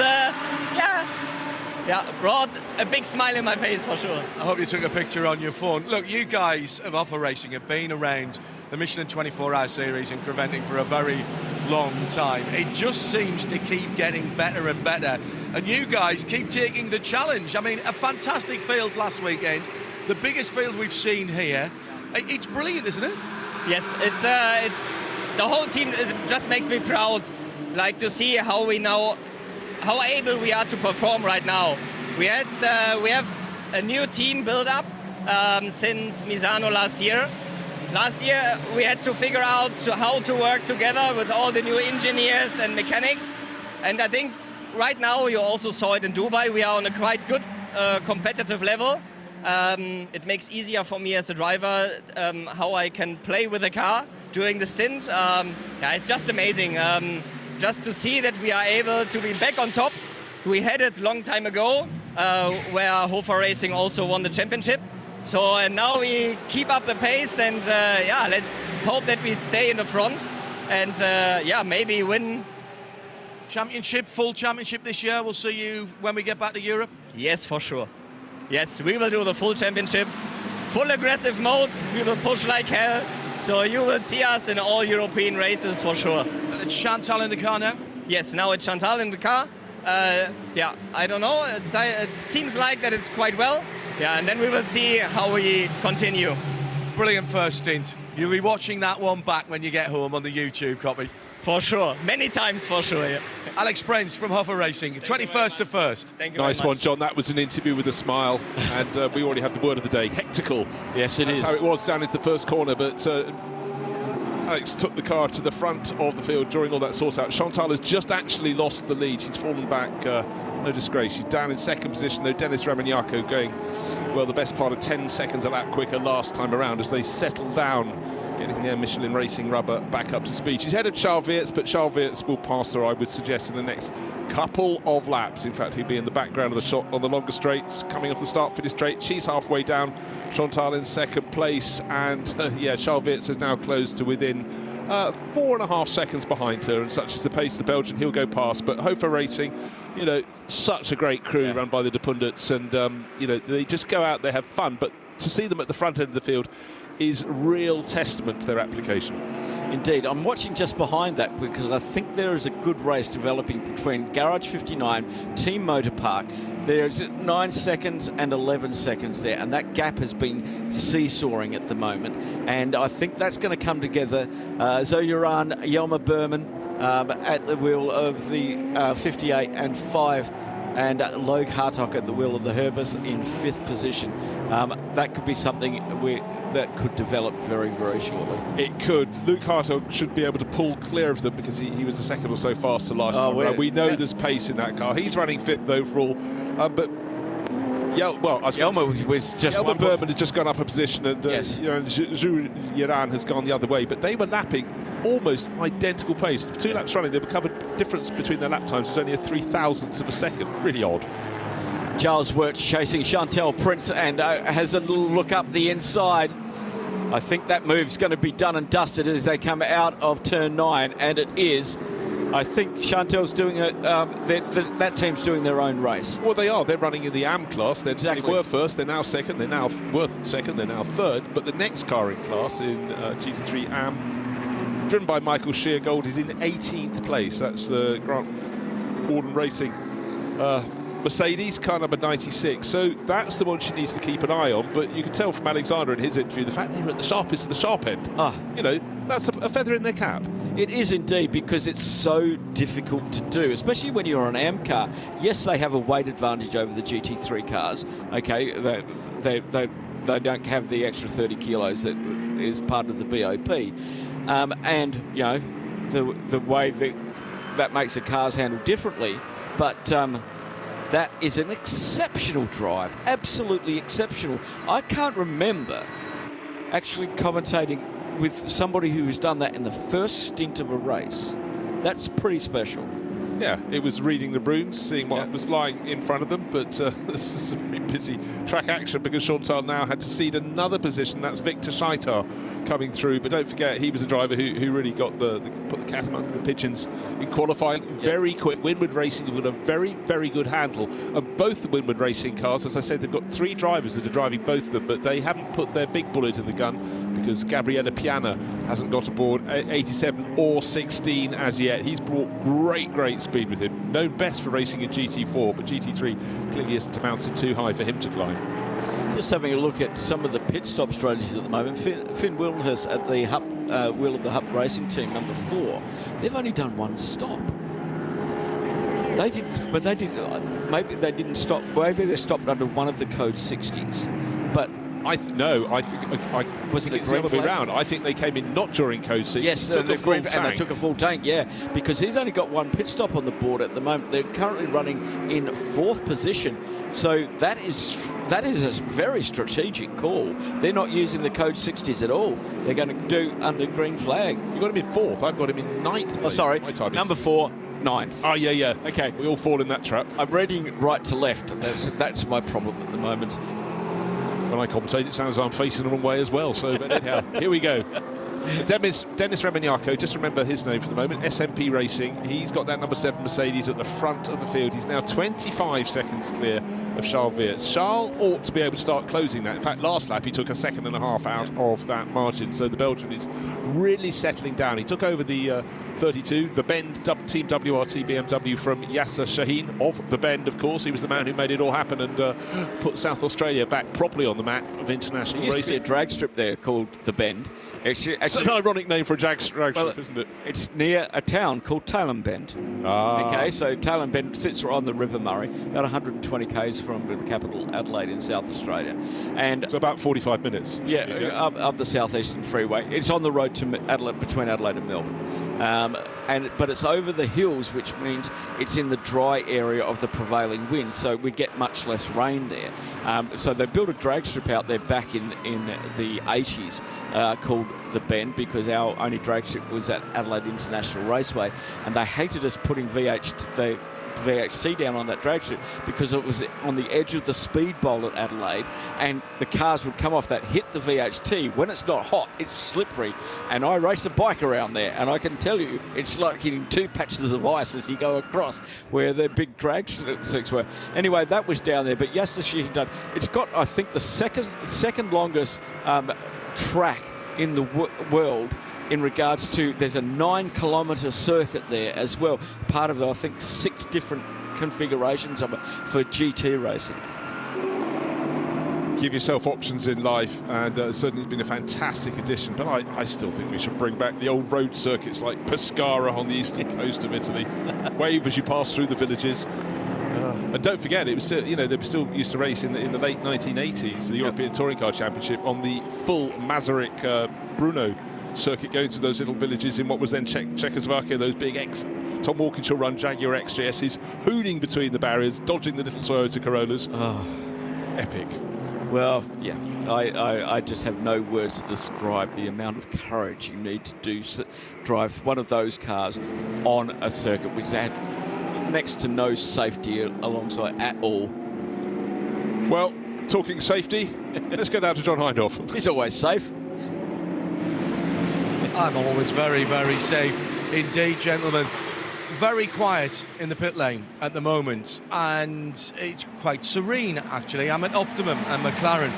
But I just want to have a quick talk about being prepared for the unexpected. We talk about that a lot in endurance racing.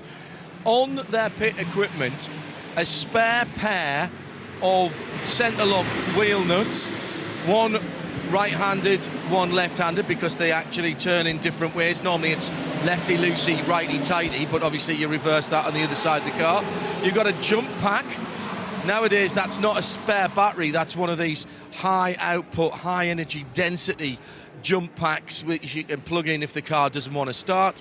They've got the Paoli guns, of course, ready to do the air guns, ready to do the pit stop, all mounted in their own little spots. And if I walk a little bit closer into the garage, if something goes really wrong, they're all ready with pre-built and pre-cut bits of gaffer tape and racer tape. Now, Nick Damon will be disappointed that they're all black, but that's for the black bits of the McLaren. If they have to use a different colour, believe it or not, we've got some of that as well in the red one. That's called being prepared. That's called thinking ahead. That's called being ready for any eventuality, and that's what can win you endurance races. You are so right, and I've just come out of the trauma of trying to wrap Christmas presents properly. I always cut all the tape in advance, and talk about having spares. When I used to play water polo, you always wore 3 pairs of trunks in case the one got ripped off. Now red.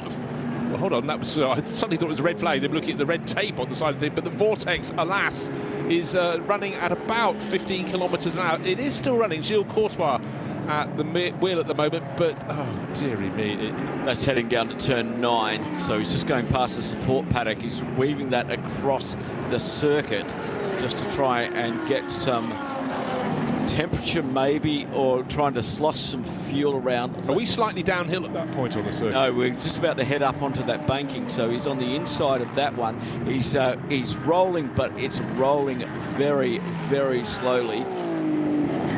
It's just starter motor speed, isn't it? Yeah, currently down in 42nd position, and that looks like it's not going any further. Yeah, he's pulled to the left of the circuit. There's a little access point through the barriers, and I think he's going to be pulled back through there because he is now stationary. The difficulty of getting him out of there is that's on the inside of the circuit, and you have to cross the track again to get into pit lane. So they may be able to rescue him from that particular area, but pushing him back there can't get him back to the pits. John, what do you got for us? Well, you see, you've mentioned that, and everybody is listening and watching. And I'm outside Haas RT now, and all of a sudden everyone who was sitting in their deck chairs watching the timing screens, getting their helmets on, getting their balaclavas on, in case we go code 60. And this is happening up and down the pit lane. As I said, it's been serene, it's been quiet, but now, just in case, they are ready, in case those purple flags come out once again. Yes, or what you do, you sit in that pit box and you hurry up and wait. Yeah, I thought John was going to say they're all rushing out and pre-cutting strips of gaffer tape in the appropriate colours, of course. Of course, yeah. Nick was most upset with that last weekend and did have that. And yes, code 60 within 20 seconds just being heralded to us by race control. And this will be our third code 60. We're just shy of just over 3.5 hours remaining in the Michelin 6 hours of Abu Dhabi, race number 2 in the 2025 Middle East Trophy Series. And, wow, we had 35 cars that competed in both, and that's a record, obviously. But this race seems to be growing at an exorbitant rate for what they do. And I've got to say, it's Creventic reading the motorsports room about... GTX was a category that nobody else really runs, but it's 4 cars that don't fit into GT3, don't fit into GT4, possibly of GT2 spec with the Lamborghinis and the Vortexes and the IRC, etc. So if you have a car like the IRC, like a Mark car, you can race it in this series, and in a great field with great regulations. Yeah. Now you often get a lot of cars like this that compete only in their own country. They have a national championship, but you know, all sorts of drivers want to race in all sorts of places. And we were just talking with John about whether this circuit's better suited for Formula One or for other formulae. I think the answer is very much other formulae. So do I. I think it works. It has many overtaking possibilities around the lap, particularly with multi-class racing. But you know, so it is great to see these cars, and I like seeing as many different types of cars as possible. I really am not always a great fan of all of the one-make series. Some of them provide great racing, others slightly less so. A few people have dived into the pits. Jelmer Berman, Team Motorpark, that was a car running in that Mercedes in about 6th position, maybe 5th even, but he's brought that in. You get an F on the screen if they're in refueling, and that is before they actually get into the pit lane. They've left the track, they turn very sharply right, do the refueling. He's now in the pit lane for a regular pit stop. Patrick Charlet in the car that was leading the 992 Porsche Cup class from TFT Racing. Likewise, did F, did P, that's fuel, that's pit, and O means he's out on the track again. John, you got something for us? Noticing, yeah, just noticing the 9th place AMG, the green and black car, just come out of fueling and it's gone straight through the pit lane. So there was no stop there for that machine. We're just starting to get the first of the cars who've taken on extra fuel in this code 60. We're coming round to 3.5 hours still to go. Here's the QMMF Porsche, the number 974, going past me on the pit lane speed limit. And here is also, what's this one coming through? That is, yes, that's the number 73 Porsche from the front of the field. Now let's see if he pulls into his pits. I think this is really interesting timing, guys, and you'll be able to see it from what you've got on the screen. Whether the transit time is adding a Michelin tyre stop on, or whether many of these cars are coming through. BMW in the pit lane now is the GT4 car with damage to the left rear of the GT4 WeBuyAnyPhone.com car. That is exactly the same livery, actually, as the GT3, which was confusing me earlier on. There's just a little bit of peeling away. Second place car, SMP Racing, the number 7 red, white and blue AMG. Now, I didn't see that stopping either. I think that's going straight through. So what we're seeing here, again, strategic opportunities, decisions being made, fuel but not necessarily Michelin tyres. Remember, if you are watching as Red Camel, the 909 goes back out many laps down after that damper failure. If you're watching on Get Results, the live timing Get Results page that you can access through 24hseries.com, you will see we've got a new column on the timing screen now, and that is because with the Michelin tyres that we have this year, there's an RFID chip embedded in each of the tyres on the cars, and therefore we know how long those tyres have been on the cars. So once they go back out of the pit lane, there's an RFID reader, so you guys will be able to see who's left the tyres on and just taken fuel and who's put a new set of Michelins on. Well, as John said, it's very much the strategic play now of what you do. That car's almost back into pit lane, and as soon as that's back, we'll be going green again. So it's probably a 2.5 minutes that we've it took for the recovery vehicle to get tow rope on around turn 9 back to the paddock. It only had a few corners to go, but they can only do it at 30 to 40 kilometres an hour. You know, but that's the thing, when you're analysing, you're gauging how long the Code 60 will be. If that car had just been pushed back through the gap in the barriers, it would have been a shorter time, but you know, the car's going around for a further lap at this abated pace at 60 kph. It means they get another, well, at least half a lap in, and we tend to deal in whole numbers, but it's still a factor. Now the drivers will be being informed by their teams. They're looking for the message, how soon will this Code 60 come to an end? And like they get a 20-second countdown to when they're going in, they get the same for coming out. So all the teams have that time to communicate with their driver, make sure they've heard, and aren't caught just napping out on the circuit. Indeed. The Audi RA LMS at number 21 of Haas RT. We're right opposite their pit at the moment, and they are just waiting for that car to head down out of fuel into the pit lane. The pickup truck has delivered our errant vehicle in front. Might be a bit of damage on the left rear of that Vortex. Actually, it's not the Haas RT, my apologies. It's the same pit lane, same pit box, and a new set of Michelins going on to the Porsche that is sharing box number 17. So that's a change of driver, squeezes up the movable seat on the Porsches because, you know, Porsche, and you can. And that leaves us with a pretty empty pit lane, and we're going to go back green right now. As we are. Now, talking about Code 60s and what you're allowed to do and driver timings, okay? So if what used to happen, if we have barrier damage and stuff like that, you know it's going to be a while. You want to throw your AM driver into that car. All right, that's what you want to do. You want to put him in there because he's as fast as a pro driver under Code 60.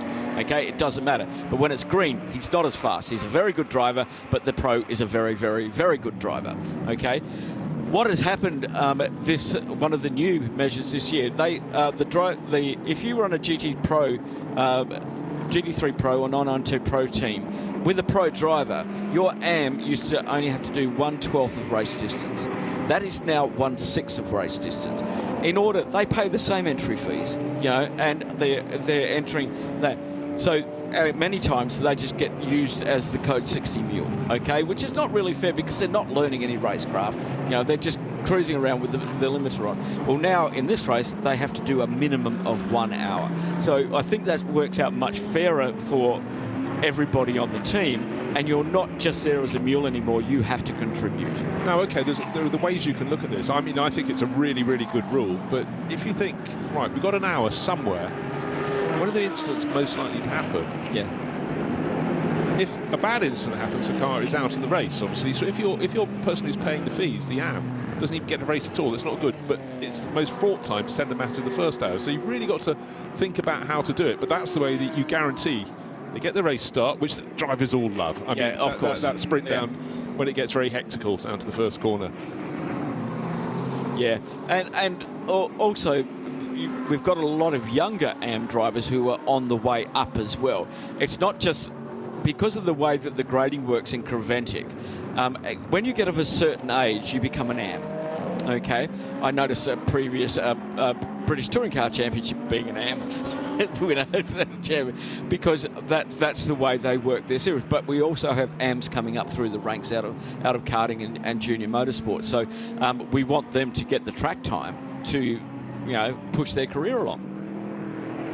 Yeah, it's just a different way of cutting it. Right, so at this point, the field's been released for about 2 minutes now. Charles Weert's leading the race from Denis Remignaco. So the Ben Team WRT BMW, that's car number 32, ahead of the number 7 SMP Racing Mercedes. Their lap pace, well, we'll know when Denis comes across the start-finish line and does a full lap at racing speed, if he can match the pace of the tall Belgian. But Charles Weerts has got this one absolutely nailed. As we saw on the previous restart, he's very, very happy on tyres that aren't yet up to temperature, Charles. He was happy, confidence with the behaviour of this Evo version of the BMW M4. Right, the answer is 20 seconds clear and already lapping faster than the chasing Denis Remignaco. In terms of their career CV, you'd expect Charles to be going the quicker of that pair. Yeah, indeed. Charles has got 30 lap-o tyres underneath on the thing. That is amazing.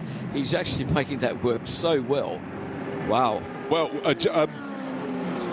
Deng Yi and Zhu Jiran nearly having a clash. McLaren with Zhu on board was maybe slightly slower out of one of the corners than the chasing Audi thought. The traitor at Tempty Racing it was almost as though the driver stuck his feet through these imaginary holes in the bottom of the car, put them onto the track and lifted the car sideways to avoid the car in front. Very, very Flintstone-esque. It was indeed. Very Flintstone-esque. B rubble.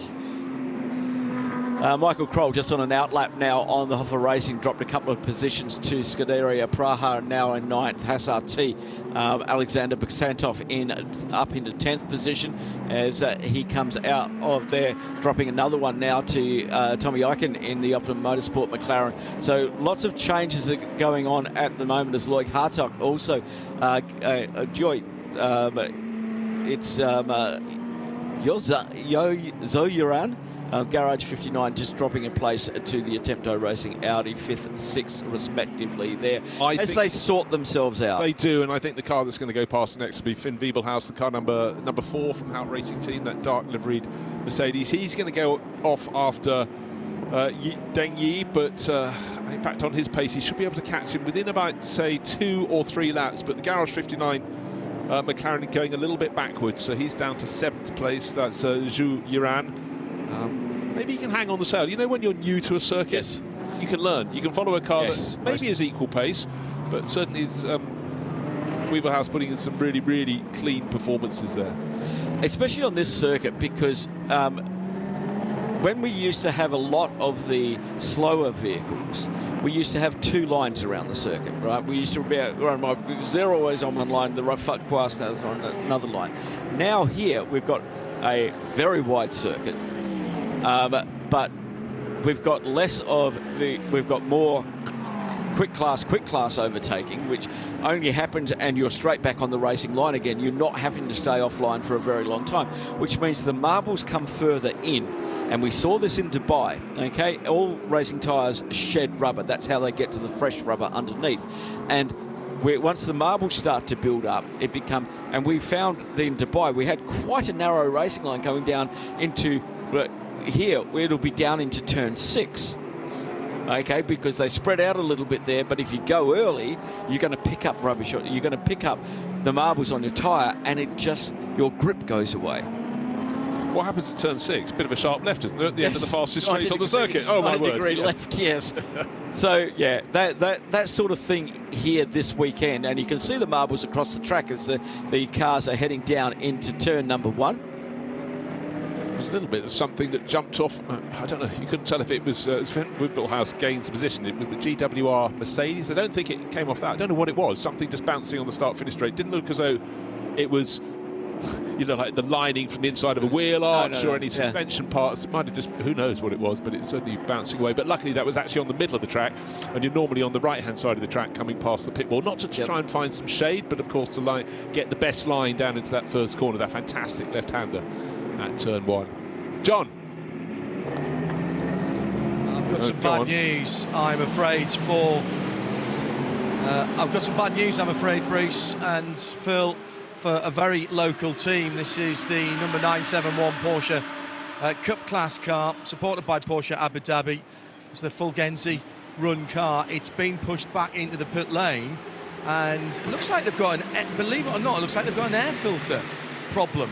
They've already popped the front end. Of course, that's normally the luggage compartment in a 992, and they're going to put a mechanic inside. Right, okay. Let's have a look and see what is actually going on. Oh, no. No. This is more fundamental. This looks like this is the fuel filler. So they've just brought this... I see, that's what I saw them taking out. They've just had this car down in fuel, and they've tried to fill it up, and there's been an issue. And so they're having to take the top off the fuel cell and replace it so that they can actually put fuel in the car. And that's necessitating one of the mechanics using what would normally be the area where I put my carry-on bags, or you can get 36 bottles of wine in the front of a 992. Don't ask me how I know that, but you can. Yeah, full originally, and what we've got as a second operation going on, as that one is coming off, we've got a mechanic prepping the piece to go back on the next time around, and that bit is brand new, sitting on the floor. I just saw that being pulled out of a Porsche carton, and that's why I thought originally it was something like an air filter, because it was sort of big and cylindrical. But now I see where they're working, I can see it's absolutely certain this is a fuel fill problem for the Porsche Abu Dhabi supported number 971, the Fulgenzi run car. Driver is staying in the car, so they must feel that they can get this turned around fairly quickly. The problem will be, if they've not had that much fuel get into the car, it'll have to go back around the block, if you will, to get back into enough to fuel. get around the block? That must be the concern. But I must say, you like to say that Porsche thinks of everything, but having a little place where a mechanic can sit under the bonnet with their feet in their own private footwell as they sort out the car is remarkably fortunate for them. Track temperature at the moment, Bruce, as we get on to 11 minutes past 1 here in the Abu Dhabi. 34.9 air temperature, a very pleasant 23.3. The wind is nowhere near as strong as what we had yesterday afternoon in qualifying, just 2.6 kilometres an hour across the track. It's a headwind down the start-finish straight. Humidity has dropped from 70-odd% down to 44. So it's lovely, it's sunny, and it's making these Michelin tyres come to life. Yeah, one car that's been completely to life all through this race is running in 4th place now. It was running 5th place in the very early stage of the race. Luke Hartog at the wheel, and that's the Herbert Motorsport number 80 Porsche. That's a car that's had 2, if not 3 time penalties. I think I might have got another one while I nipped out for a 5-course lunch. But Luke Hartog, young Dutch racer, pressing on. He's got to find about under 4 seconds now to catch Victor Scheitar in the 3rd place Winwood Racing number 16 Mercedes. I have to keep saying that because they ran car number 87 as well. That was the one that started on pole position, but the 87 is somewhat down the order, not as close. So when you hedge your bets, you have 3 of your top drivers running both the cars. I found it. 20th position, Rinat Salikov in the number 87 Mercedes. So he is somewhat further back. We're now talking the best part of 2 laps down. But remember when we looked down the grid, Phil, and John and Di were down on the grid, and John had to go and find a Porsche. Of course he did. And the furthest one forward was in 10th position. But here we have one that's cutting up the order just outside the top 3, but you feel it will be there within a number of laps, not too many now. Now, the 80 is under investigation for possibly overtaking under code 60. Okay, so that is going for Herbert Motorsport. It is not what they want to do because if that gets found, that is I think it is a 60-second penalty for that. We had one last weekend as well. So that is not what they want at all at this hour of the race with 3 hours and 16 minutes thereabouts to go. It is one of those moments where the team manager has every right to be furious if something like that's happened. Oh, most definitely. And Alfred Renauer, very calm. You know, races half the time, manages the team all the time, but that will be the sort of thing. And, you know, it doesn't matter what sort of championship you're covering. When someone has a misdemeanour that is something that is of their own making, and it costs the team just all the hard-earned yards they've built up, those little fractions of a second they've chipped away, scrub them up, throw them away. It's heartbreaking stuff, and especially when it really is a driver error. You know, mechanical stuff, well, that's nobody's fault. You know, you just deal with that as part of the thing. But when it's a driver error, they feel so bad. You know, of that, and the team now, because it came up on the official notice board, they will be aware of that is being looked at by race control. Okay, Phil, we just touched a while ago on the fact they give a 20-second preamble before a code 60. You know, if it's an instant code 60, you can have sympathies with someone who's sort of halfway through an overtaking manoeuvre. Did they get the message in time? Well, the thing is, they've all got driver displays for the code 60 on the inside of the car. Now, the reason that they've done that countdown, and we get a 20-second notification, they get a 10-second countdown to where it actually comes into effect at the microsector timing markers around the circuit.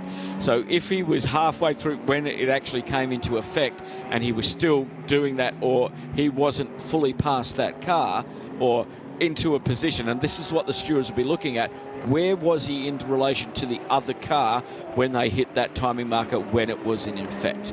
Okay, if he wasn't, there will be an issue. Okay, refueling in the world of BMW, and Charles Wirtz is in the fueling zone, car number 32, the Bend Team WRT entry. And check the tyre pressures, do the windscreen, please. Yeah. Oh, check the tin of travel sweets. It's still topped up very nicely. Going back to about the 1970s with that one. Indeed. John, what have you got for us? Just a quick update for you here, gentlemen. On the Vortex, Gilles Courtois is sitting patiently in the car at the moment. All the work is going on the right rear of this car. I would suggest that they had a sticky brake caliper of some description. They've just taken off the right rear disc, and it was hot even for the drivers, for the mechanics, excuse me, wearing their protective gloves. I was about 18 inches away from it, and it nicely warmed my legs as it went by. And they're working on the calipers on the back of that car on the right rear only. Bodywork off, disc now off, and they are trying now. They've got a bit of blue roll in there. I think what they're doing is they're replacing a brake line. I think that's what they're doing there. So they've had an issue with the stoppers on the back of that car. Meantime, a nice simple pit stop for the Aston Martin number 77 that has just gone out. That's the Earl Bamber Motorsport car, the Kiwi machine. Earl Bamber driving for Cadillac in the WEC. His season will start not too far away in Qatar, and we'll have coverage of the prologue and indeed that race as well when that comes up in the end of, or the middle of February. Right now, as you'd expect, it's all hands on deck down at Vortex. The rest of the pit lane pretty clear, although Alpine, one of the two Alpines, is ready to come in. It's the 110 whose tyres have been laid out, lightly used, I would say, maybe buffed. 2 or 3 laps of those. They've just been scrubbed in. Charles Wirtz pits as well, and the number 32, the Bend WRT. Just looking at the driver time for how long he has been in that car, where his stint is, and where they are on their fuel load. And interesting, I think. Yeah, whether he's going to stay in the car. I'm just looking at that. I've only got his pit stint up at the moment. I think Charles Wirtz would do. Well, Yasser Shaheen did the best part of 2 hours. I think Charles will do much the same. Yep. And then hand it over, but I'm not the team manager, so we'll wait and find out what happens there. But obviously, for Yasser's case, he needs as much mileage as he can ahead of the World Endurance Championship. Yeah. It's brand new Evo GT3 BMWs. Denis Romanenko's leading the race with 3 hours and 11 minutes to go, leading the GT3 category in car number 7. Then it's Victor Shater in the Winwood Racing Mercedes. Mercedes 1 and 2, that's how they lined up on the grid. Slightly differently, but it was leading the GT3 Pro-Am class. Then it's Loic Hartog in the Herberth Motorsport Porsche. Third in GT3, Yodeng in the Tresor Attempto Racing Audi. Been there and thereabouts all for the entirety of this race so far. that car is going to be a real threat towards the end of the race. Elmer Berman, the Team Motor Park AMG in 5th. Zoe Urana in the Garage 59 McLaren in 6th. And Alexander Buksantov just getting promoted up into 7th position as Finn Wildhaus heads into the pits, as does Victor Shatar. Yep, Shatar's having the refuelling at the moment. F before P and then O, and they leave the pit lane. But at the moment, Victor sitting still, waiting, and it seems slow, but it's fair for everyone, and it's certainly been a really good format that's been going for a very long time now with the Creventic run 24H series races. And for the drivers, it seems like an eternity, but they know they're not losing anything.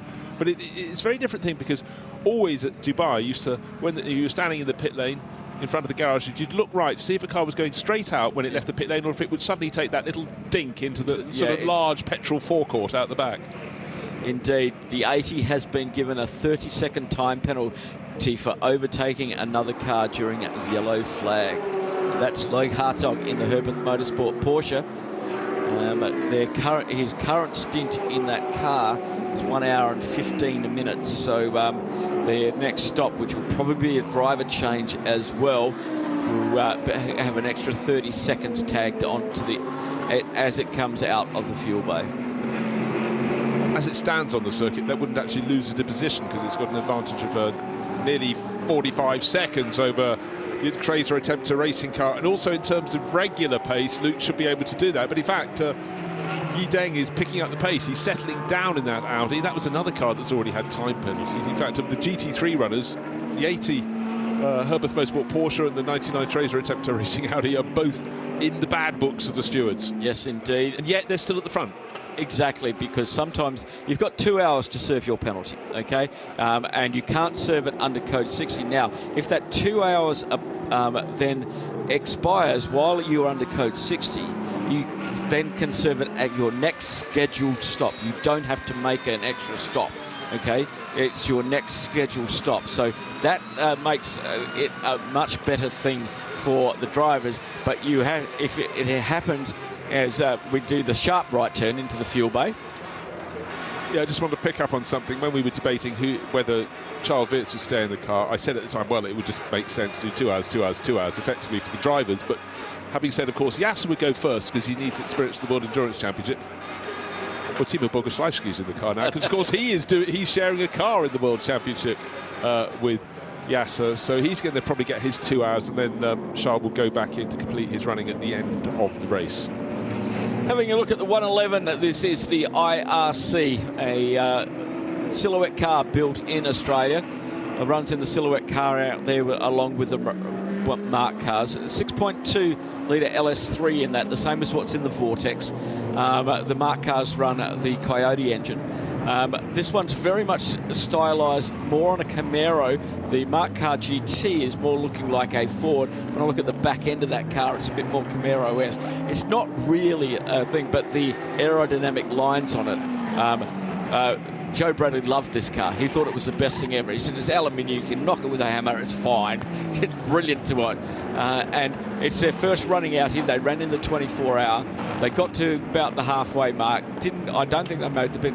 But the thing about running in the Middle East Trophy is that when you run in the Dubai 24-hour, there are points for getting to the 12-hour. So we had some DNFs there that didn't finish, but still got points for their respective class and team in the Middle East Trophy. Well, look, it makes an awful lot of sense. You know, the race is 4 times as long. You don't finish, you don't get any points. But no, that would be tragic in a championship that just has 2 rounds. So it hit you too hard.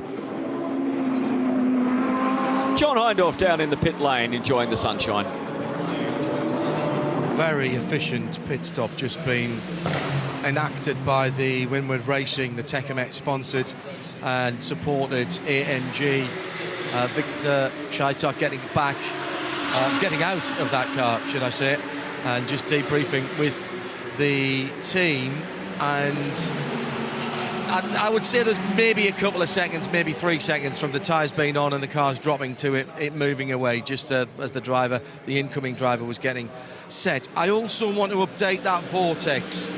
I hung around for a little bit to see what was happening. It's a drive shaft issue. They've had to pull the drive shaft. It had pretty much seized at the hub end. So that was the left drive shaft, which had pretty much seized at the hub end. That's why they were having to take the hub apart and the disc off and everything like that. And that's where all the heat was coming from that had transferred through to the racing disc as well. That is well underway at the moment. They've pulled the errant drive shaft out. The new one's going in now. Thank you very much, John. This is the 496 currently leading the GT4 category, and it's being chased down by the BMW M4 GT4 Simpson Motorsports. Teo Ada at the wheel of that one, and a nice little race in the GT4 category. The Supra, a couple of BMWs in there, Porsche 718 Cayman, and the oldest car in the field being the 102. That is into the pits for Farhad Nasir Khan, the Asbest Racing Seat Leon Cup racer. Yeah, class leader, that's all you can race against. You can just race against your classmates, doing a decent job there. Right, out on track, Luke Hartog has hit the front. Herbert Motorsport Porsche out of sync with those behind, because Dennis Ramanyako is in the refueling bay in the SMP Racing Mercedes, was listed as some distance behind, but he is starting his 4th pit stop. Now he falls to 3rd place. John. Yeah, I've had an odd one here, guys. Just what you don't need. The Asbest Racing Cup car, the number 102, just getting a new set of tyres here. But I'm pretty certain that whoever it was who brought that car in didn't go to fuel. I think they've come straight into the pits here, forgetting, of course, that fuel's first. So you may see that car go out with its new driver and then have to come back in. The head mechanic realised, I think, but it was too late by then. So that white number 102, the Leon Cup car, is going to have to go back into the pit lane. Now they're in a battle at the moment with the two Alpine A110s. They're due a pit stop shortly as well. Oh, that's frustrating. I'm sorry, I've just seen Andrew Kirkcaldy walking past behind me, which has rather put me off. He's with Garage 59. I shall go and get him in a moment. So don't be surprised if you see that car come straight back in once it's got its so new Michelin. frustrating. I have had visits to the supermarket where I have had to return because I failed to remember one of the 3 items I went for. I get it imprinted on my brain. The Penn Motorsport car just getting very aggressively moving across the circuit down into turn 1. Just trying to sort out where they are. This is side-by-side battle through 4 with the Porsche in number, that's the Seb Jaloux Racing Porsche, currently in 30th position, and just weaving its way through the traffic. Yeah, Timo Bogoslawski very early in his stint, settling down, getting used to this car. Of course, most of his driving in the last handful of years has been in a Mercedes AMG GT3 with the inimitable, excellent Raffaele Marcello alongside him. Change of brand for this year, and of course last year he was racing in the World Endurance Championship as well in a Lexus, but now he's decided a BMW run by WRT, a team he's spent most of his career racing against in the various championships, should have him on board, but he doesn't want to waste any time. This is all about getting maximum track time. If he could take home a win to kick his 2025 season off, then that's precisely what the Russian would like to do. But just, you know, if he's only going to have a maximum of 2 hours in this race, he wants to get the very most out of it. Oh, most definitely. Get a handle on this new car. That's the whole thing about this. And it's completely different to the previous incarnation, according to the guys in Dubai. So different way of learning a new car. Take it racing, win the 24-hour race. John. I'm still with the Asbest Racing front-wheel drive number 102. They've got a further issue, never mind the no fuel. They've had a little bit of a side swipe on the right rear, and the bodywork, I'm just looking at the rear tyre now, and there's a very clear groove, couple of grooves actually, that's been worn into that tyre as if it wasn't a slick tyre almost, as if it was a track day tyre.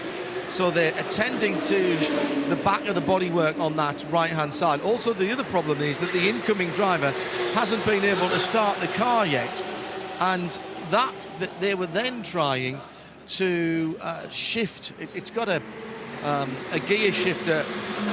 It's a paddle shift car, but it's got a gear shift selector, and they were shifting that backwards and forwards between neutral and drive to try and get the interlock, the electronic interlock, to work. Now they're trying to pull the rear edge of the bodywork away from the outside edge of the rear right tyre. They've put a couple of bits of racer tape on there. Let's see if the engine fires. Yes, it does, and it's out. But expect that car to come back in a moment. Did he forget fuel there?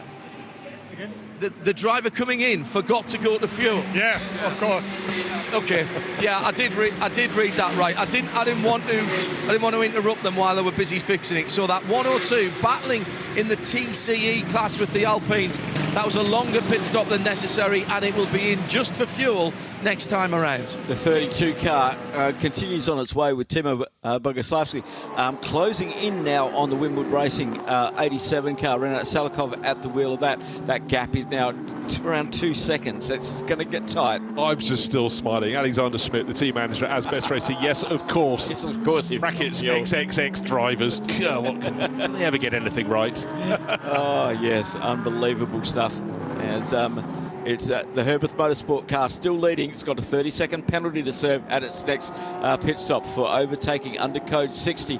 At this time, it's 45 seconds ahead of Yidang and the Tresor Tempto racing car. There are many things that are a competition, but one that's been running and is getting hotter and hotter is the battle between 99, the Tresor Tempto Audi, and the 80 Herbeth Motorsport Porsche to see who can get more penalties, because awarding a third offence as track limit infringement to the 99 Audi at the moment. So Deng Yi is possibly the driver who's picking that up. Now, could you clarify, Phil? Yes. The penalty is for the car, not for the driver. Exactly. The penalty is for the car number, not who caused the offence. Okay, because you can serve a penalty for another driver because you will swear underneath your helmet because you've got to come in, go into the penalty box because the guy before you has got the penalty. As long as you're inside the 2-hour window, you can do that. It'd be a really useful thing on the sort of live timing screens if they said who was in the car at the time of defence, because sometimes the driver just handed over the new person. Exactly. You see their name on the screen. John. Got some good news for Vortex fans. The bodywork is going onto the back of the all-carbon car, now sitting in 48th position. Gilles Courtois has been patiently sitting in that car whilst the left rear drive shaft, no, it doesn't have front drive shafts, sorry, the left drive shaft was being replaced, and right in front of it comes the A110 numbered 110 as well, the little Alpine. That's getting a new set, or another lightly used set of Michelins. Any second now, you'll hear the big V8 start up. They're going to have to push it back just a little bit so that Gilles can turn to his left. Stand by, Vortex fans, everybody who likes a big V8. He pushes the button. Well, that was, in fairness, that was like pulling out of the supermarket car park. Gilles very restrained there. No burnouts or anything like that, but then again, they have just put a new drive shaft in. I was going to say, if you've lost, you've shed about 8 laps, maybe slightly more than that, you don't want to really put full load on it, do you? Bruce, we are over halfway. How did that happen? We are 2 hours, 57 minutes to go. Hasn't that gone a little fast? It has. I even fitted in a very short lunch, but I'm good to go to the end of the race. But yeah, well, I mean, it's been a cracking race so far. And of course, very early on, we got out of sync a little bit because some people dived in. But that is the nature of these long distance races. Do you dive into the pits to take on? Let's just stress again, during a code 60, you can only take on a quarter of a tank of fuel. 25%, is it worth losing your track position for that? How many times in the race might you have to make that decision? It's all in the balance. Cream does rise to the top, but yeah, it's a 6-hour race, not a 24-hour race, so they've got less time to recover that drop position. That is so true. You don't have that big opportunity to do long stints overnight and do that sort of stuff. This is a sprint endurance race. You know what? The GT3 teams are just doing, we're just going to do 6 1-hour sprints. Yeah, I mean, that's it. Trying to explain that it's got to this point in competition to sports car drivers from 30 years ago. You know, they couldn't have imagined it. It was endurance racing, but that meant with caution. And now, the way these cars are built, the vast majority, you can go flat chat the whole way through. Well, I was looking at when we first started the 2006 24 Hours of Dubai, which Toto Wolff was one of the winners. The fastest lap time in that one was 2 minutes 10. We are in the 56s. Jeepers creepers. Okay, in 20 years, that's what these cars have done with their reliability. You no longer nurse the car. No wonder Tito had to go over to team ownership. John. Just an update on the Porsche Abu Dhabi, the 971, the Fulgenzi run machine. I've just had a word with Enrico himself about this. The car is fixed, the fuel filler is fixed, but they have lost too many laps now, and they've decided they're going to park that car. They came here for a result in the category. They haven't been able to get it, so I'm afraid it's an early finish for that number 971, 992. Okay, so theoretically, we've lost 2 cars thus far. Mikkel Back brought in that Scott Sport Lamborghini that was a country mile clear of the rest in GTX with that blowout of the right rear tyre.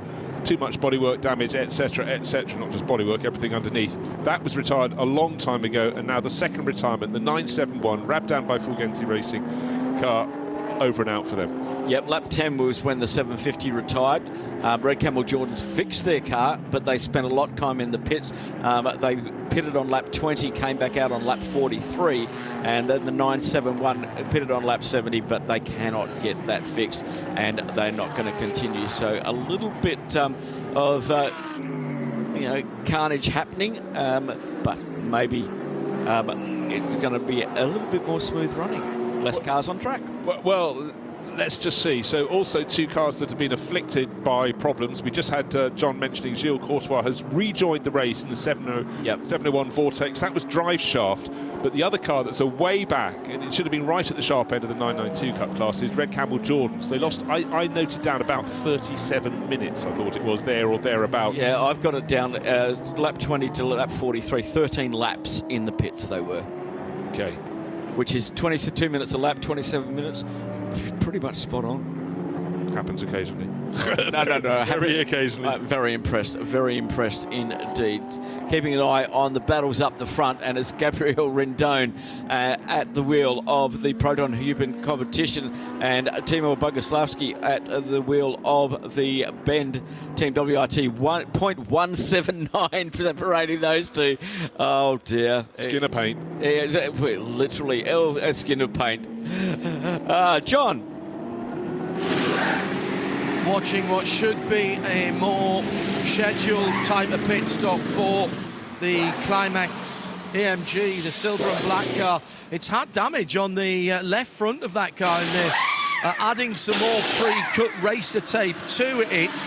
Lou Wei getting into the car, and I tell you what, the front end of that car, that is not aerodynamically perfect. Let me put it that way. And I don't need to be Adrian Newey to see that. They're also having a look at the right-hand side in the wheel arch. Oh, no. There's damage to the steering arm. There's damage to the steering arm. So there's been a coming left front together or right here. front, John? And the mechanic... right front steering arm is being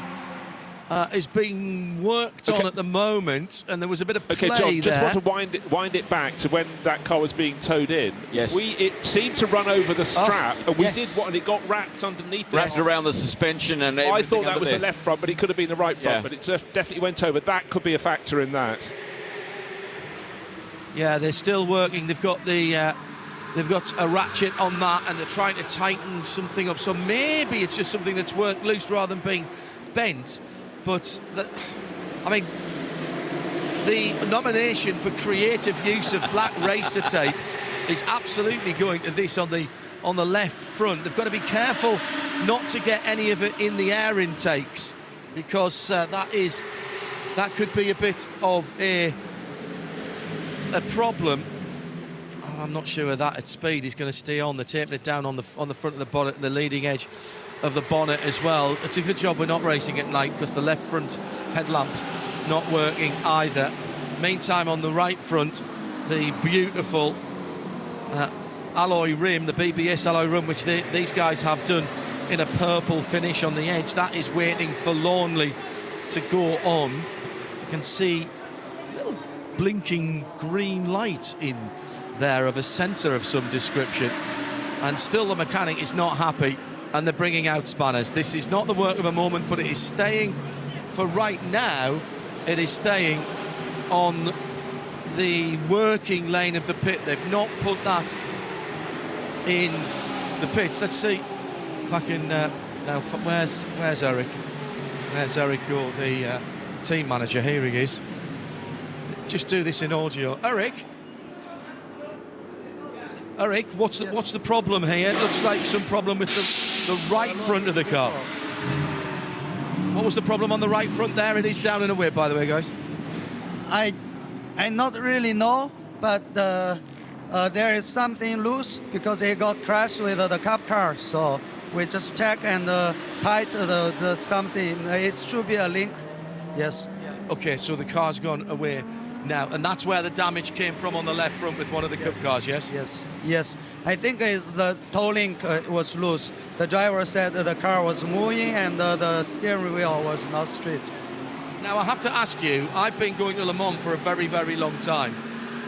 You're Eric Gore. Are you any relation to the team that used to go to Le Mans, Gore Racing, back in the day?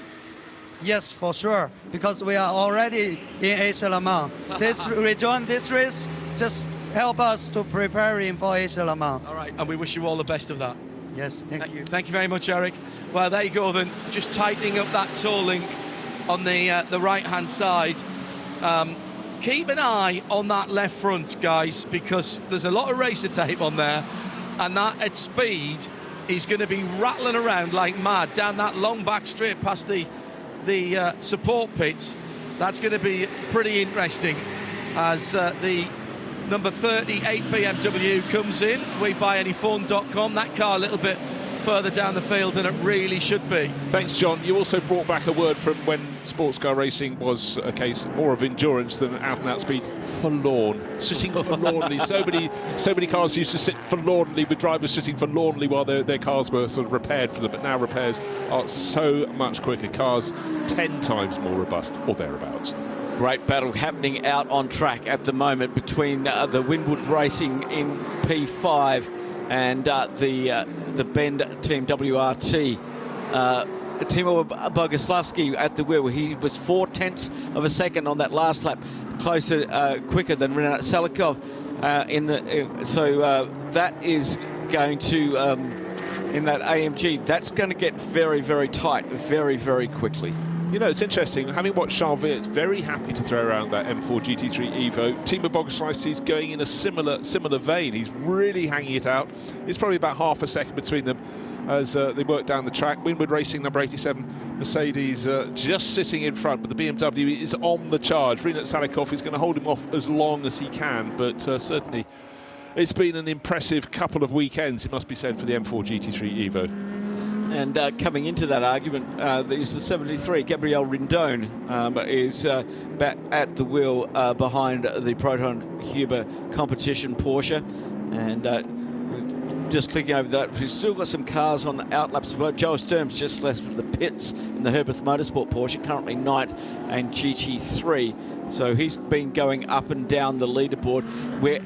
We're in between cycles of so many teams at the moment, and it's difficult to get that overall picture of where it is. No, for sure. And you just mentioned the Proton Huber competition car number 73, Gabriel Rindone, 6th place overall, but now the GT3 AM leader. Hold on a second, what happened to Chantal Prince's car? Well, her father Michael Kroll has taken it over. He's, after that pit stop, it's dropped them down to 13th overall to 3rd in GT3 AM, but he should cycle his way up. But certainly Alexander Prince gave them a very, very good basis on which to race. Chantal was not as fast, and then we'll see if Michael can settle down. But you know, if it's the car with the steering wheel, Michael will give it a go. And so much success in the 24H series over the years, probably I could almost say decades now. Well, true, it is decades. It's funny because we have some teams here, and you were saying that in qualifying yesterday, that have drivers that can lap within 100th of each other and repeatedly. And then we have drivers that are a second off that pace because of the categorization, their experience, etc., etc. And for the team manager, it's such a difficult thing. When do you put those guys in, of possibly knowing that you're going to lose position, and then how do you make that back up again? It's look, and also another element within that, Phil, is the fact you've got some drivers who only do endurance races. Yes. A lot of the drivers in this field also do sprint races. Yeah. And you've got a different chip in your brain for those. You don't get a second opportunity. So someone like Timo Boguslawski, he's still learning about the longer races. He's still sort of finding his craft as he goes, but he does sprint races too. So this is why he's very handy now. He's got those Michelin tyres working really, really well for that the Ben Team WRC BMW. Different horses, different courses. Yes. That's why you get this mix. John? Update, I'm afraid, on the continuing travails of the Asbest Racing team, which those guys did such a long shift last weekend. It seemed for about 18 of the 24 hours, at least one of their cars were in the pit getting some remedial work, but they did come through to a first and second in class that time. Just the one car this weekend, numbered 102. It's the Seat Leon Cup car. This was a single make series racing car. You remember I told you about the problem with the right rear tyre being a little bit grooved. Well, it wasn't just the bodywork, it would seem. The bottom suspension link is causing problems. The car's being pushed back into the garage. Seb's on his brake at the moment, so you'll have to make do with my description. They're working away on that. It has, however, been into the fuel stop this time before it came back around. But I suspect they've dropped away a little bit from the Alpines, the two A110s that are still circulating. Right, thank you very much, John. Problem out on the track for car number 911. Patrick Charlet has ended up with the nose of his Porsche Cup class car square into the barriers. Did he jump? Was he pushed? Either way, this is a car that went very well, started the race in the hands of Benjamin Pack. Patrick was doing a great job, but alas, he's now nose into the barriers. The barriers are crumpled. Yes. So's the nose of that 911. Indeed it is.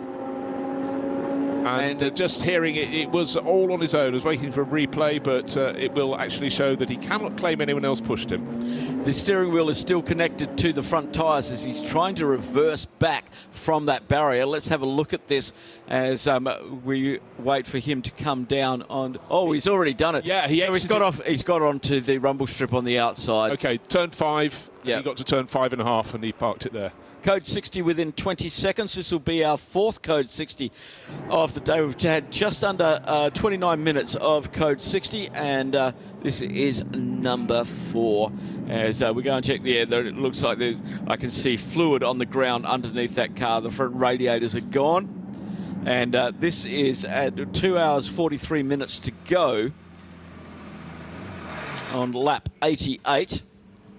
John, what have you got for us down in the pits? You might get busy very shortly. We may have barrier repairs. Well, I was just about to say I've got a very quiet pit lane at the moment, but there are more Michelin tyres being wheeled out onto the pit apron at the moment than probably a day and a half's production at Clermont-Ferrand. It's all going to happen here very quickly indeed. All of the major teams are standing by. Drivers have very quickly grabbed their racing gear. It's fallen all right for one or two, and you'll be able to see that better than I because of the stint times, etc. But everybody's going to take an opportunity here because of where we are in the race, and we've moved into the second half. The Fulgenzi car comes in and pulls up. Here comes the Huber Proton Porsche. That's the satin black and bright red 911, and that car's come to a halt. That'll be full service there. And here are the parade of Porsche Cup cars coming down the pit lane now. And also the other major car that's coming in and was the first of the leaders in is the number 21 Audi from Haas RT. I think that might have been, was that correct, as high as third before this happened? Yeah. Well, that one, they've jumped really early, and that's going to give them an advantage on the rest of the lead group. The 33 has just been handed a penalty for causing a collision. A 20-second time penalty needs to be served for that car that is currently just Thomas Eichen at the wheel for Optimum Motorsport, currently in second position. Ooh, that's going to hurt. It hurts anyway, but when you're right at the sharp end of the field. Yes. So as John pointed out, remember the Haas RT Audi car number 21 in the pits at the moment and about to go back out. Was there a driver change, or will Alexander Bukansov still be on board? But certainly this should give them a helping hand up the order. Indeed. It was the driver change, and that's the V10 firing up. It's taken them a little moment or two, guys. They weren't quite happy about something with that car, and once the hordes of traffic, I've gone onto the central reserve, if you will, up on the pit wall to keep out the way because it is very, very busy. And once this initial throng of pit lane callers is complete, I'll nip across. I'm just going to nip across now to Haas RT. I shall let you know. And I can tell you that Omar Jackson, the young British driver, has taken that over. He's the third driver. The car was started by Ramez Azam and Alexander Bukansov, who's just got out. So Omar Jackson at the wheel of the number 21 Haas RT Audi. Yeah, pit lane very, very busy at Winwood Racing. Our pole sitters into the pits as well. If we're going to do barrier repairs, this might stretch out a little bit because there was a ding in that barrier. Now, they do that.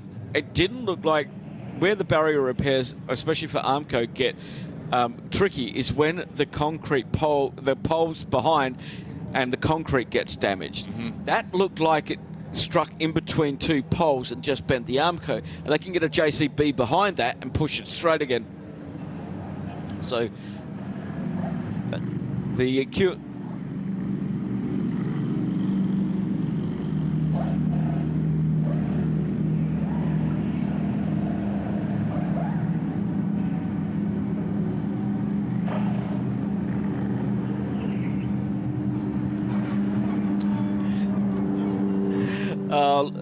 Let's have a look at what happened. We're watching the base between the Winwood car and the Ben car, and he's signalling to him that he's going into the pits. They've had a great battle so far, and it's a case of, oh, look, he's...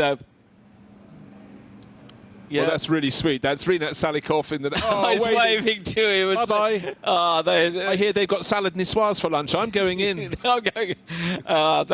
What great sportsmanship. Yeah, what great camera work as well to pick that one out. Well done, guys. Thank you very much for our team. Now, OK, a chance to consider...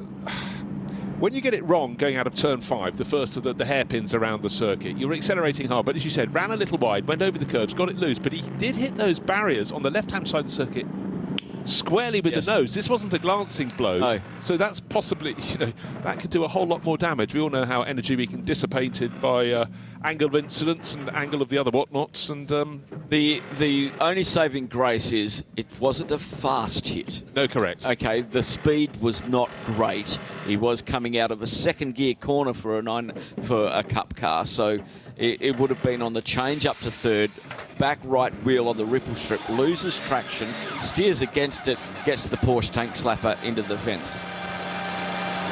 Right, what? I can update you on Haas RT, guys. No problem with the car when that number 21 Audi, the blue and multicoloured car, went out. A little bit of finger trouble with the driver, just getting himself settled. Okay. Is all I'm going to say about that.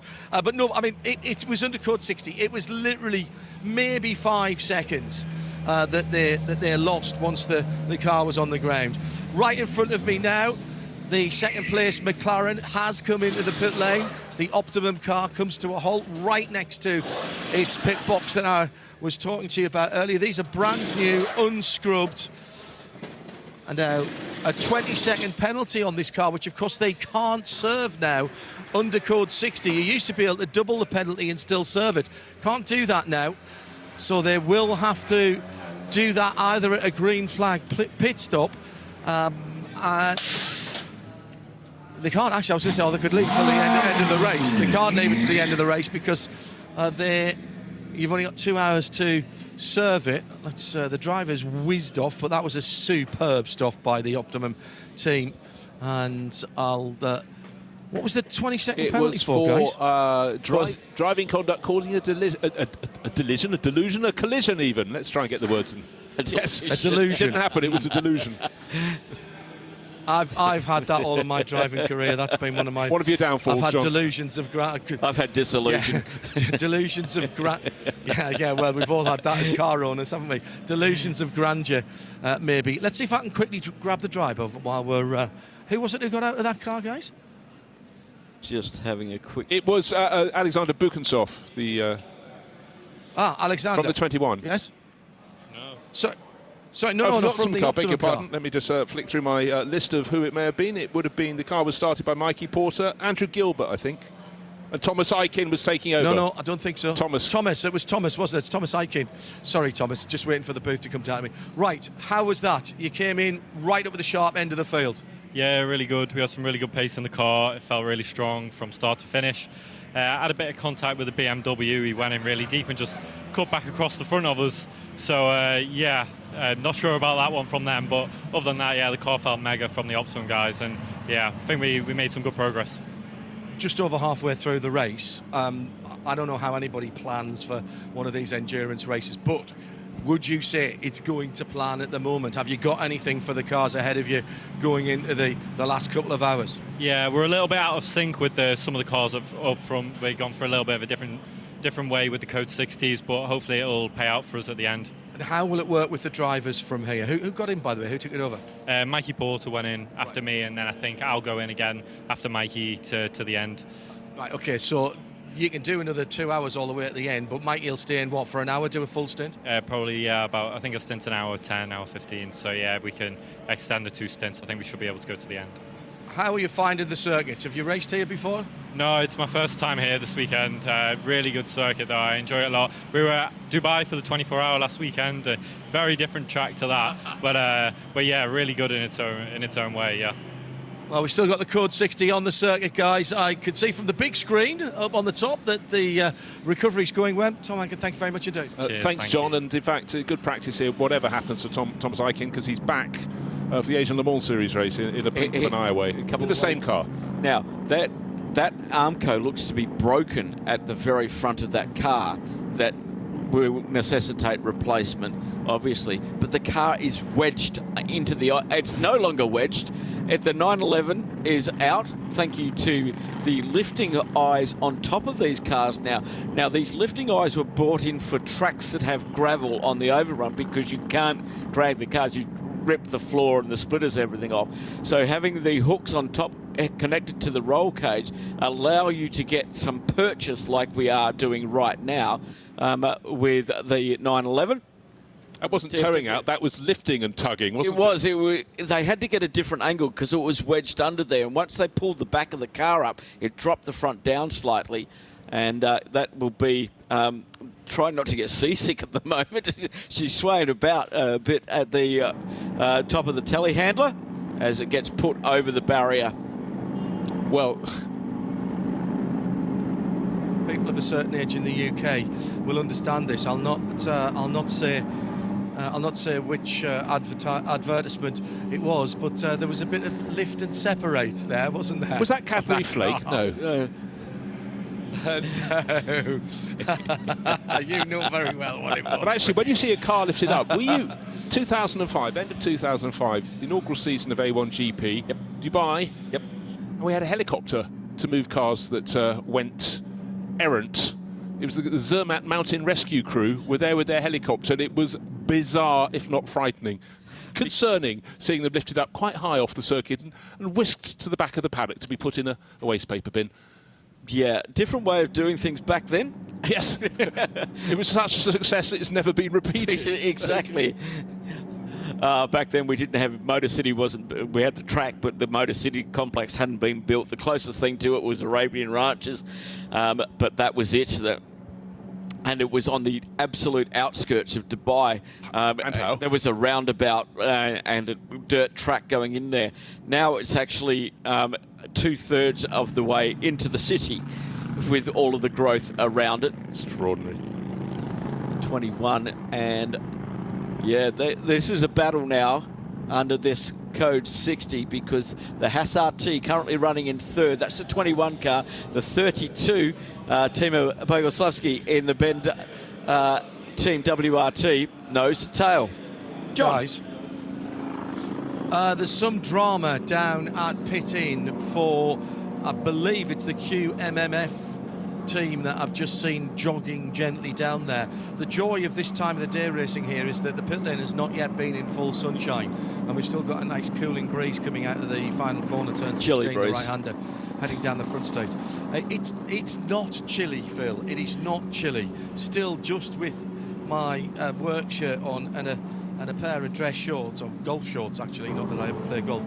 So keep an eye for QMMF possibly being pushed up the pit lane, but there's something awry. I think it was 4 of their team were heading down towards pit in as we still, with 2 hours, 30 minutes and 52 minutes to go, are under this code 60. Yep, cars, we've completed just on 90 laps now and currently in our 4th code 60, clicking up towards 40 minutes.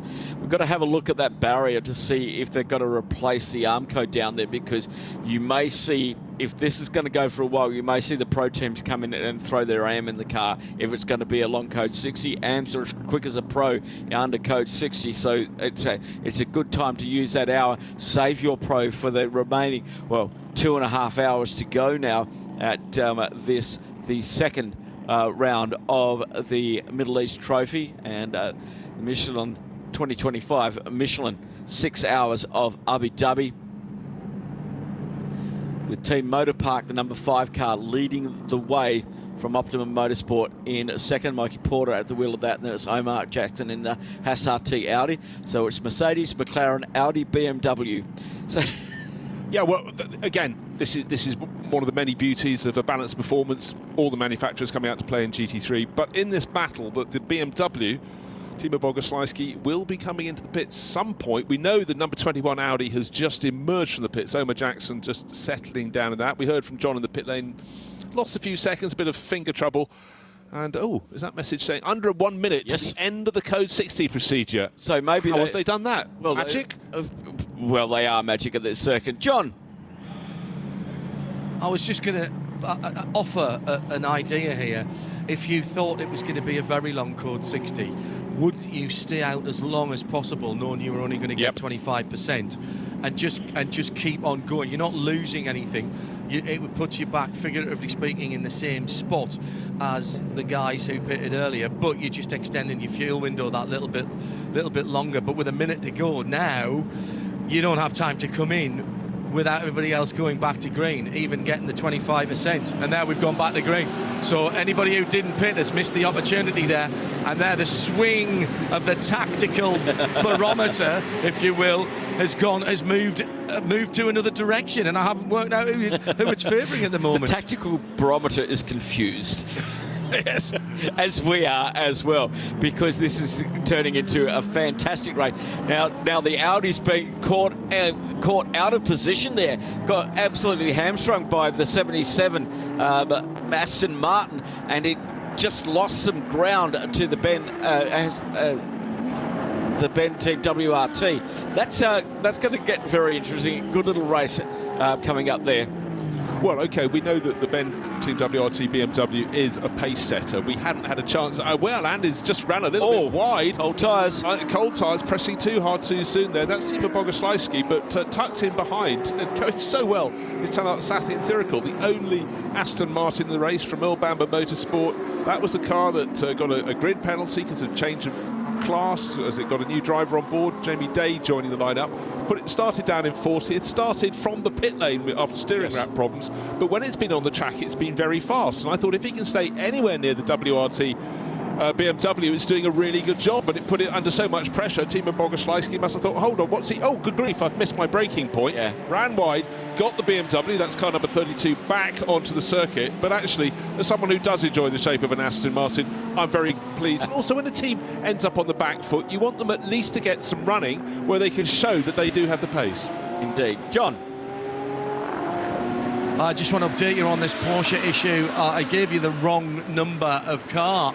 It's actually the HRT number 929 that is stuck down in the fuel area. The car has refused to restart, and they've had to go down there with the dollies and an air bottle to get the car up. So I'm guessing it's stuck in gear as well, and they can't get it out of gear.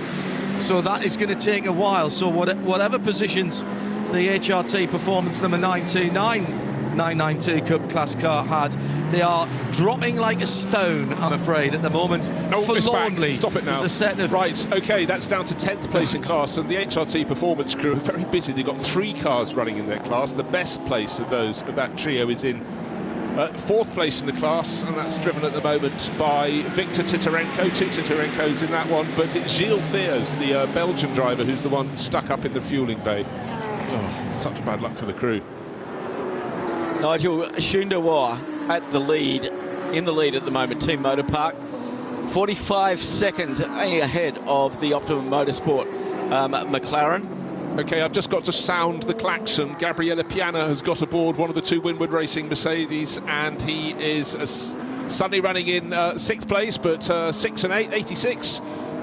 Big problems for that Ferrari. Coming back in, Masoud Jabarian coming in, limping in, nearly at the end of the lap, just come out of turn 14, and apparently right rear rear is smoking away, and it's at a halt, hasn't quite made it back. I don't know where that car started slowing, but the Ferrari 86 Baron Motorsport side of the track, going nowhere. I don't think a Ferrari door is supposed to close like that. You're talking about the clotheslines? There are plenty of those. Now, was the contact? Okay. Oh, right. Yeah. Oh, gosh. There's something going. Maybe something broken on that right. The tyre is still up, but maybe a toe link or something is broken on the right rear of that. Or is that more oily smoke? Well, the car looks as though it's sitting fairly level. Yeah. Unfortunately, due to the position of that car, it's almost impossible to get to without neutralising the circuit. There we go. Just to explain where it is, turn 13 and 14, you go under the sort of amazing architectural bridge over the circuit, and sticking to the inside line on the second of the left-handers, the 86 Baron Motorsport Ferrari has hugged the edge of the circuit but couldn't limp it back. It was going to have to cross the track at turn 15 into 16 to get into pit in, but it's got pit nowhere. Yeah, I don't think it's tyre, I think it's engine because of that blue smoke. With the tyre, you'd be able to get it back into the pits, but I think it may have expired, or something in the engine bay has expired. As we head into our 5th Code 60, we've already had 44 minutes under Code 60 so far. In between lots of sprint racing, literally. Yeah, OK, right, you're a team manager now. How long is it going to take them to recover this car? Think of the ones that didn't make a pit stop, and I'm thinking Team WRT. They normally read these situations pretty well. Their sort of brains trust have years of experience. In fact, Race Control will try not to put a vehicle across the track to get it, so they'll get someone from around the rescue team at turn 12 to come around the inside, and then they'll have to cross a track to get it back into pit lane, as long as it's not spilling fluid. But is that fluid coming out onto the circuit? Can't quite tell. A couple of marshals speaking. Might be shadows. Yeah. I think it is a shadow across the circuit, actually, from one of the telegraph, one of the great big light stanchions beyond it. Ooh. Tell you what, guys, there's a lot of people going to take this opportunity. Era Motorsport are all set up, and as you rightly said, Bruce, anyone who didn't do it in the previous Code 60, which ended just a couple of minutes ago, will, I think, almost have to come in now. I'm not sure that even if I've just been in, I might not do it again if I can get the fuel for another 25% of fuel. We've got just over 2 full stints to go. I'm going to have a very quick word whilst we're under this, guys, if you will. Well, I haven't got the camera with me, but I want to have a word with Jake Hill, because I haven't had a proper word with him since he got out here. You're not enjoying yourself at all, are you? I'm loving it. It's proper this, isn't it? I see why you've done it for so long, Sean. I've been telling you for long enough, haven't I? You have, mate, yeah. It's been, seems a long time since you taught me how to drive in your Audi A5, so, yeah, come a long way. How's it been then? What have you been learning about yourself, about the GT, the era GT3 Ferrari, and about this type of racing? Lots, you know. I mean, it's a massive learning curve from obviously what I'm used to with British touring cars, but I'm just really enjoying it, you know. I'm loving the Ferrari. The Ferrari 296 is a great car, slightly underpowered in a straight line compared to some others, but otherwise it's a fantastic car to drive, and the Era crew are doing a mega job considering how new the programme is. This is our 2nd ever race with a GT3 car, and they're doing a stellar job, you know. So yeah, lots of learning, but overall loving it. If you look on the statistics page of this race, you will see that the third leader of this race was indeed Jake Hill. So you have led a lap. I have, yeah. I came from 22nd is where we started to the lead. So, yeah, I'm really proud of my stint that we pulled. Did about an hour and a half's run in this morning to start the race, and yeah, everything's going well. Kyle's just coming in now just to do some fuel and tyres. So, yeah, he's gonna do the remaining sort of hour and a bit, and then I'll jump in at the end. Right, so you'll finish it off with what, about an hour and 10, an hour and 20 to go? Yeah, something like that, John. Right. Okay. Yeah. How do these code 60s? What's the procedure for you guys making a team decision when you get a code 60? You didn't stop on the previous one, but the car has just come in. That's what you can hear behind us. The air hammer's going down. Yeah, I mean it's a trade-off, right? Because you can only take a certain amount of fuel in a code 60.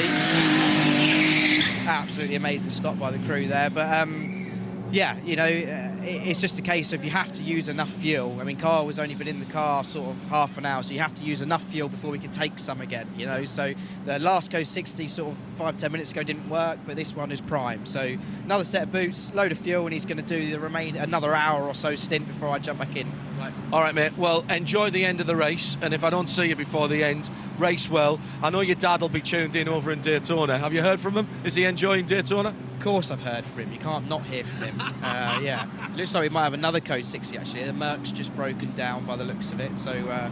There's nothing that Jake can't do. I'll let you get back to the while team. We're commentating. Cheers, right mate. now, Alex, he's good, I know, isn't he? I know. Blimey, He's- you taught him listen, that as well, John. Eh?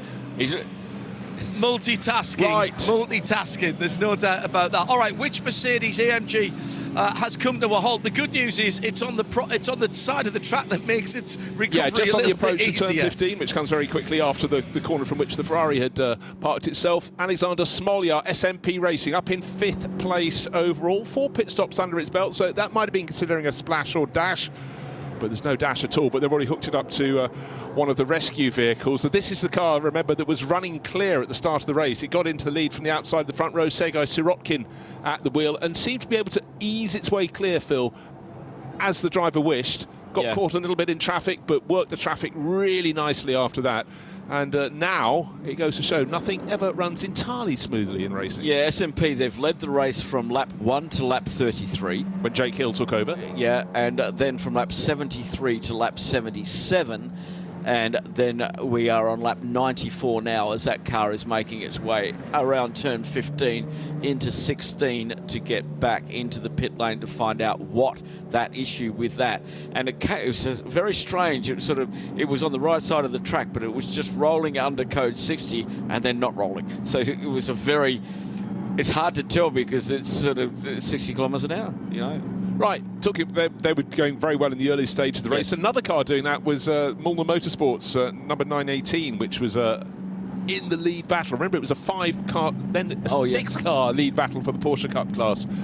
But Martin Rump has got that back up into the lead of the class in 18th overall. Leading the GTX class is Dennis Rotera in the Salacin by Cox Racing KTM that he shares with Nico Pronk and the man with his name on the box, Peter Cox, who started the race for them. I'd like to have more of those in this race. Great looking car, the KTM. They are another great looking car out there, and the only one out there, the Toyota GR Gazoo Racing Supra GT4 Evo, leading from Continental Racing, leading the GT4 category. Got a car in between them, and then a Simpson Motorsport in their BMW M4 GT4, second in GT4, and then the SRS Team Sorg Rennsport in the Porsche 718 Cayman GTS, leading in third in that category. And in the TCX, well, the Alpines, Frederic de Brabant at the wheel of the Alpine A10 Cup car. Gorgeous looking cars, 2 of them here. Chazelle Technology course, leading the way in the TCE car from the sister car, the 110, and then it is the Seat Leon Cup Racer, third in that class. I must say, when they introduced this as a sort of retro regenerated car, it just took my mind back to the very early 70s when I first saw Alpines in hill climbs. Oh, yes. And it just is the one that's truest to that original form. And it is, to me, one of 2 things a sports car should be.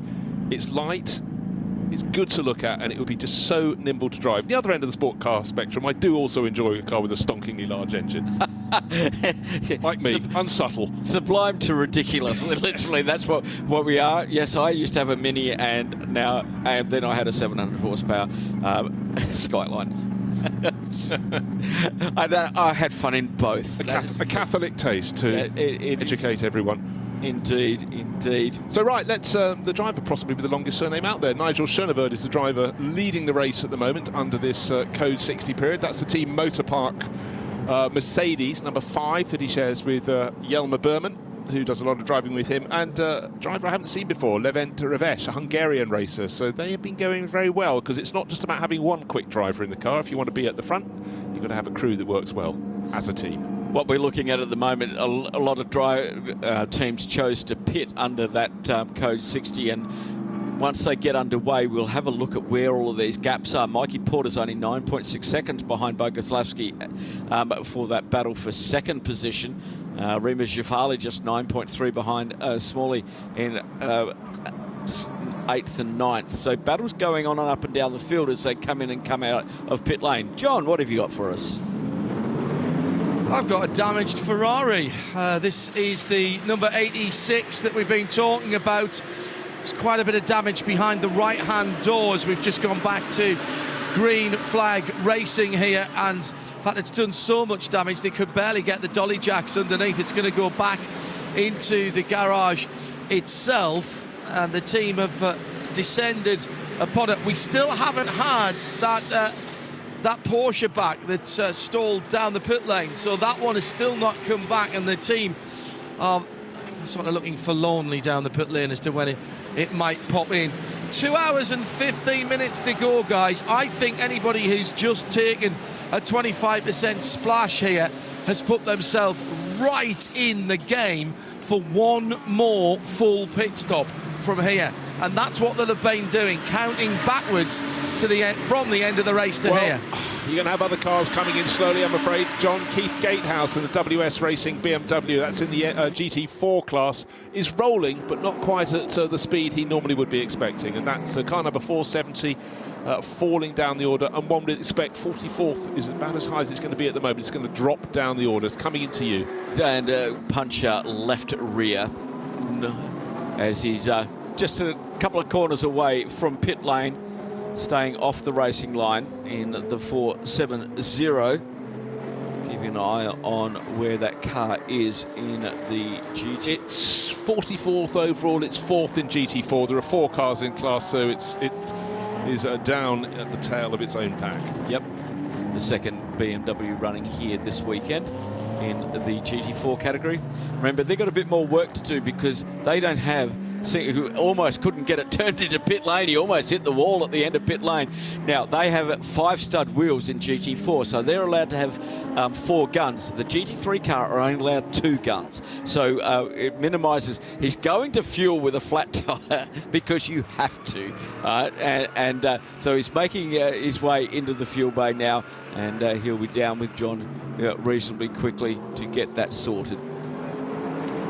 Right, so Nigel Schoeneveld, car number 5, still leading the race, Team Motorpark. So Mercedes, they filled the front row and they're leading the race at the moment. Chase is on, and it's Timo Boguslavski in the leading BMW, who is 2nd overall. But he's got Mikey Porter not too far behind him in the Optimum Motorsport McLaren. Then Omar Jackson, the Haas RT Audi, making it 4 mates in the top 4 positions for Haas RT. That's car number 21. Leading the 992 class, it's the white and blue, or blue and white if you fancy, 918 Mulner Motorsport with Martin Rump at the wheel, the driver from Estonia. Well, from Estonia and all around the world. I've seen him race here, there and everywhere. Just having a look, 53 minutes and 14 seconds currently under Code 60. Well, basically the Dubai race, we had 1/6 of the race under Code 60. If we get to 1 hour, we've got 1/6 of this race under Code 60, but a lot less Code 60. We had 20 there. It comes and it goes. It does most definitely that. Right, I said a few moments ago, watch out, Gabriele Piana has been loaded into one of the Winward Racing Mercedes. And as soon as he came in, we had this duo of Code 60s. But you know what? just been released, banged in the fastest lap of the race, 1 minute 52.691 seconds. Another tenth of a second or two, no, maybe 4/10 of a second, he'll beat pole time. He was, well, the Hassar team did a 2:04. He did a 52. That is 12 seconds. I think the Hassar team was coming out of the pits, but that was a big one. And now we've got some cars. But Stuart White's at the wheel of the Into Africa Racing by Dragon, fastest lap of the race for that car, and that is a 1:54.267 for the Ferrari 296. As McLaren goes slightly off track at the turn number 5, gets back on again. Once again, track limits. You get 3 strikes and then you get a penalty. Yeah, and if you're confident, you can run just a little bit wide over the curbings, but we saw Patrick Charlet running slightly too wide, and he was the driver who ended up with his nose into and sort of inserted through between 2 layers of the barriers a while ago at turn 5, and that was pretty clear. But Mikey Porter picking up the pace, another young driver. You know, GT racing used to be for drivers sort of north of 30, 40 and 50, but now it's north of 16. North of 6, unbelievable. It's more inclusive in so many ways. Yes, indeed. And we do see, because the world of single-seater motorsport can be very restrictive as the pyramid goes up. If you're if you're a racing driver and you've got some talent, now we're seeing people go more towards prototype and GT racing because there's more opportunities to get a drive. Yeah, and I mean, to me, in many ways, the prime example of this was Jean-Marc Gounod Saint-Jules came along. He said, Jean-Marc said, you can have 1 season in single-seaters. We'll see how you stand. Yeah. And then we'll appraise. But he then put him across into cars with roofs, and he hasn't looked back. We were talking about how you can race anywhere in the world any weekend if you're a top proponent in GT3. Kaboom. So that is exactly what Jules Gounod's been doing with huge success. Well, he did it last year. He was at the 24, 2 years ago. He did the Doudet Bat. He did the 24, 24 and 12 in 3 weekends. Dedication, and also lots of people want to see it. 86 out of the box. Looks a little bit battle scarred, unfortunately. Tyres. Yeah, you need tyres on to get it out and get it around the track, guys. Yeah, when the message is the car good to go, Baron Motorsport had to obviously remind him, yes, it is, but we shall apply 4 bits of black rubber. Fresh Michelin's put on board, and this is obviously a car with its amount of time in the pit lane. The Baron Ferrari has dropped down and down the order, but you know, you might as well go on to the finish. And they're down in, was brought in by Masoud Jabarian, down in 44th position, but I think he should have lost a few more places since then while having repairs. Well, 80 laps under his belt. Race leader 17 laps clear. Yeah, that smoke looked like there was something engine-wise, more than tyre-wise or rubbing on tyre-wise. It was really a little strange. The tyre wasn't deflated. But there's so much. We'll see if John can go and work out what they did. Now they can't get the jacks out for the trolleys from underneath it. John. Hello. Sorry. Diana is back. Yes, you're absolutely right. They got the jacks. It's got stuck, and now you just hear that leaving. They were stuck there for quite a while. They just couldn't get it from underneath the car after they put the new tyres on, but that's making its way into the pit lane now. Other than that, we're just letting everything settle back down here in the pit lane, so I'm sure there'll be a flurry of activity fairly soon, but a lot of people are sort of taking this moment just to sort of regroup and see where they're at, with the crew taking a bit of a rest for as much as they can. Well, quite sensible. 6 hours is still 6 hours, but of course, if you're working with the team, you're ready far before the start of the race. You've got all the preamble on the grid. And so it's like when people say, you did 24 hours at Le Mans, you think, no, some of the working days there, particularly race day, you get in the track early in the morning, it's an awful lot longer than that. Indeed, it is, as the Baron Motorsport 488 Ferrari leaves the pits. Now, Herbeth Motorsport's 80 car and the Resume Northern Racing 992 Cup car under investigation for overtaking during Code 60. We've already seen a 30-second penalty be applied for that as well. Leaders, everybody conscious of that. Now, So everybody conscious of it, because you've got 2 hours to serve a penalty. We're 2 hours and 6 minutes to go now. So if you don't do that penalty, it will be doubled.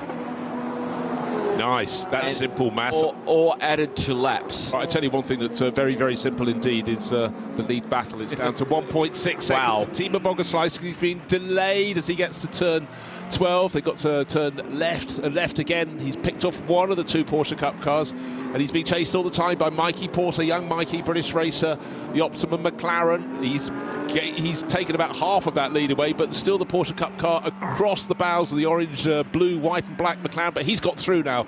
And let's see what the gap is going to be when they get to the start-finish line. Timo Bogoslawski over the curbing, back onto the track at turn 16. Yeah. Crosses the line, 0.9 of a second. And now clear line of sight for young Mikey Porter as he gets going. Optimum Motorsport have been really right on their toes this race, and it's going very nicely for them. Indeed, 54.9, 54.2.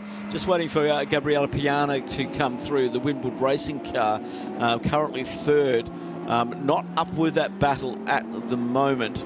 And I'll just keep an eye on that timing screen to see how far that car is back. It's 7 pit stops for the Winwood Racing team, 6 for Optimum Motorsport. Just tell me how many the race-leading BMW has made. 2. That is, I'm sticking to our strategy regardless of Code 60s. Yeah. That's clearly been the decision. Yes. A lot of teams come in for a splash, and for them, obviously, they decided that was the way to go. They started down in 8th position on the grid with Yasser Shaheen. We had Charles Weerts coming in. Yep. Now we're having, I would suggest, probably a double run from Timo Bogoslawski, and then I would presume they'd put Charles Weerts. Charles will go. Or maybe Yasser Shaheen goes, you know, I need experience. In this car, I'm going to be racing on in the World Championship. Put me back in. But I think right now, Timo, who's leading the race, the Russian racer, is he's hanging on. But again, the tail of that BMW does look quite loose, but they look comfortable with it. It breaks away, they bring it back in, but much smoother lines from Mikey Porter in the McLaren. Well, Mikey Porter's got 20 lap younger tyres on his McLaren. That is going to be the big difference here. Details, schmeetails. Yeah, but it's all very good getting up with the BMW, but it's as wide as a bus, because it is a BMW, and getting past it's going to be interesting. And now Mikey Porter right underneath the rear wing, that gigantic rear wing of the BMW M4 GT3 was launched last weekend at Dubai, won the race, and what's he going to do? Can he held up there again? Just back markers just causing issues for Timo. But just remember one thing, Phil, we'd already seen Timo run wide when he was under pressure earlier. Again, it was just after a Code 60 heat, not quite in the Michelin rubber, and ran wide at turn 1. Hooked it back up, kept going again. But right now, he knows he's suffering on the tyre front, and Mikey Porter out of turn 5, down the long straight. He's in the sleeker McLaren. He's trying to get a bit of a slipstream, but actually, I must say, Timo got plenty of push out of that corner on the long run down to turn 6. There's a car up ahead of them.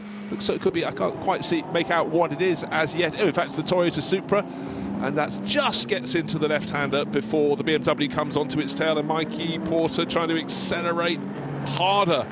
You go left, and then you immediately go right, left, and any gain? Very slightly, perhaps, I'd suggest, down that long straight, but now it's the curving straight on the run down to turn 9, the reprofiled and greatly improved corner. Oh, most definitely. And most definitely, this track is much more fun now.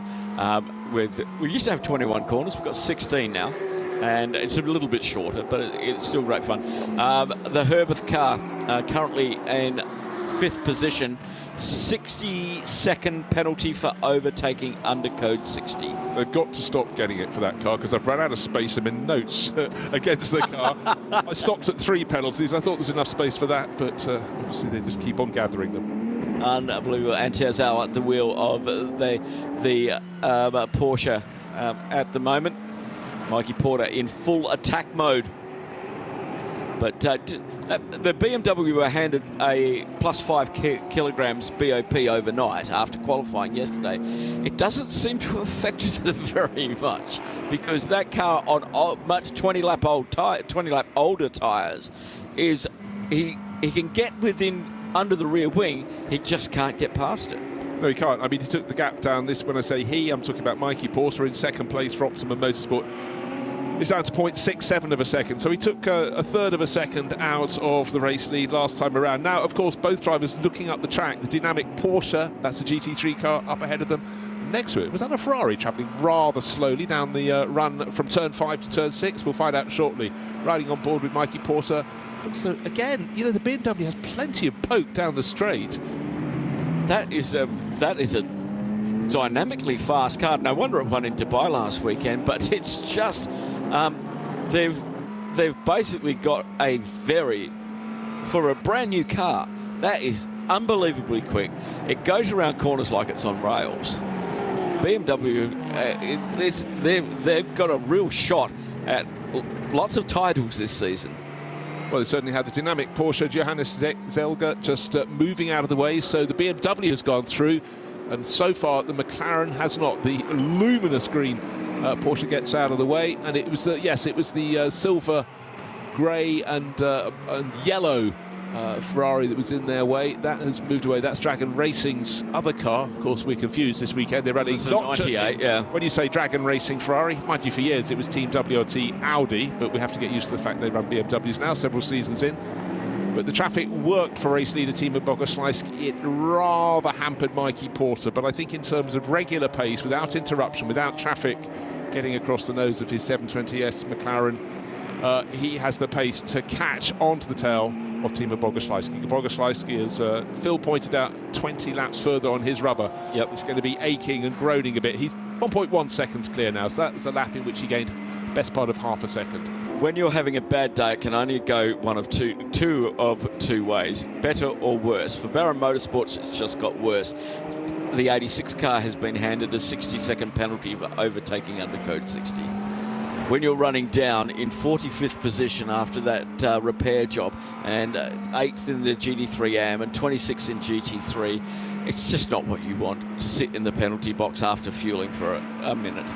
No, the last thing you want to do is have time to gather your thoughts, because your thoughts may be fairly impure anyhow because of problems out on the track. But it's racing, and if the stewards say you've done it, you've done it. I remember when Phil Quaife was racing here a few years ago, and I was doing the pit reporting, and they ended up, he got a 2-minute penalty. They were leading the class, and I'm looking at him down in the penalty box. He's looking at me, and I could just see his head shaking as they lose the lead. And I asked him at the next race, I said, so what's it like to sit still for 2 minutes while the race goes around? He said, soul destroying. Yeah. It was, yeah. Well, blow me now. We blinked and we were nearly at half distance, so we're very nearly at two-thirds distance. Yeah. Coming up, well, we've got there, in fact. We've just crested that. Let's have a look at the standings as we clicked over the 2-hour mark. And it was the Ben Team WRT BMW at the lead from Optimum Motorsports second, Winwood Racing in third, Haas RT in fourth, 4 different makes in the top 4, 5 different makes in the top 5 with the Herberth Motorsport, but with a big penalty hanging over now. Our current Middle East Trophy champions for 23-24, Manamara Energy by Ebby Motors in 6th position. Garage 59's McLaren in 7th, Hupp Racing Team 8, Team Motor Park in 9th, Winwood Racing rounding out the top 10. Well, actually, really impressive performance by Manamara by Ebby Motors. They've just crept up there. Cosimo Papi on the fly. Going outside the top 10, Protenhuben competition with their Porsche. That's in car number 73 in 11th. Into Africa Racing by Dragon Racing. That's a car that's showing decent pace, moving up and down the order a little bit. They're 12th. Dragon Racing with a sister car. That's the Porsche with the Gettys on board, 0.7 of a second behind them. Then Simpson Motorsport with their Audi.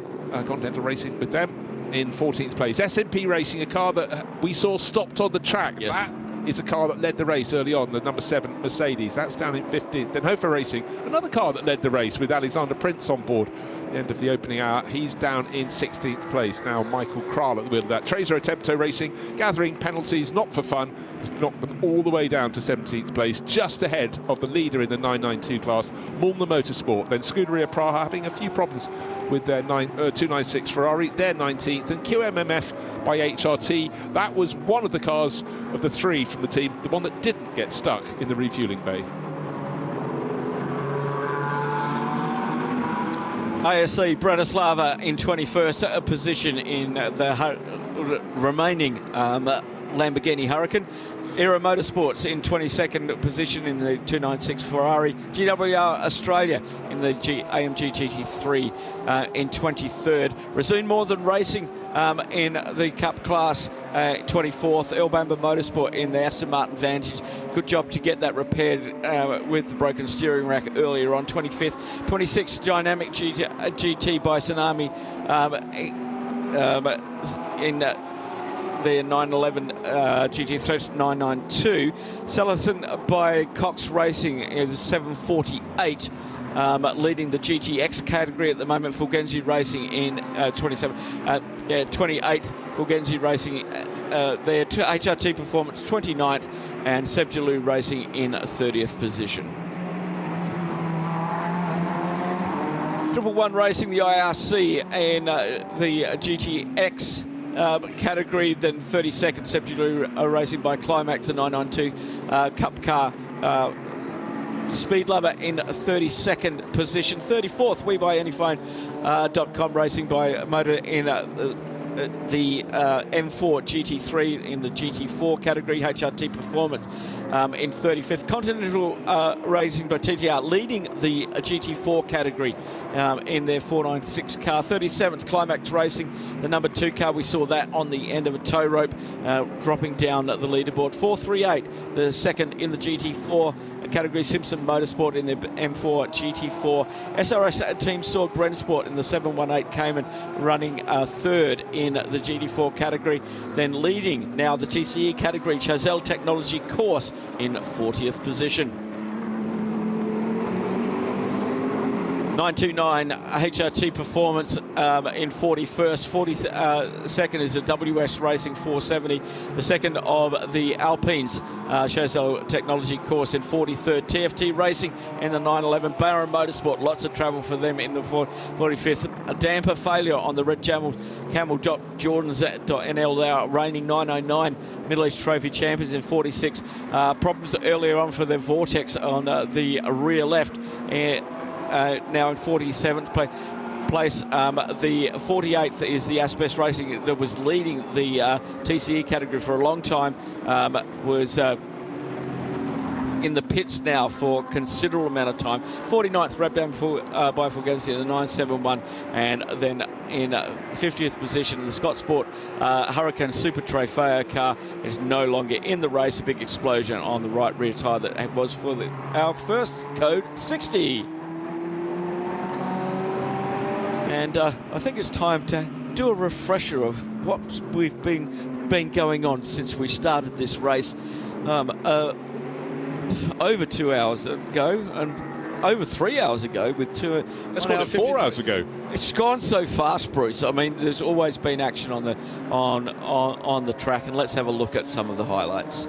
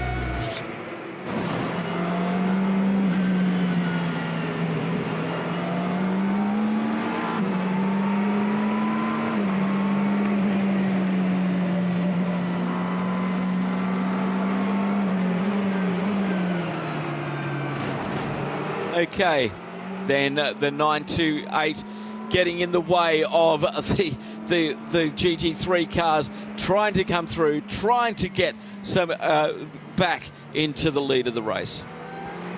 So how's it going to hang? 1.2 seconds, 1.3 seconds now, the gap between Timo Bogoslawski trying to pull clear, but again, the tyre temperature's dropped away, they're getting going, and now we'll see how Mikey Porter can close in all over again. He's done it once, he's hoping to do it for a second time. He goes past one of the two Alpines around the outside, but he's got the Aston Martin, the reinvigorated. This is the car that had steering rack problems, started from pit lane, but it's been going very well in the hands of whoever goes out in it at the moment, particularly Tanat Sathi and Tiracle, who was looking really strong in it. It's now being driven by Siete Juan Santoso, slightly getting in the way there of Mikey Porter. And bear in mind, it's 2 laps down, but now Mikey Porter in the Optimum Motorsport McLaren has got clear and is really starting to press on, because he's got a target, and the target is on the rear, the Bavarian flag, if you will, on the badge of BMW. The BMW is the one, the M4 GT3 Evo, the one that was so successful on its debut last weekend in the Dubai 24 Hours. And he's hunting down its driver, the Russian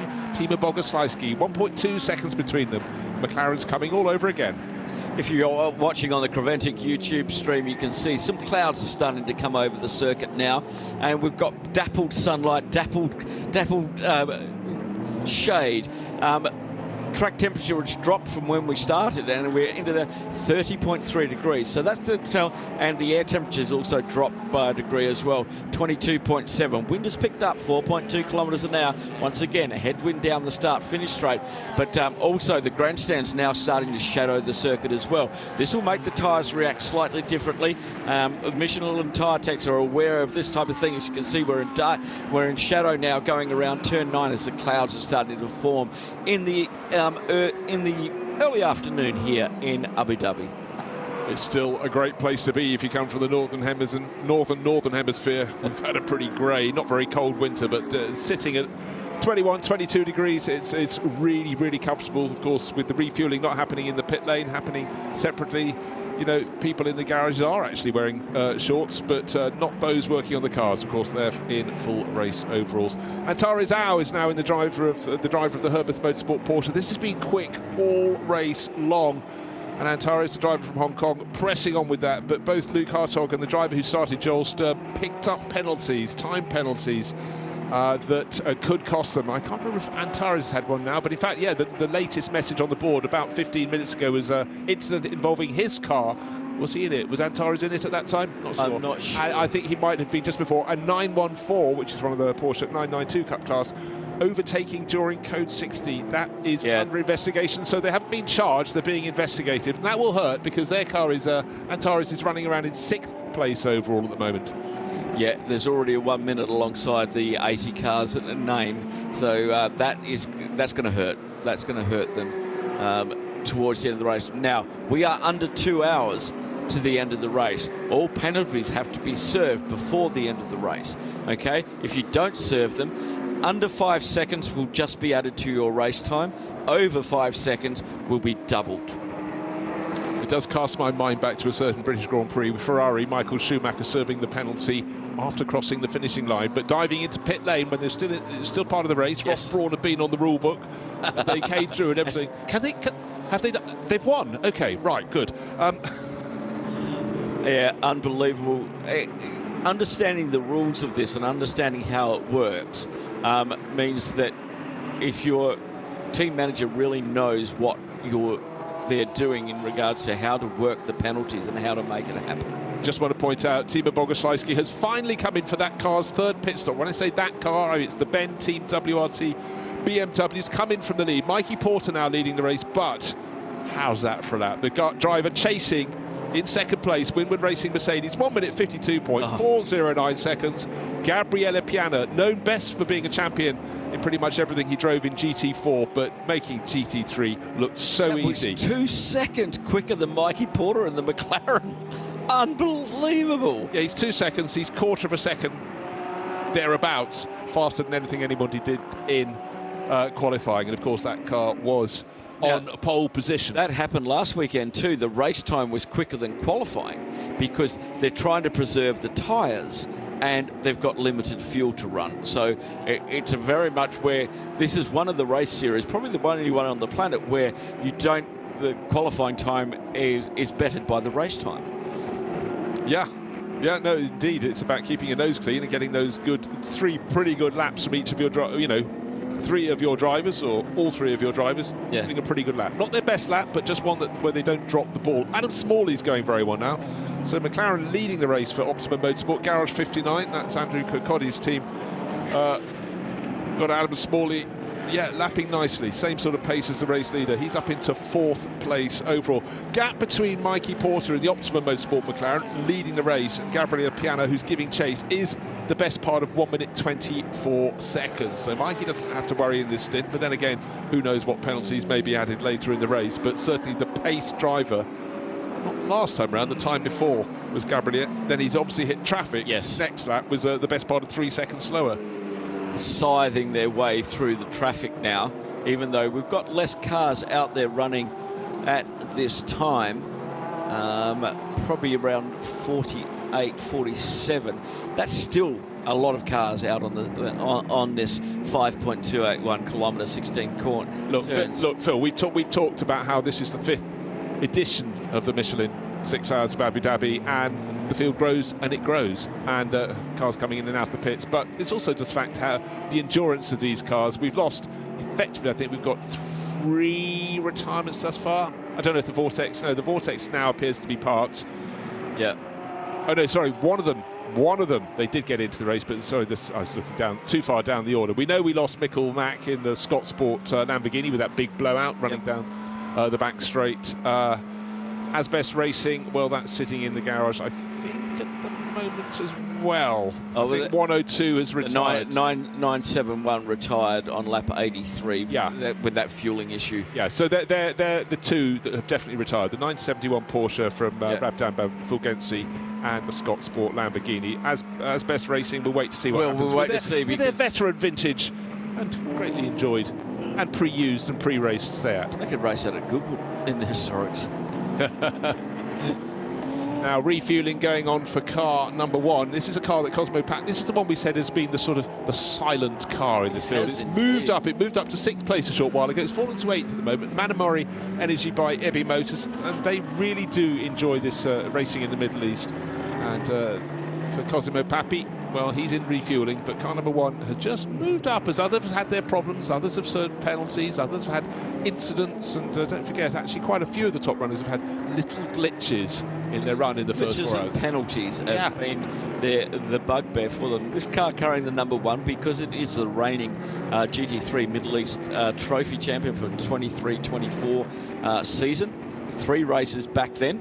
That was Kuwait in December, and on whichever year you want to choose. We did Dubai and Abu Dhabi the reverse way around last time, and which put the Dubai weekend over the top of the Daytona 24 weekend, which means we lost some drivers for sure, but there was a very good reason for that, because obviously the original calendar had Dubai running 2 weeks earlier because of the problems around getting the cars past Yemen, and therefore Suez Canal issues. But anyhow, this time around, it's a more logical pattern, I think, because otherwise the jeopardy of going into 24-hour race as the final round of a championship, it does change the equation.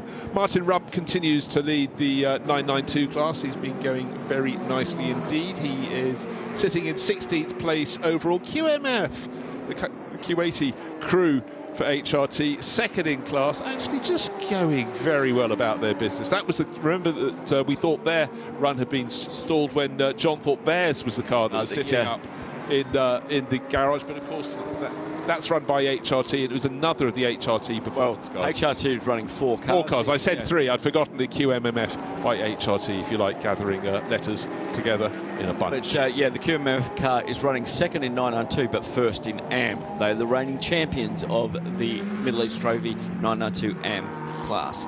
So they're looking to do back-to-back, and it'll be the only people who have done it so far back-to-back who are not racing this weekend are CP Racing. Oh, okay, of course. Okay, the Charles Putnam and Charles Esplanade and the entire crew, who we miss dearly, and hopefully are listening and watching it and going, let's get back behind the wheel. I can hear the pit lane. Diana, what do you got for us?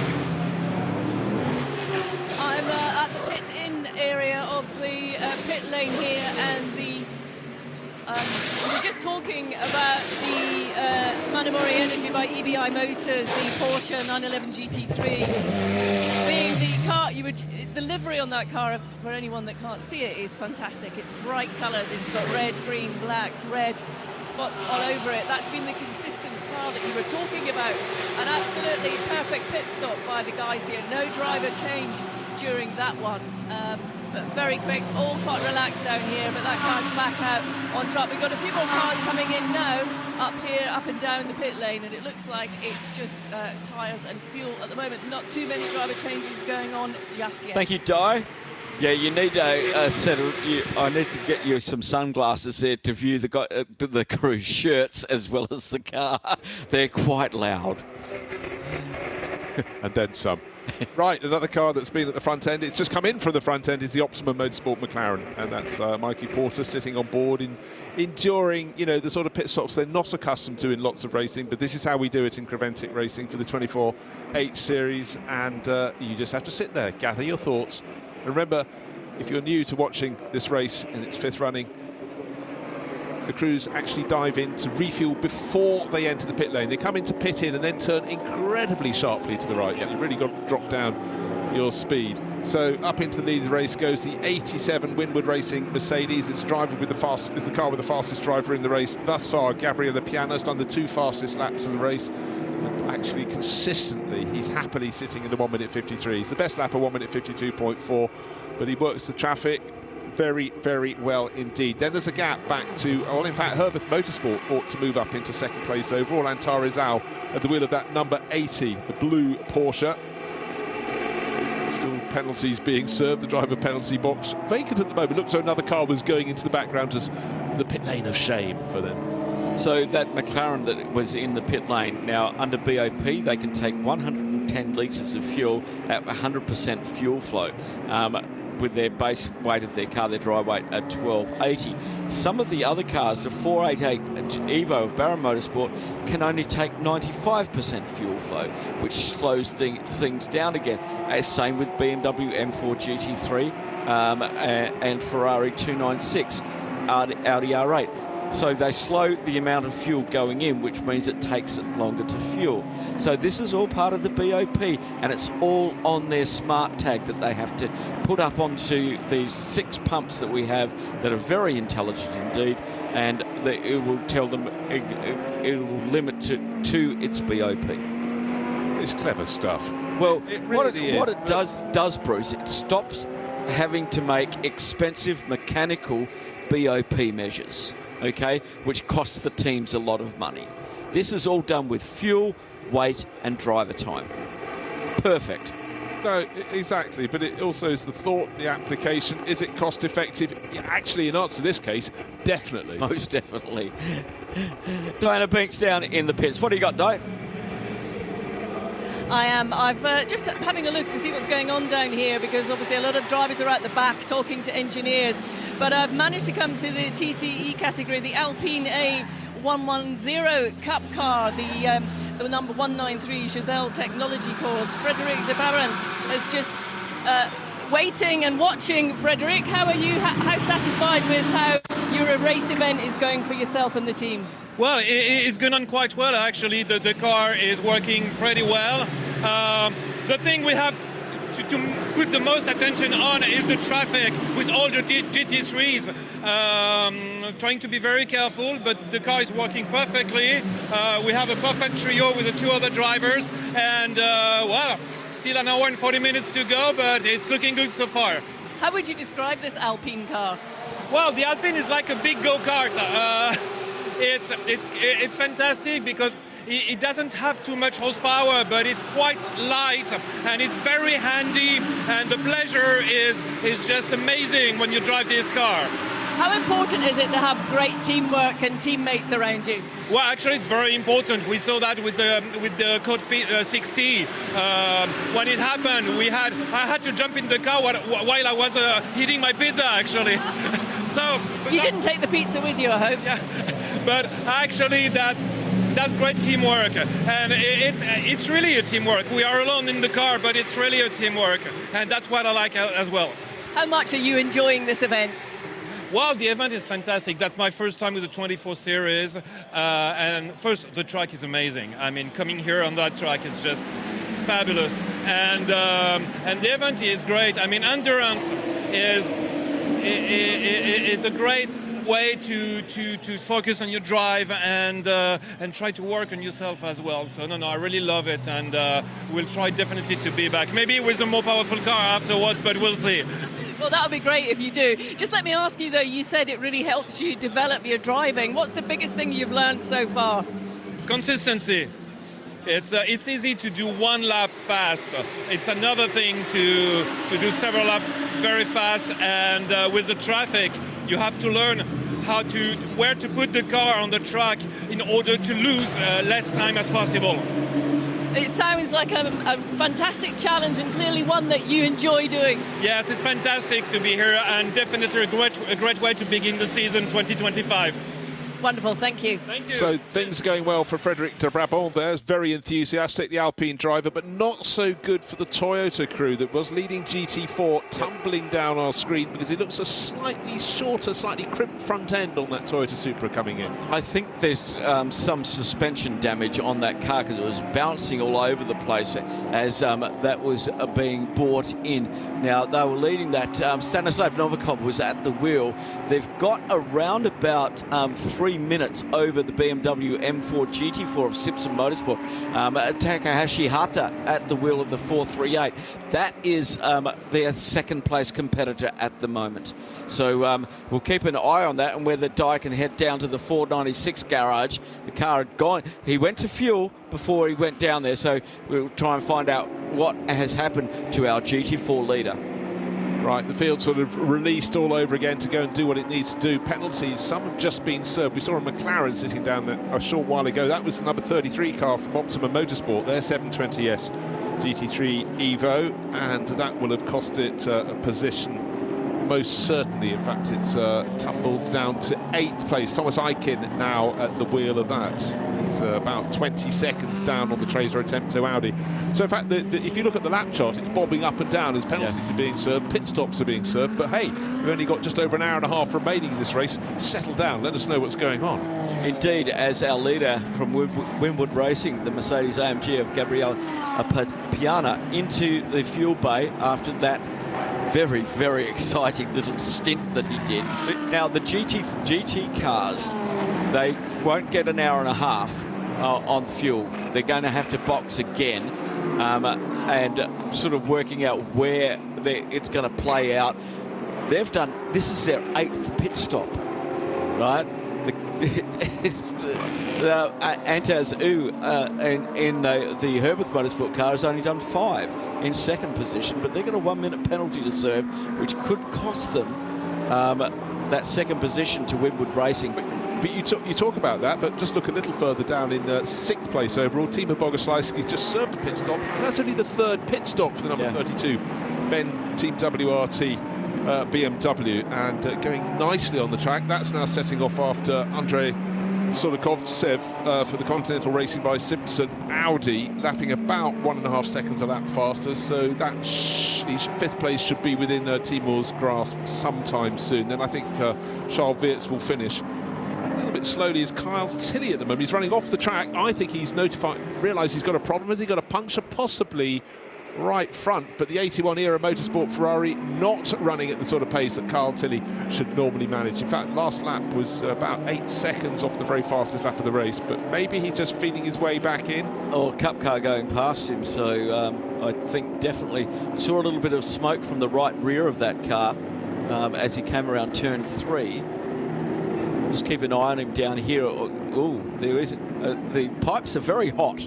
Yeah, the pipes are very hot. He's getting out of the way there. Oh, that engine is not happy at all. There's a lot of smoke coming out of that car. I think the end is NIG, as some people say, or NI if they pronounce it properly. So yeah, his last lap was a 2 minutes, nearly 2 minutes 4, fastest lap of the race is a 1 minute. Yes, he's taken the shortcut. He's on his way back to the pits. He just cut that off. Both of those exhaust pipes on that Ferrari were smoking heavily, and it looks like, terminality would be the word that I use.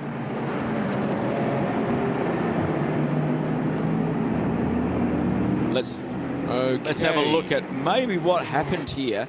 As okay, look out for the Ferrari, middle of the pack there, 14 on the windscreen, Till, Carcelli, and a puff of smoke, headlights off. Oh, had the engine cut out, headlights back on in the first corner. But then we get to look at the rear of the car. You see those hotly glowing exhaust pipes a couple of times on the run down to turn 9. Then we saw that puff of smoke as well. Yeah, that is not natural Ferrari behaviour for this team in the 81 car, making its way into pit lane. Just dropped into 15th position, 4th in GT3 Pro-Am. But I think it's a little bit more terminal that the insides of that Ferrari do not want to play anymore. I just want to see if he does go into he's going into fuel just in case it's something not as bad as what we think it may be. Okay, Di, I think you can guess you need to head down towards Era Motorsport, because hopefully Carl will bring that gorgeous-looking but rather slow-moving 296 Ferrari round into pit lane. Let's look at the lead of the race. It's 23 seconds to good for Antares-Al for Herbert Motorsport. That's car number 80, their Porsche. The 16 Winward Racing Mercedes in second, and another 20 seconds further back in third is Nigel Schoenever, Team Motorpark Mercedes. Di, what are you finding in the pit lane? We may have lost Di. The Continental TTR Racing 496 has not made it out of the fuel bay. They are stuck in there and they have lost the lead of GT4.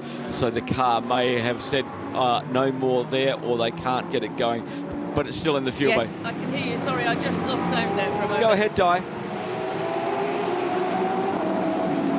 She can hear us, but if you could head down Yeah, I am at the number 81, the Era Motorsport that you were talking about, and I just need to see if I can. They're all waiting inside the garage here for the car to arrive back. I did see Jake Hill, who's disappeared out the back there, but there's no major urgency with the guys here. In fact, they're going back into their garage. So if you bear with me, I will come back to you with a bit more information. Thanks, in a couple Di. of minutes. Yes, it's sometimes the crews don't know. Exactly. They're standing waiting. They would have seen what we've seen, but they're not always looking at the moving images. They're looking at the banks of other screens that just have numbers and colours. No idea what they mean. A car number 80 now leading the race. They've still got a 1 minute penalty to serve at their next pit stop for Herbert Motorsport. 21 seconds to the good of Winward Racing Mercedes AMG. Sergei Solarov at the wheel of that. Then 44 seconds back to the Team Motorpark car. Do you think this is planning the race is going to start to come together as all the strategies start to converge towards the end of this race with 1 hour and 27 to go? You've done this before. Good, quick. That was a quick 2 minutes. The Era Motorsport number 81 Ferrari GT3 is making its way back in. They think they might have a fuel leak, so they've sort of asked us to step away from the area around the pit apron and the garage in case they need to do anything. So they're just all waiting to receive that car in now. I think it's heading its way up the pit lane as I speak to you. Yes, it is, and they're waving the lollipop to get him back up here. So they need to check if they have got that fuel leak that they suspect they have, which is obviously disappointing for these guys, but the car just arrives on the pit apron now and pulls to a stop here. So they are taking the bodywork off the car to have a check round to see what they can find. I think fairly shortly that's going to be the dolly jacks go underneath. They should swivel that round with a couple of mechanics lying atop the car looking in to see what they can see, but it may well be they swing that round into the pit garage. And Di, just please make sure you don't knock out your pipe in front of the garage if there's refueling issues. I won't. I'm just here chatting. Oh, sorry, I forgot your name. Craig. Craig. Hi, Craig. You're obviously watching what's going on with the car there. They've taken the bodywork off, put it back on. Was it the fuel leak? Craig's just having a radio contact, so I've interrupted him. It doesn't look like that was. Craig, sorry about that. You thought it might be a fuel leak to start with? we've been having pressure problems for the last lap, so we just boxed, filled it with fuel, and now we're going to go back out. Everything looked fine, so we're going to go back out and see if we guarantee the fuel pressure problems on the data. So we had plenty of fuel in the car, but we were having dropouts on the back straight. So we're just trying to fault find at this stage. It's always a challenge, isn't it? Very much so, very much so. And it was running really well up to that point, so we'll see what happens from this point forward. All right, thanks, Craig, for that update. So they've sent the car back out, and that's gone back out onto the track. And as I head out into the pit lane again, there's a number of teams waiting to receive drivers. There's going to be a few driver changes here any minute now. So as soon as I get to speak to the outgoing drivers, I'll Thank let you very know. much, Di. 1 hour 25 to go, Bruce. Is this in the window for the 992 Cup cars? Getting close. Someone's approaching the window, considering whether to open it or not. I'd suggest. Yeah, it's for putting that last driver in, getting that last tank of fuel. Well, you think about it over the years at the Dubai 24 Hours. If you have a smooth opening hour or so, you get the strange situation where they've been running outside the top 20 and suddenly got the leading 992 car class right at the sharp end of the field. Most definitely. The 992 Cup cars don't carry the downforce of the GT3 cars, which means they're less draggy in a straight line. So they become the bane of the GT3 cars, especially if you've got a 992 Cup car not carrying much fuel and a GT3 car full of fuel. Getting out of the corner and going down the straight, they just are really difficult to get by. It's one of those other elements where your pit crew have to absolutely see where gaggles of 992 Cup cars are. Yeah.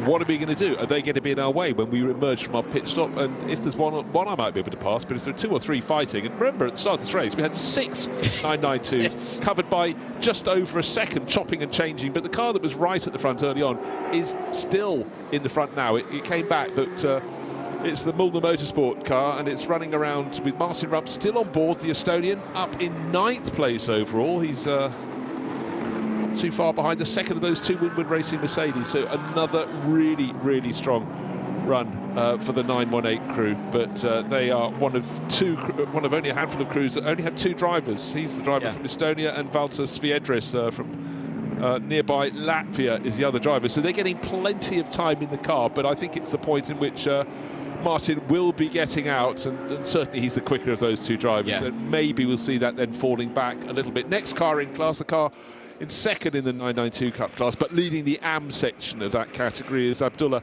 Ali Al-Khelaifi in the QMMF Porsche, of course, from HRT in 14th overall, and falling down the order to 16th in the blink of an eye because it's sitting in refueling. Indeed it is, but very comfortable AM leader. The second in the AM category there is the Fulgenzi, the 917, the Enrico Fulgenzi Racing, and Enrico Fulgenzi at the wheel of that. They've got probably a lap and a half to make up to get to the back of the and we'll wait till they come out of fuel, because that gap is dropping all of the time, as you said, Bruce. GDX, Darren Curry leading that in the IRC, but Peter Cox has bought the Lamborghini, that bright yellow Lamborghini, and there they are having their battle. And this is battle for the lead, and I think Peter Cox has just got the lead of GTX. Unbelievable. Is that? No, that's not. Sorry. Cox is that's the KTM. Further back.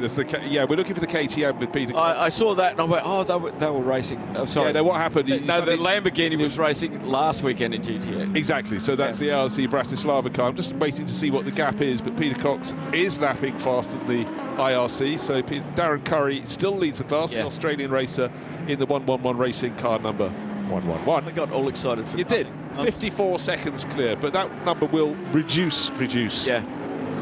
5 pit stops a piece for the 2 GTX cars as they continue through that GT4 now being led by Simpson Motorsport in their car. Diana, what have you got for us down in the pit lane?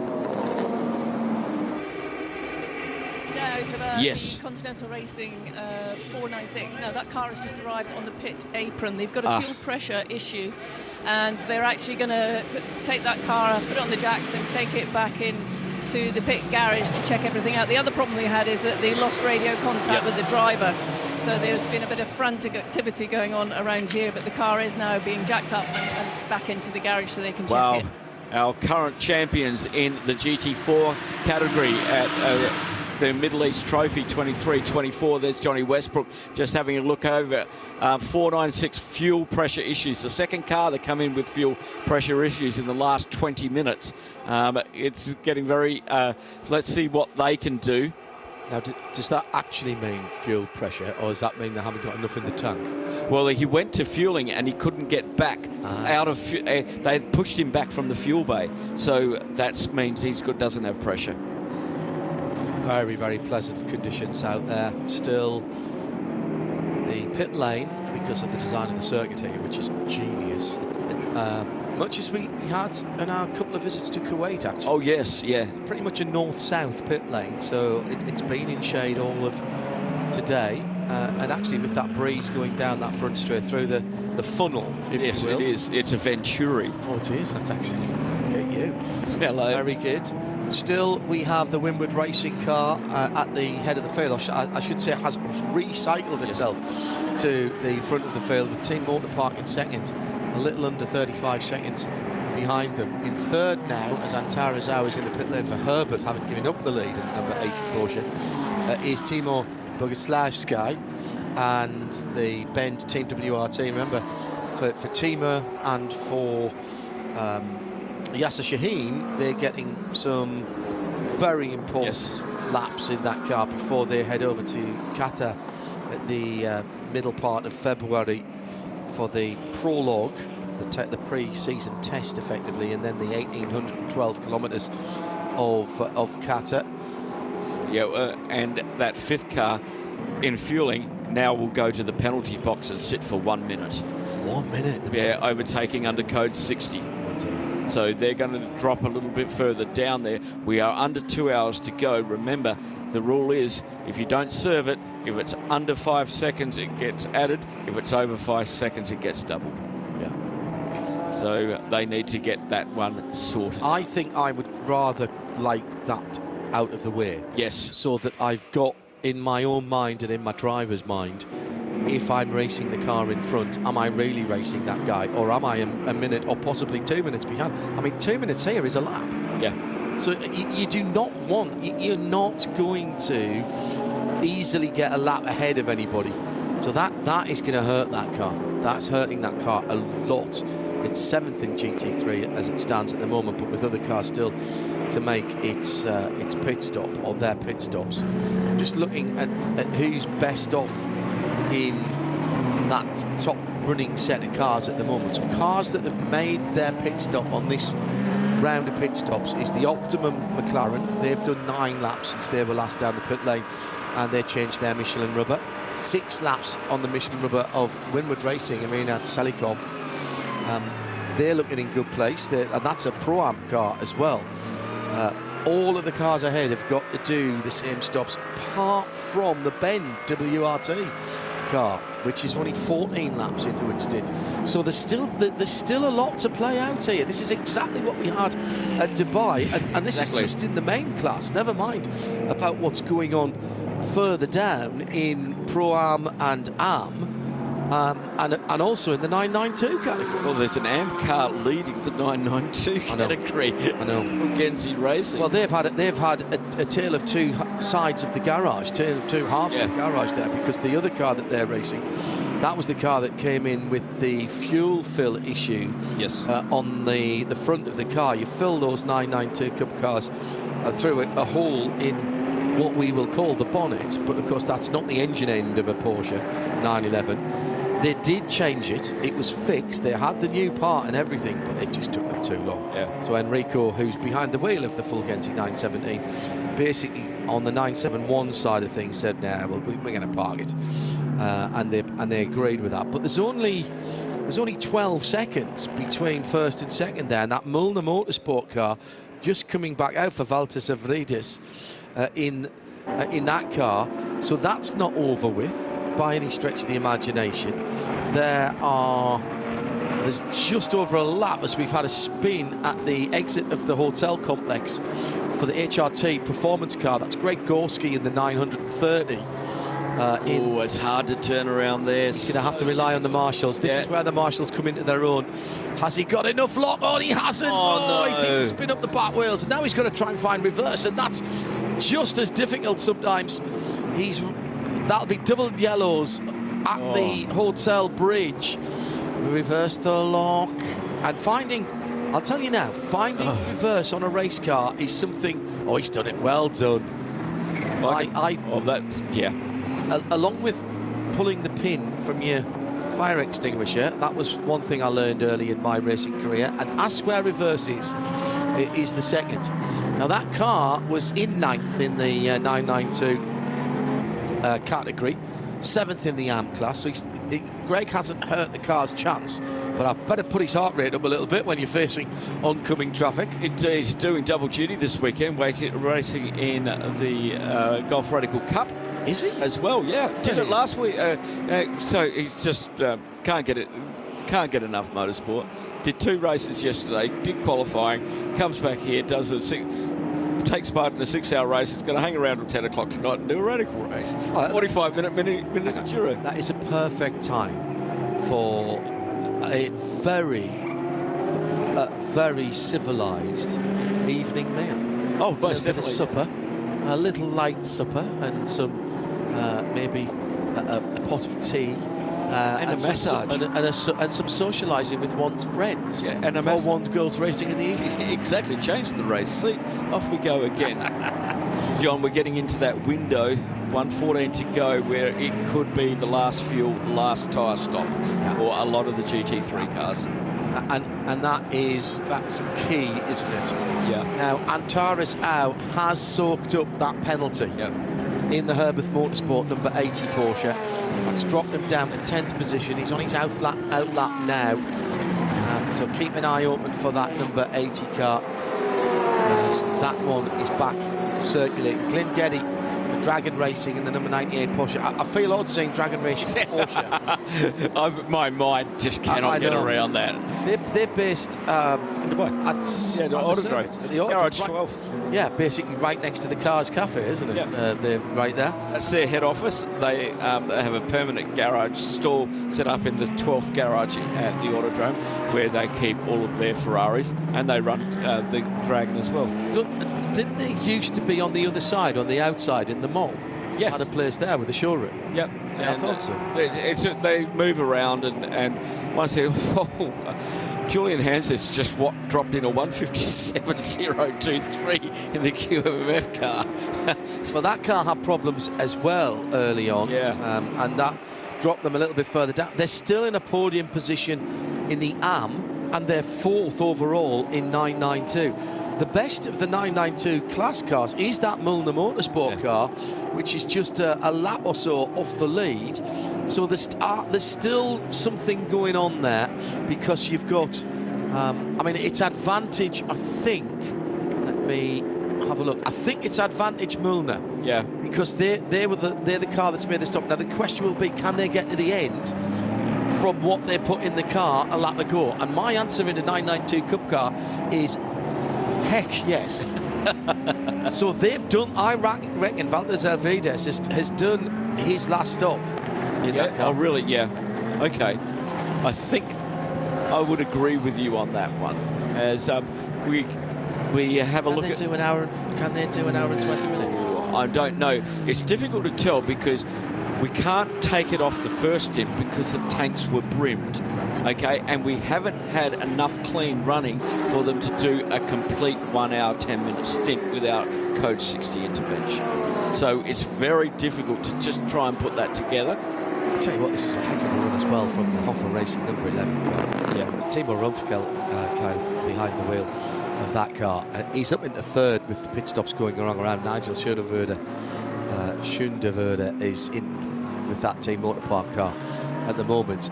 That's the Pro-Am, the Pro, and the Am leader as the top 4 at the moment. That Team Motorpark car is going to be in a pretty interesting position here when it comes out. He's in fuel at the moment. Tom Aiken is back in for Optimum Motorsport in the McLaren, as he told us he would be. There was a coming together between two Porsches, the Razan Morthan 914 and the Fulgenzi Racing 917, and I saw that pop up earlier on that it was being looked at, and that was really, I was waiting to hear what was happening from that, because the Fulgenzi car, Enrico driving that car, that is the lead car in the AM class. That's been no further action, NFA as they say. Just going back to the Hoffa racing car, that started in 21st position. Yeah, that is amazing. And Alex Prince led the race before the end of his stint. It was funny, if you went with us earlier on, he had the biggest beaming smile when I was talking to him, and we did have the camera on him as well at that point. And he said, I came in and they said, look at the timing, and because they hadn't bothered telling him he was leading. That was an no, you wouldn't tell him. You wouldn't want to tell him out there. Interesting strategy. Now, Thomas Aiken, a young British driver, 5th overall in GT3 in the number 33. This is the Optimum Motorsport McLaren. He thinks that car is quick down the tubes, through the fast bits. That's where he told us that this car has the advantage, and he's just made up a couple of positions on the track in terms of getting through traffic. As he was going into turn 9, that's actually quite heavily banked left-hander there. It's almost a speedball type corner, which does mean there's a couple of different lines to take on it. Most definitely. It's very much like turn 8, 9 at Dubai with that banking. Very similar. Not quite as large a banking, but it does have good banking there. So you can motivate your way through that corner. As McLaren makes its way onto the start. Bruce Jones comes back and joins us. How are you, Bruce? Powered up, mate. All good to go. Quick coffee and a very nice fresh donut up in the media centre. But conditions still absolutely spot on here. I can see why people come racing for the 4 months of winter, November, December, January, February here in the Middle East. Very comfortable environment for all concerned, but it's really shaping up at the front. But a couple of cars have just pitted. Timo Bogoslawski, the number 32, the Ben WR Team WRT BMW in refueling. Car number 99, the ACA ASP car. Sorry, what am I talking about? The attempt to Audi in refueling as well with Jeff McKeel's. Great story. Now, Di is down in the pit lane, and we're getting to the point now where, among her other duties, she has the unenviable task of asking people, was that your last fuel stop? Di, where are you at the moment? I am Motor Park. Mercedes just came in, the number 5, so superb pit stop by the crew down here. I think Nigel jumped out, and it was Avente that's got in for what will probably be the final session. But if Nigel is available, I will quickly grab him for a quick word, if I can, as he's just giving his helmet to one of the crew members. Nigel, would you mind having a quick chat? Just for you're always happy to chat to us. Nigel, how was that stint? Yes, it was good. I was happy, I was feeling me fine, and I tried to keep it stable, especially with the traffic, so no risk. So I think I did it good enough for myself. Important to be consistent. They are really motivated. They are. Your team did a fantastic job during that pit stop there, and they're just waving at us while I'm chatting to you. But how crucial is it to have such good teamwork and team around you? I think it is the full package. It's not only one driver of one team. You need to do it together. You need to have luck as well, and I was happy with it, and I will congratulate them. We're just over an hour to go. I think it is one hour, just over 1 hour to go. What's the strategy for the final hour? It's not easy to tell that, because the guys don't know that. I don't know it yet, and I will not tell it the rest on the moment. I think that's the smartest one. Did you enjoy that stint out there? Yes, it was really my first stint in GT3, so I really enjoyed it, and it was much more easy than I thought. What made it easier? I think to keep the lap stable. I was focused on the practice, not to be only sharp on one lap. Only for me as a bronze driver, I need to be stable, keep the same times, and hit the traffic easy. So. And how was it navigating the traffic? It was good. Only two cars. Two cars are really pushing on the straight, so it was difficult to overtake them. So I tried to keep my moment, and that was running well. Okay, Nigel, thanks for chatting to us. He's spot on, mind, isn't he? Because it's all about average stint time, average lap across the stint, and that differential between your best lap and your worst lap, and you want that to be as low as possible. No good getting within a couple of 3/10 of your best driver, your pro driver, and then the next lap putting it off and losing 10 seconds. That's exactly the right way to do it. Just checking through the stats, Bruce. 18 changes of lead, 18 leaders of the race in terms of lead changes. SMP Racing have led the most laps. They've led 46 laps, and I saw immediately I looked to see where they are, and it's Alexander Smolja behind the wheel of that car at the moment, but he was last in the pit lane 16 laps ago, so he's got to stop again. I'm not sure they've got the arithmetic right here unless they get help with a code 60 and a little sneaky 25% of their fuel allowance. You know, one of the constant conversations has been predicting likely safety car periods. Not safety car, sorry, code 60 here. We're not having the safety car. Likely short. Are they going to be long periods, short periods? And you know, not everyone's going to guess right. But, you know, just keeping an eye on where the WRT BMW is. Charles Wirtz is taking it back over to run it through to the end of the race. I think that will stay out right the way. What have we got left on the clock? 1 hour and 5 minutes. I think you're there or thereabouts, but are they banking on there being another little moment where they can come in for a splash and dash, a 25% tank load during a code 60? Will there be another one? Thomas Aiken, he's in at the end in that car, but he's done 16 laps as well since the last time he was down the pit lane. How do I know that? Because I'm psychic. No, because we've got the RFID chips in the Michelin tyres on all of these cars, and what that tells me is they banged a new set of tyres on. So obviously he fueled at that point, and that was actually when he got in the car for these stints. I can consult other screens here, and that will have been, what's that, roughly speaking, half an hour ago, and he's done 32 minutes ago. The other thing he's going to be tight on is no, he's going to be fine. He's going to be fine on his 2 hours. That was the other thing I had to look at there. Yeah, that's fine. Of the top runners, for a long time, the Ben WRT BMW had just so few pit stops relative to the others. But at the moment it's out. It's only done 4 pit stops. The leading car's done 7. The car in second has done 8. The car in third, Adam Smalley, the Garage 59, only 4. These are going to be factors, I think. But tyre age, Charles Wirtz down in 6th place, 1 lap so far on those tyres. He's nearly finished 2, but the cars in front of him done 17, 13, 18, 19, 40 for Hofer Racing. So Timo Rumpfkarl bringing that car in. It's in refuelling now. Everyone else behind step up 1 position. But that has been a really, really good stint. He did the hard yards on those tyres. And Winward's... When I say him, that's Hofer Racing. And we've been talking about their incredible run for Alexander Prince, Chantal Prince and her father, Martin Kroll, and Timo probably taking it through to the end with all his experience. Both Winward cars have led race laps, 6 for the number 16, 3 for the number 87. The question for me will be, can that car do what would have been about an hour and 10, an hour and 11 minutes on its tank of racing fuel? No doubt the Michelins will last that time, and no doubt the driver, Charles Wirtz, has the time in the tank with just 4 minutes since he left the pit lane. He's pushing on. He's just done that car's fastest lap of the race with a 1:53.0.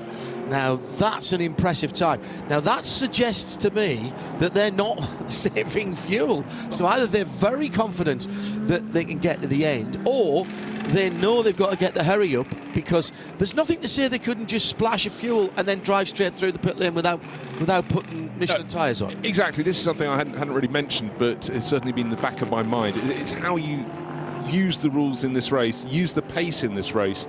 And I think we've also got to keep an eye on Gabriele Piana, Winward Racing. He's in both the 87 and 16 car. He's been the star driver. At the same time, mind you.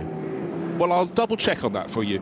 Now, there's an open mic in the pit lane. Diana, what have you got? I'm with Hofer Racing, the number 11. Timo's just jumped out of the car. Timo, that was a superb stint. Obviously, we know you are a professional driver and give it everything, but how was it on the circuit? It's good. very clear, so I didn't have any cautions, not so much traffic, so complete opposite we had the days before. I think before qualifying I got 7 laps here on the track only, so it was a nice welcome change for now. How are the tyres? How are you managing those? We went flat out all the way, so we didn't manage anything. The car was perfect, so the guys did an amazing job, and really endurance car. Yeah. These endurance races always push you, it goes right down to the wire, doesn't it, right to the last minute, but you've just got to be consistent. Well, I have no idea where we are, so I just got in the car, we were P13, I have no information, so I have to look at the monitor now. It wasn't that exciting for me. Well, I think we came in at about P5, so you were 5th. Not so bad, eh, for old man. Did very well. A great team here, obviously a great pit stop by the crew. Say again? A great pit stop as well there by the crew. Yeah, the crew is awesome. They're doing a good job. It's a flawless job. Dubai, a flawless job here, so it's really good stuff. Thank you so much. I realised, we've got the... double wave yellows into turn 1, Ahmed El Hamadi. Oh, that's nasty. Driver's left right on the apex. Can anybody see? Completely blind for anyone approaching. Good news is there's plenty of room on driver's left, and he's just pulled straight on. I didn't even have to go on the blue painted stripes, the gritty paint as it's called. He's pointing in the right direction. That car, one of the hordes of Porsche 992 Carrera Cup cars that are here. There's a few modifications to those cars to run the endurance races, but surprisingly few. Porsche, I think, hadn't really realised until probably the 991.1 Cup car with Creventic and the Michelin 24-hour series. That started to come of age as an endurance racing car then. They're exceptionally good value to buy, particularly if they're a year or a couple of years old. People will move them on and get the car. And, I mean, led the race at Dubai, albeit courtesy of that larger fuel tank. So you get a larger fuel tank, you get headlights that properly work, air jack system, you can activate the ABS. Porsche can do that for you with basically an electronic code, and you're allowed that in any race over an hour, actually, with a 992 Cup car. And they have turned out, and particularly in this 992.1, guys, to be a very cost-effective endurance racing car, Bruce. It is very funny when a car is built with one purpose and ends up with a second one, but again, that is down to the engineering and the fact that it really just can do what you ask of it. It's so balanced. Just want to point out one thing. We just heard from Timo Rumpfkar talking to die down in the pits. The car was taken over, the Hofer Racing Mercedes, by Alexander Prince, who was such a star. He was the one that came in and didn't realise he'd been leading the race. But I love that quote from Timo, being asked about how did you do tyre management. We didn't manage, we were just going flat out. Fantastic. Perfect. And the Michelins are good. Yeah, fine. That's a factor not to be considered here because they're so capable. Well, and and that's exactly what we were talking to Charles from Michelin about. It down through the years, the last thing, bizarrely, and you wouldn't think this of anybody involved in motorsport, but the last thing that they want to be talking about is the tyres being part of the equation. Bit of a battle going on here for 6th and 7th with Jules Sturm and Axel Jeffries battling it out. Porsche versus Ferrari. And Ferrari going past. Ferrari again showing that Porsche maybe just a little bit deficient in the top speed department. Well, one of the problems with the Porsche, nothing to do with the Porsche per se, it's the number 80 crew have picked up so many penalties. It's really held them back down the order. They have done that 1 minute that was sitting next to them on the last stop. Yeah, so that's why they're back there. But Joel Sturm, Loic Hartog, real stars in that car. But, stars also picking up penalties, and they really hurt. But Axel Jeffries, well,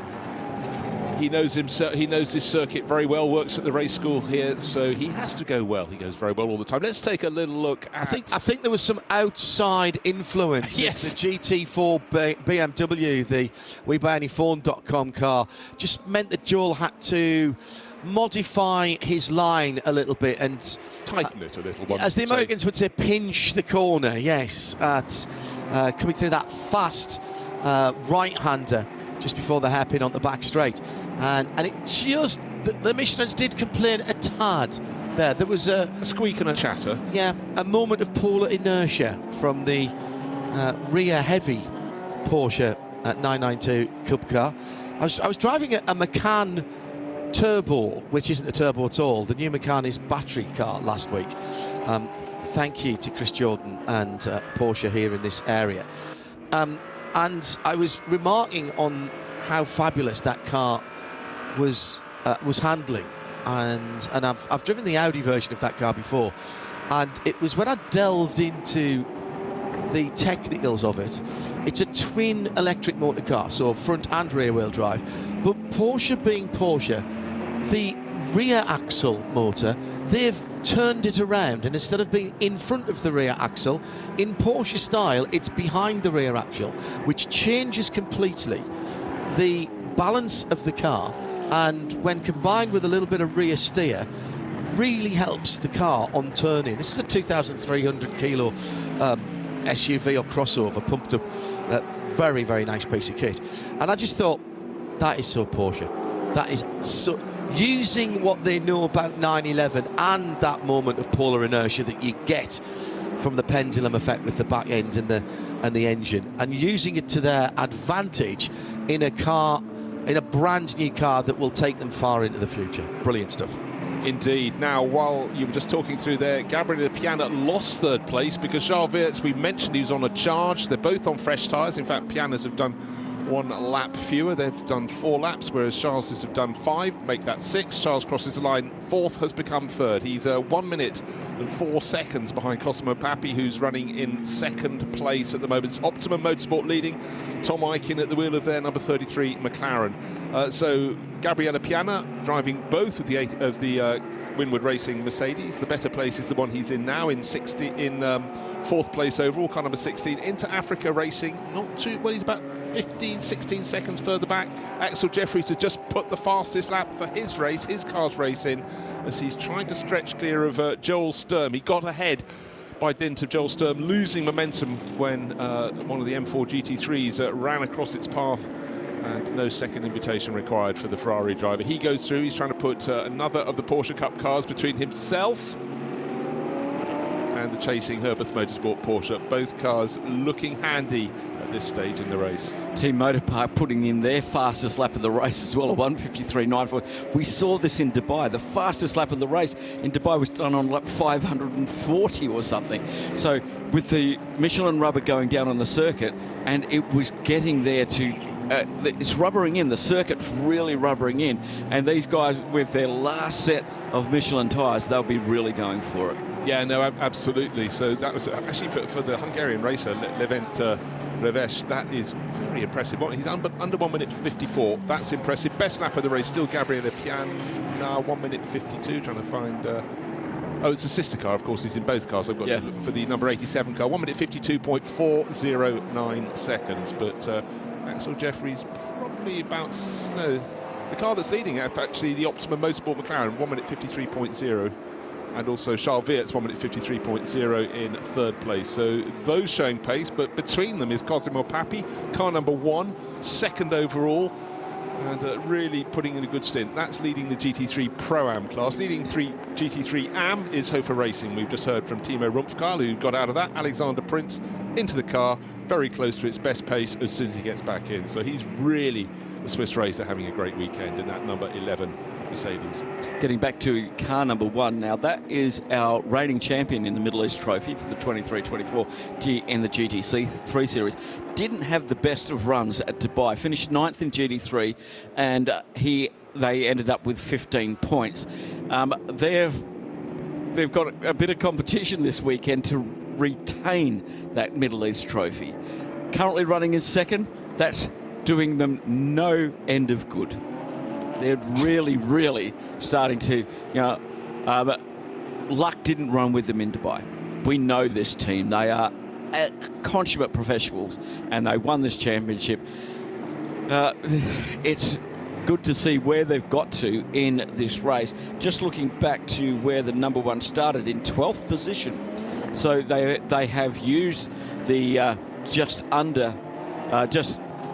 over 5 hours to claw their way back up into the leaderboard. 6 pit stops for them, 7 for the leader, but it's the Ben Team WRT 4 pit stops. This is our plan, and that's what we're doing, and that's the end of the story.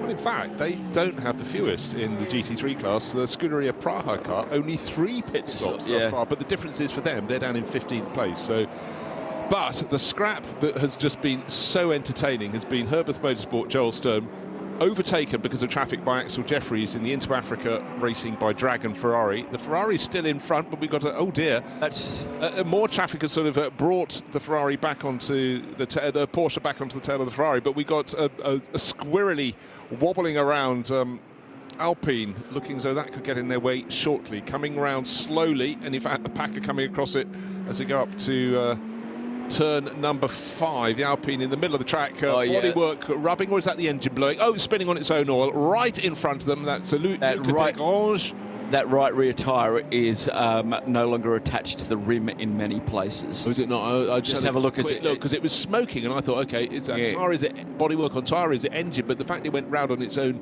if you have I thought it's on. Oh yeah, you're right. It's That's tyre. a long run back to the pits for the Alpine. Unfortunately, currently leading a class, trying not to destroy that tyre. The other cars staying well clear of the tyre smoke that's coming for it, because they don't know if it's tyre smoke or oil, and so you've got to make sure that you don't get involved.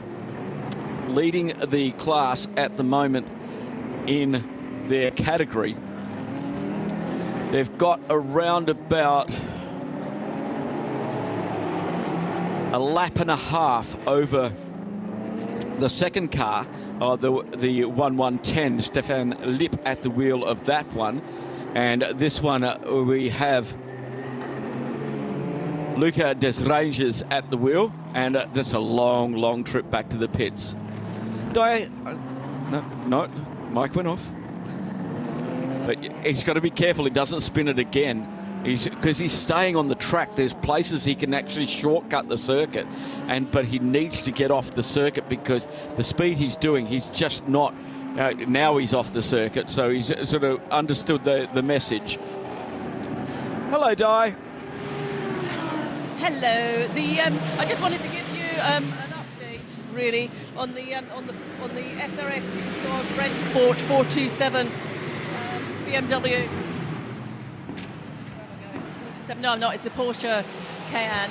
I think you saw that car come in, and they've got a broken radiator, so they've had to take the car off the pit apron and take it in to the garage there. They had contact earlier on, he thinks, with the Lamborghini. So that's put them out of the race with, what have we got, 50 minutes or so to go. So disappointment from these guys here. Thanks very much, Di. Incidents are still happening because Gabriel Rindon, the driver from Luxembourg, just rotating the number 73 Proton Hooper competition Porsche at turn 16, the final corner. You're quite committed. They're not the fastest corners, turns 15 and 16, but you do want to place your car where you want it to go down. You know, the start-finish straight is a relatively long one, but luckily no one else behind was caught out. But for Proton Hooper, I would suggest, well, he had Louis Pret very close behind him in the Garage 59 McLaren. And did it take two to tango? No, not really. I don't think so. Proton car spun within the confines of the circuit, didn't even go without the white lines, did not go beyond, but just rotated as he was coming through turn 16, then was sitting across the track. But luckily the racing line is out beyond him at that point. There was an There was an air gap there. Air gap. Gabriel Piana just on the fastest lap for the Mercedes AMG Winwood Racing, 54.044. 5 seconds separates him from the Charles Piana, the Bend WRT team in third position. This is getting tight down there. Yeah, well, they're the two quickest cars, or were the two quickest cars on the track. But Thomas Eichen is picking up the pace again and stretching his advantage over the Manamori Energy by Ibi Motors Porsche. That's car number 1 in second place, but it's 33 Optimum Motorsport McLaren leading the way. 2 McLarens in the race. The other one, Garage 59, has had a bit of a penalty, and that's dropped it down to 14th position overall. But you know what, actually going very well indeed. In fact, matching and even exceeding the pace of the race-leading McLaren at the moment. But you add up the penalties, you add up the delays, add up just not necessarily getting your tactics right as situations occur in this race. And that explains the gap between the two McLarens. But certainly Optimum Motorsport have run this race very, very nicely indeed. One little element I just want to think of is talking about Gabriele Piana, he's running in that 4th place, closing in bit by bit on Charles Wirtz in the number 32 Team WRT BMW that's holding 3rd. But Gabriele has also been out in the other Winward Racing Mercedes. That's down in 12th place. But the worst thing for the 87 crew is when they got the Maestro in the car, when they got Gabriele in the car, there was an awful lot of code 60. Yeah. So they couldn't get out of him. I liked your thing before. As an AM driver in GT3, you're good. Very good if you're a Pro-Am, and very, very good. Yes. You know, you even get official business cards with I am very, very good racing driver. Exactly. The problem that Piana has, he's still got a 10-second penalty hanging over that car, so he has to get past the Bend Team WRT. Charles Wirtz is not going to be easy to get past. Just having a look at where we are on tyres, tyre They're very similar. They're very similar indeed. So he's going to have to try and get past. Just on 3/4 of an hour to go before we see the checkered flag here at the Michelin 6 Hours of Abu Dhabi, round 2 of the Middle East Trophy, and the top teams are starting to come together as all of the strategies finally unfold. And it's Thomas Eakin in the lead at the moment from Cosimo Papi, Charles Wirtz in 3rd. McLaren, Porsche, BMW, Mercedes, Ferrari, your top 5. That is balance of performance perfection from Creventic. No, it really is. And also, I've mentioned it before, but the Aston Martin that had to start from pit lane, yes, that has been lapping on their pace. And Jamie Day getting his experience in the car. He's down in 21st, but he is banging in laps every bit as good as the race leaders. Yep. Actually, as I say there, Axel Jeffries, hello. His car's fastest lap. He's also into the 1 minute 52. So that's the 2nd fastest lap of the race, the fastest lap for the Into Africa Racing by Dragon 8 Ferrari. He was having that great battle with Joel Sturm in the Herbert Motorsport Porsche over 5th place, but he's got clear. The 193 Luca Degrange Alpine has made it back to the pits, and he brought a wheel rim in with scant rubber connected. Exactly. Economical on the rubber.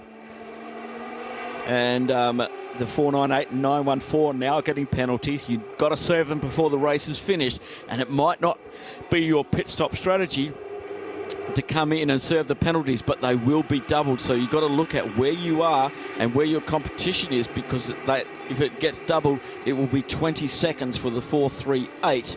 And keep an eye on where that is. And that is our class leader in the GT4 category. They are, I think, enough ahead of the Team Sorg Rennsport Porsche 718 Cayman. Not for that, not to affect them. Have a little look where the 914 is in our gaggle of cars. Still around about 48 cars running, a few in the pit box. The TTR Racing still in the box, and the Vortex, yeah, we saw that's out running at the moment. The GWR Australia's Mercedes in there as well. So it's going to be a little bit interesting as the work continues on. But it's McLaren leading the way from Optimum Motorsport. Just keeping an eye on that gap at the moment. It's clicked over 139 laps.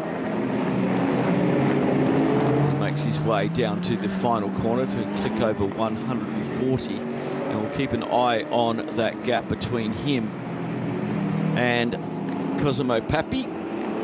Well, with every lap, he's eking out more of an advantage over Cosimo. No disrespect there, young Tom Aikin, a very, very quick young man. But really, to my eye, I'm just keeping an eye on how close Charles Wirtz is getting now to Cosimo Papi. He's taking about 2 seconds a lap out of that margin. His tyres, though, 18 laps less mileage under their belt. Yep. So, of course the Belgian driver is closing in. But if the equations have been done right, we've only got just over 40 minutes remaining in this 6-hour race. Can Papi's crew get these tyres to do enough laps to get to the finish, or will they need a fresh set? It'd be a bit of a mistake. It's one thing if you come in to top up your fuel because you're running short, but really you should have done the sums right on the tyres. Indeed. With the Chazelle Technology course, Alpine number 193. Look, as the team team manager here. We've just been watching what's going on with the car. We could see that the rubber was off the rim and there was a lot going on. What happened? Yeah. What happened is that we have a puncture, and because of the puncture, the ABS sensor was damaged, so we need to change it. But anyway, it's replaced now, and we keep going with the car, so it should be okay. You didn't change driver, did you? Same driver stayed in? Yeah, same driver stay in. It's still in this stint. It should go to the end. So we hope we keep our fingers crossed.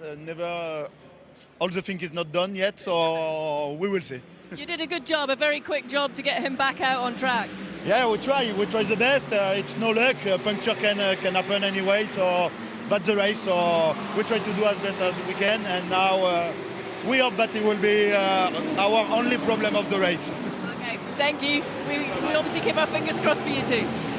A couple of cars running close together on track, but a couple of laps difference is the KTM Crossbow and the 111, the IRC GT. But there's a few laps between them, and the Crossbow currently leading the GTX category. Peter Cox at the wheel, the Salison by Cox Racing. And another problem for the 193. Is that another tyre failure? You know, was it? I don't know. It was a big lock-up. I thought Luca Degrange had just gone out and had a problem, cold tyres, and just braked too deep into the corner. He locked it up. But is there a reason? Oh yeah, that lock-up of the front. He may be back in his fillings.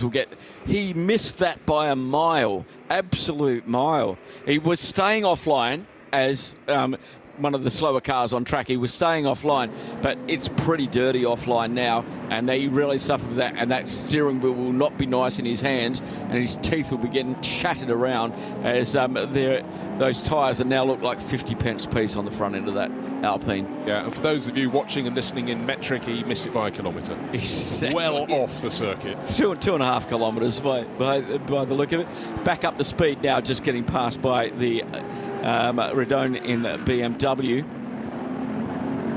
But, trying to keep an eye. Charles Vert's 57 seconds behind Cosimo Papi. 2 seconds a lap. He's going to run out of laps, I think, before we get to the end. Yeah, he will. That was the gap. I was just waiting for Charles to get across the finish line to let us know. His margin over Gabriele Piano is sitting at about nearly 5 seconds. It hasn't really changed enormously in recent laps, but again, as we've seen with that Alpine of Luca Degrange limping its way around, it had to go somewhere through turn 16, but for those around it, just having to make their way past and not end up. There are a lot of marbles off the line. People have been tweeting in and contacting us and say, it's the drivers talked about this track looks wide on television. It's narrow when you drive it, narrower still when you've got all the tyre marbles at the edge of the circuit.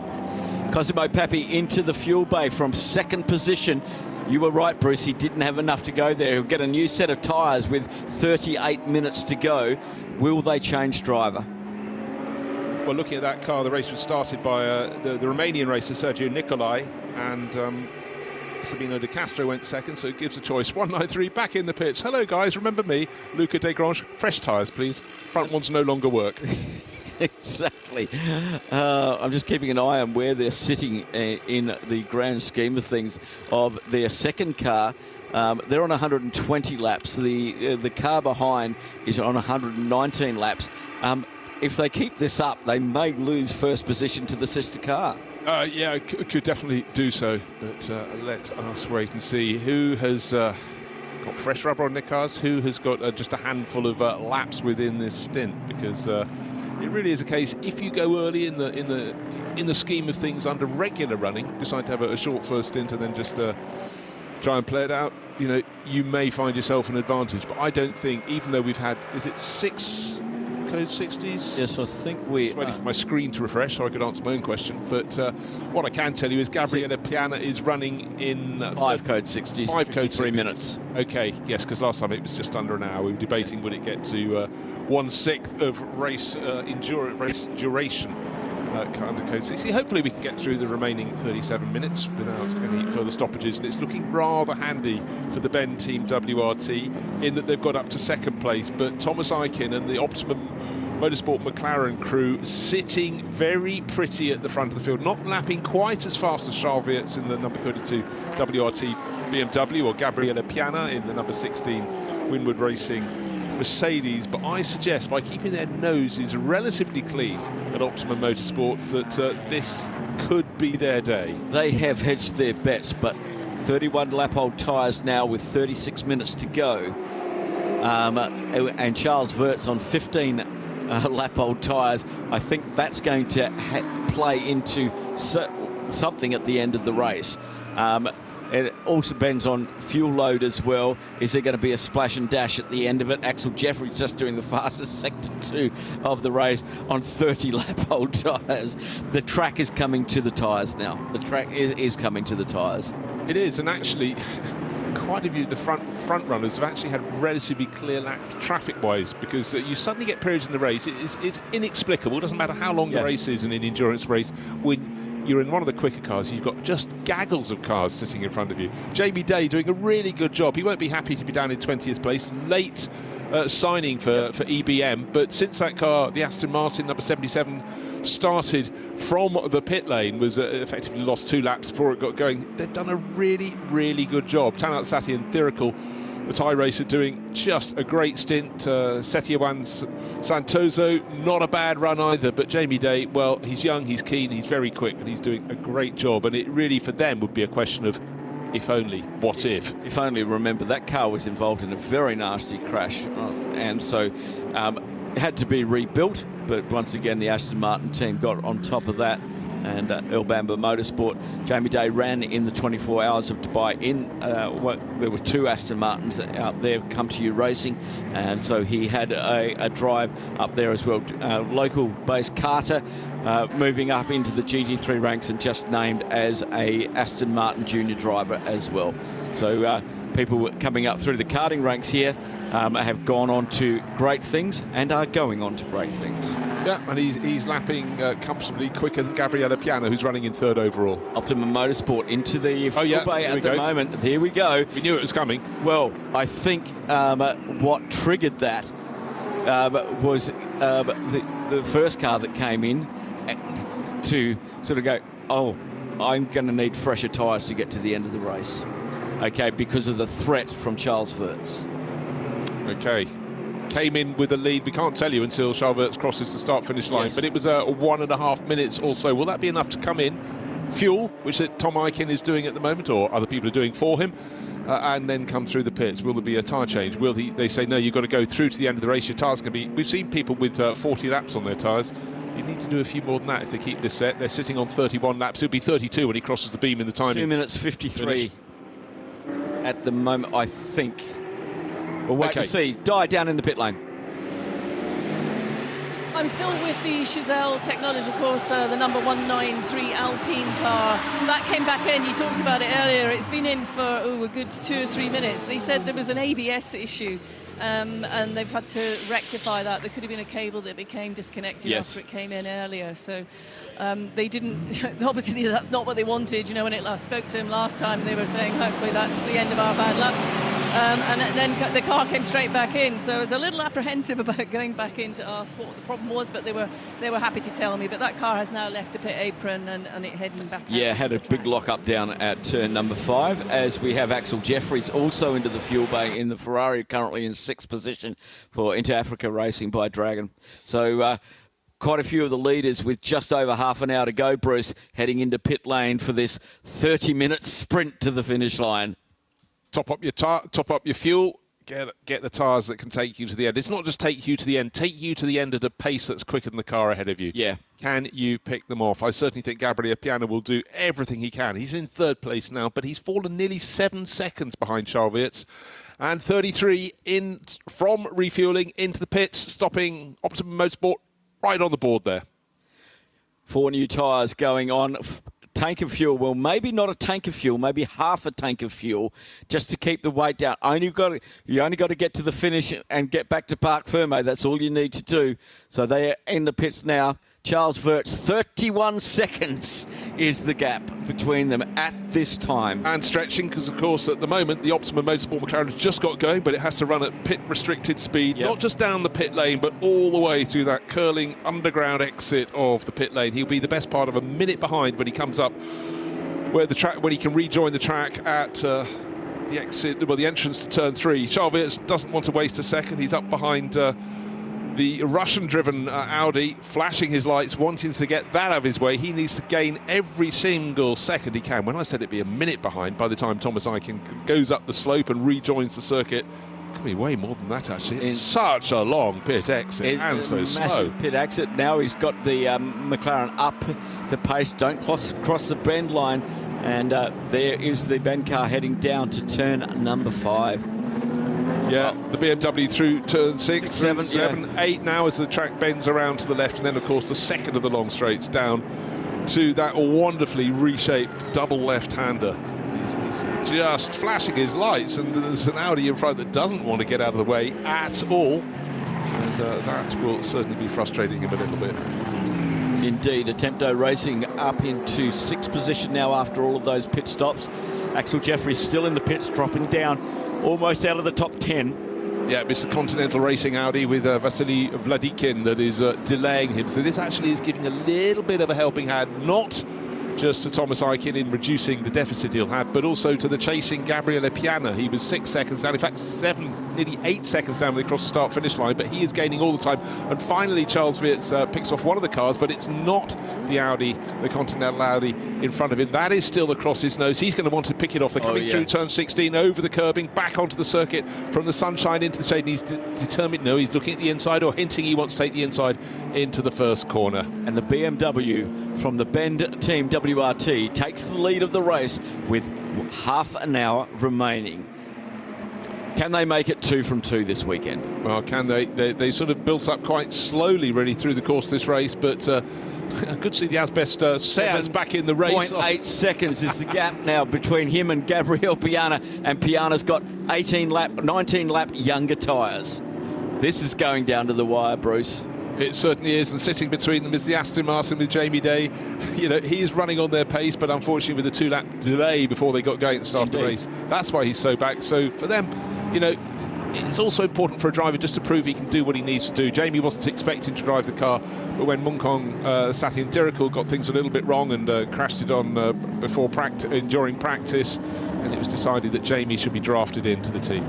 Joel Sturm now up into 3rd, 24 seconds behind Gabriele Piana. Top 3 covered by just over half a minute. All the front runners seem to be hitting a fair bit of traffic at the moment for some reason. You get these stages in the race, but Joel Sturm is the quickest of the lead trio, but he does, as you say, have nearly 17 seconds to find to catch Gabriele Piana. Don't think he'll be managing that. Yes, his tyres are fresher, however, we will see. Indeed, it's coming down to crunch time for a lot of the teams, and I see a purple sector appear up on the screen. Is that Thomas Eichen who's just... Well, it is. It is. He's just on the fastest sector 1. What's he got? Fresh tyres. Exactly. Remember, he had that long exit from the pit lane, and his margin to Charles Weerts is, well, listed as 32 seconds, but that was listed, I think, in the pit lane. We'll find out when he... Yes, it was, wasn't it? He came past, and, of course, I pointed out he was almost at a standstill as he trickled away from his pit, the pit apron. But right now, traffic is not the friend of our race leader Charles Weerts, and nor is Vasily Vladikin, who's still in front of him in the Continental Audi. And in fact, Weerts around the outside of one of the Porsche Cup runners, and, that was a QMMF car, and he was just desperate. You know, you don't want to put yourself on the outside of a car in case someone just runs a little bit wide, but there are no second opportunities for Charles at the moment. He's just committed to treating it like exactly what it is. It's sprint through to the end of the race. 27 minutes remain. The gap now a lot less than 6 seconds, because there's the Winwood car just coming onto the straight as they make their way down, and it's already got past that Cup car. Yeah, that lap for Tom Eichen, 1 minute 52.755, third fastest lap of the race, so the pace is there. But now we've shuffled the order at the front. We were talking about the 5 manufacturers in the top 5 positions. It's now 4 in the top 4. It's BMW, Mercedes, Porsche, and the McLaren we're talking about for Tom Eichen, having just served the pit stop. Now fresh rubber, he's on the charge, but he's down in 4th place. And this Audi will not get out of his way. He's been flashing the lights for 3 laps now, but the Audi is just not moving over for him, and this is allowing the Winwood Racing car to catch up behind. They've got the vortex to deal with. That gets dealt with thoroughly and quickly and cleanly, and now more traffic for Charles Weerts as he comes underneath the hotel It's but the tracker is. He's got the most traffic anywhere on a lap at the moment, on the lap. It's just not going his way. He's a very polite young individual, but I'm sure there are a few oaths coming close to his mind, if not his lips. But finally, the car that dived into the pits was not Vasily Vlidikin. It was the similar coloured tail, but it was on one of the two Alpines diving into the pits. And so another lap is spent contained for our race leader behind the car that's running in 8th. Vasily Vlidikin blocking Charles Weerts. I don't know why there aren't more flags being waved at him, because their flags are there for a reason, and you do not want your race leader delayed, really, despite the fact the car in front seems to be running a decent pace. It's not as fast as Charles Weerts could manage if he was Vettel to the QMMF Porsche. He shouldn't be arguing this corner. He's not on the same lap. He should not be arguing this corner. That's poor sportsmanship. It really is. The team should be getting onto him. Exactly. There was half a chance provided by the QMMF Cup Porsche that was running its own business, did nothing wrong, but because he had to take a choice, Charles Weerts decided one way or the other. Vasily Vlidikin tried to make the same decision. They're side by side as they go down. Where are we now? Coming into turn 9. Weerts is on the outside. Sorry, it's turn 6. 6 becomes out of it. And the nose is chopped off, not literally. The nose of the Winwood BMW racing car is 3 cars behind him now. Well, it's great for shaping the battle. I really do feel for Charles Weerts here, because suddenly Gabriele Piana onto his tail. And bear in mind, he was 6-7 seconds behind a handful of laps ago. Exactly, that's disappeared in a heartbeat. Well, it's disappeared in a heartbeat. He's underneath the rear wing, coming around turn 9. Absolutely flying at the moment is Gabriele Piana. We saw him do this last weekend in Dubai. He's back doing it again. 25 minutes to go in this race, and their battle is on for the lead. In fact, the Mercedes that's tucked in behind is the sister Winwood racing car. It's the 87 of Rinat Salikov in 9th place. 6 second. Charles Weerts is still 6 seconds clear of the sister Winwood racing car, the number 16, which is running in 2nd place. 2 cars, 2 different liveries, but same team, and still the same nuisance. Yes, he's driving very nicely in terms of lap pace, Vasily Vlidikin, running in 8th place overall, but he really has been delaying Charles Weerts. And in fact, in the last half lap, Charles Weerts has lost another 1.5 seconds because of the blocking, because of the traffic, to the chasing Gabriele Piana. So it's BMW from Mercedes from Porsche. Here we go, not much time left in this race, 24 minutes remain. Indeed, my apologies, getting the Winwood car. Not at all. But there's 2 Winwood cars, and the teal one is the 87. So that is chasing down and possibly trying to get in front and then run a bit of blocking for his teammate, which is behind.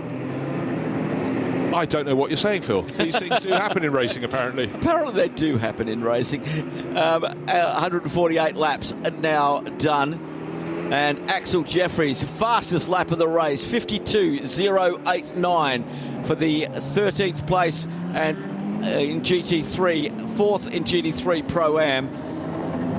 Instructor here at the Yas Marina circuit would have tens of thousands of laps around here on both configurations. Well, there you go. Let's hope he remembers which one he's on, but that's the fastest lap of the race. Can he get down into the 151s? Come on, that would be an accolade. Indeed, we saw this in Dubai with these tyres once the track rubber's in. We had the same thing there, but that was 550 laps into the race. We got the fastest lap of the race, 1.2 seconds quicker than anything else in the 24-hour series race lap-wise. Car in 2nd place, Gabriele Piana, 4.6 seconds down. He's tucked in behind the Aston Martin that's still in 20th place in the hands of Jamie Day, still lapping very well indeed, and they will both be catching, well, in fact, they've caught and passed the QMMF by HRT 992 AM class leader. They've got through without any trouble from him. Thank you to him for that. He will be in the background of the shot rather than the foreground, but still Charles Weerts is stuck behind Vasily Vlidikin. Still he flashes his lights. They go past the 111, the IRC GT from Australia. That keeps out of the way nicely, and Charles Weerts was just hoping that Vasily Vlidikin would do the same, but he's got a half a second advantage, so maybe he's going right on my tail. And we nearly lost the 87 of Mercedes. It went up and tried to go alongside the IRC GT, and there wasn't really an outside. The incident involving car 32 and at turn number 9 is no longer under investigation, so that's a free run to the end. at the moment. So Gabriel Piana has got 10-second penalty. If he doesn't go in there, it's going to be 20 seconds added to his race time. At the moment, he's 17 seconds ahead of Joel Sturm. That is getting very, very close indeed. We've had a change in lead for the TCE category. The 110 is now in front of the 193, which had all of the tyre and ABS issues. So the teammates changing positions in the TCE category. Still, Vasily Vladikin is refusing to get out of the way. He's not even close to another car in the GT3 class. He's second in GT3 but he's the best part of 15 seconds down on Alexander Prince. So he can't say, I couldn't get out of the way, I didn't want to lose a tenth of a second. But he continues to lead or sit in front of the race leader. What's that been? 4 laps now he's been across the nose of the WRT crew from the bend. Their margin of victory is not victory yet. The margin of lead is 5 seconds. And suddenly the SMP Racing number 7 Mercedes Sergei Sirotkin, who led the early stages of the race, very, very disappointing for him. Sorry, it was, and it's pulled to the side of the circuit. It's had a problem earlier in the race. Still just about going, but is that a fueling problem? Is it a fuel pressure problem? We're having plenty of those in the race. And Charles Weerts has got the job done. 4.5, maybe 5 laps behind Vasily Vladikin. Did he make a pass? Was he allowed through? But finally, he's unfettered. And will Vladikin be so difficult for the next car in the line, 5 seconds further back, which is Gabriele Piana? Let's have a look at this. He pulls well over, and Charles Weerts said, I'm having this, and he did back out of it. But, however, that was... it's a long time coming, the message. It's a long time. I thought there might be a sportsmanship flag being shown there for the Russian driver, but they got through that, and now he's getting away, and he's getting flashed as well by the car that he's been flashing for the last 5 laps. And now the Winwood car will probably have the same issue. There is the second Winwood car, the number 16, 5.2 seconds behind with Gabriel Piana. But remember, they have a 10-second penalty. Yeah, but also remember another thing. When they've been running in clear traffic, Charles Weerts, they're on their lap. Their tyres are only a lap different. Yeah. Charles Weerts has done 24 laps on his. Gabriele Piana 23 in his. There's always been a sort of second, a tenth of a second, 2/10 of a second per lap. Charles Weerts has had superior pace through this stint. How much he took out of his tyres trying to get around Vasily Vladikin, who was running in 8th place in the obstinate Audi, remains to be seen, but the clock is counting down quickly. Under 20 minutes remain in this race. I think Charles Weerts should be sitting pretty, but as we've seen, traffic can come, traffic can go, problems can happen, and there are some certainly going through the very point on the circuit where we've had quite a few fillers through the shade, under the hotel, turn 14. You never know what's waiting for you around the corner. Something facing the wrong direction sometimes, unfortunately. Now, Gabriel Piana's got the lead out over Joel Sturm in 3rd position with 21 seconds. So he's covered on that one. And Vasily Vladikin in the Continental Racing has just got... Yai Deng has just dropped 2 positions from 7th to 9th in the Tresor Attempto Racing. So the battle was going on there as well inside the last 20 minutes of this race. Things still happening out there. Giuseppe Ghezzi sets the fastest lap of the race by the Team Dynamic GT by Tsunami with a 1:53.808 in their Porsche GT3. And it's very hard to note where to look. The TV screen, the timing monitor, and I've just flicked through under messages, slow-moving vehicle in the 3rd timing sector. Can't tell you which it is, but these things, is that going to be something that leads to a code 60? Yes. You do not know. We don't want any more before the end of the race, or certainly Charles Weerts doesn't. He's leading the race and wants to be able to pull away. He's 5.1, 5.2 seconds clear, and we're waiting 2 cars between him. Oh, and now the Asbest Seat. And we're looking in the background of the shot to see if the second of the Winwood Racing Mercedes is there, still behind the Aston Martin from EBM. Jamie Day doing a fantastic job in that, but remember, he started his car started the race 2 laps down, and is still effectively the best part of 2 laps down. It's gone well, but in the wrong places. 32 are currently leading. He's got a bit of clear track coming under the hotel now, just the 909, and they should have a good run for the next couple of laps. Diana Beeks down in the pit lane. Yes, I know the time is going away with us, but I've just managed to catch up with Rima Javali from the number 4-lap racing car. Rima, great to see you out in this race. You've had quite a challenging weekend. We did. The start was really tough for me. I think the tires were not up to temperature and I just was nowhere. So I'm happy to have brought the car back in one piece in the beginning, and it was just a matter of trying to work our way up. And I think we've had so far, no trouble, and it's just about staying out of making no mistakes from our end, and the team did that. So we don't know what's ahead of me. We're running in 5th now, and there's a potential podium in sight, but you never know. There's a fingers crossed that we get a good result. Would you say the sort of characteristics of this Mercedes suit this circuit? Yeah, I would say to a certain extent. I think the beginning of the stint, the car always feels so good, and at least when it was hotter, I struggled at the end of the stint. But yeah, for the most part, it's an understeery car, but I think I know how to drive it and I feel confident driving it. But it always comes down to it, doesn't it? The last sort of 10, 15 minutes of a race. Obviously, you've had your time in the car. You're now watching it. Is that a sort of nervous time for you? Yeah, I never know what to do with myself. I'm trying to find something to do, look at the times, but it's so good to be here. I mean, this is where racing started for me back in 2018. So yeah, I have really fond memories and know the track quite well. But let's hope we have a good result and something to celebrate.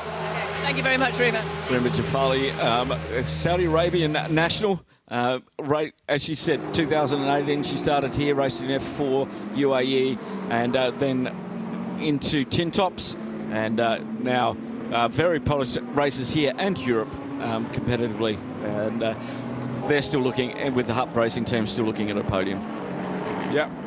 Running at the moment, Salmon Vega at the wheel of that 5th place in class. A little bit of a distance behind the Axel Jeffries car, because he's been going very well, but that's just served a pit stop. That's made them close in, but I don't think there's going to be much change. The Pro-Am class is being led by the car in 2nd place overall, Gabriele Piana, a second of the two, one of the 2 Winward Racing Mercedes. The second one is car 87. That's the one that's tucked under the rear wing of Charles Wirtz's car, but it actually is down in 7th place overall.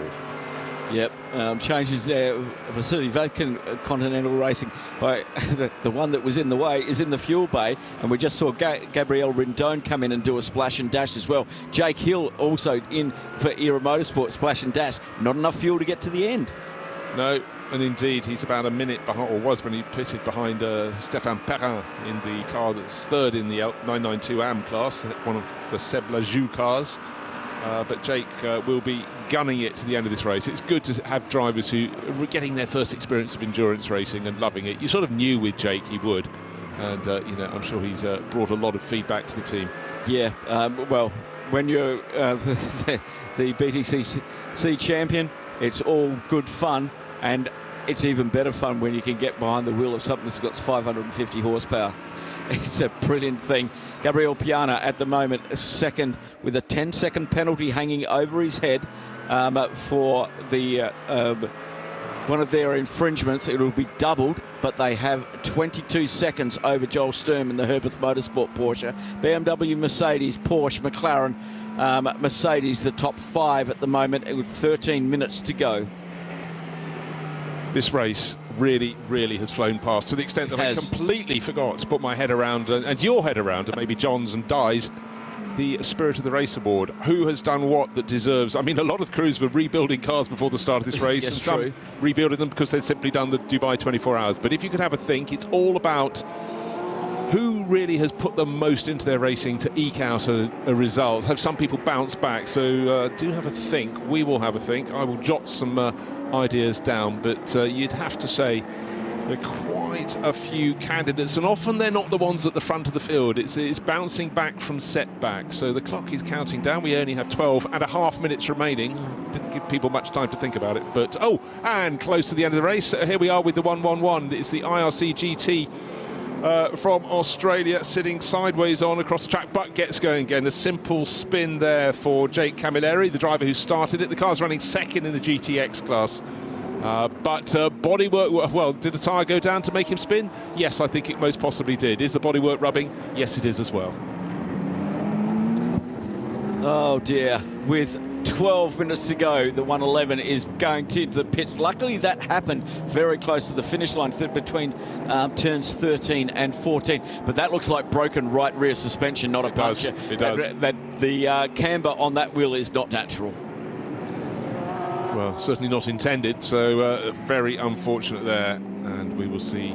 Well, there's not going to be time for them to fight back, so I don't think we will have them in the Spirit of the Race award, because we were just looking to see who could produce that. So frustrating to get so close to the end of the race and just to blot your copybook a little bit. Yeah, that rear right tyre is not sitting properly at all for the IRC.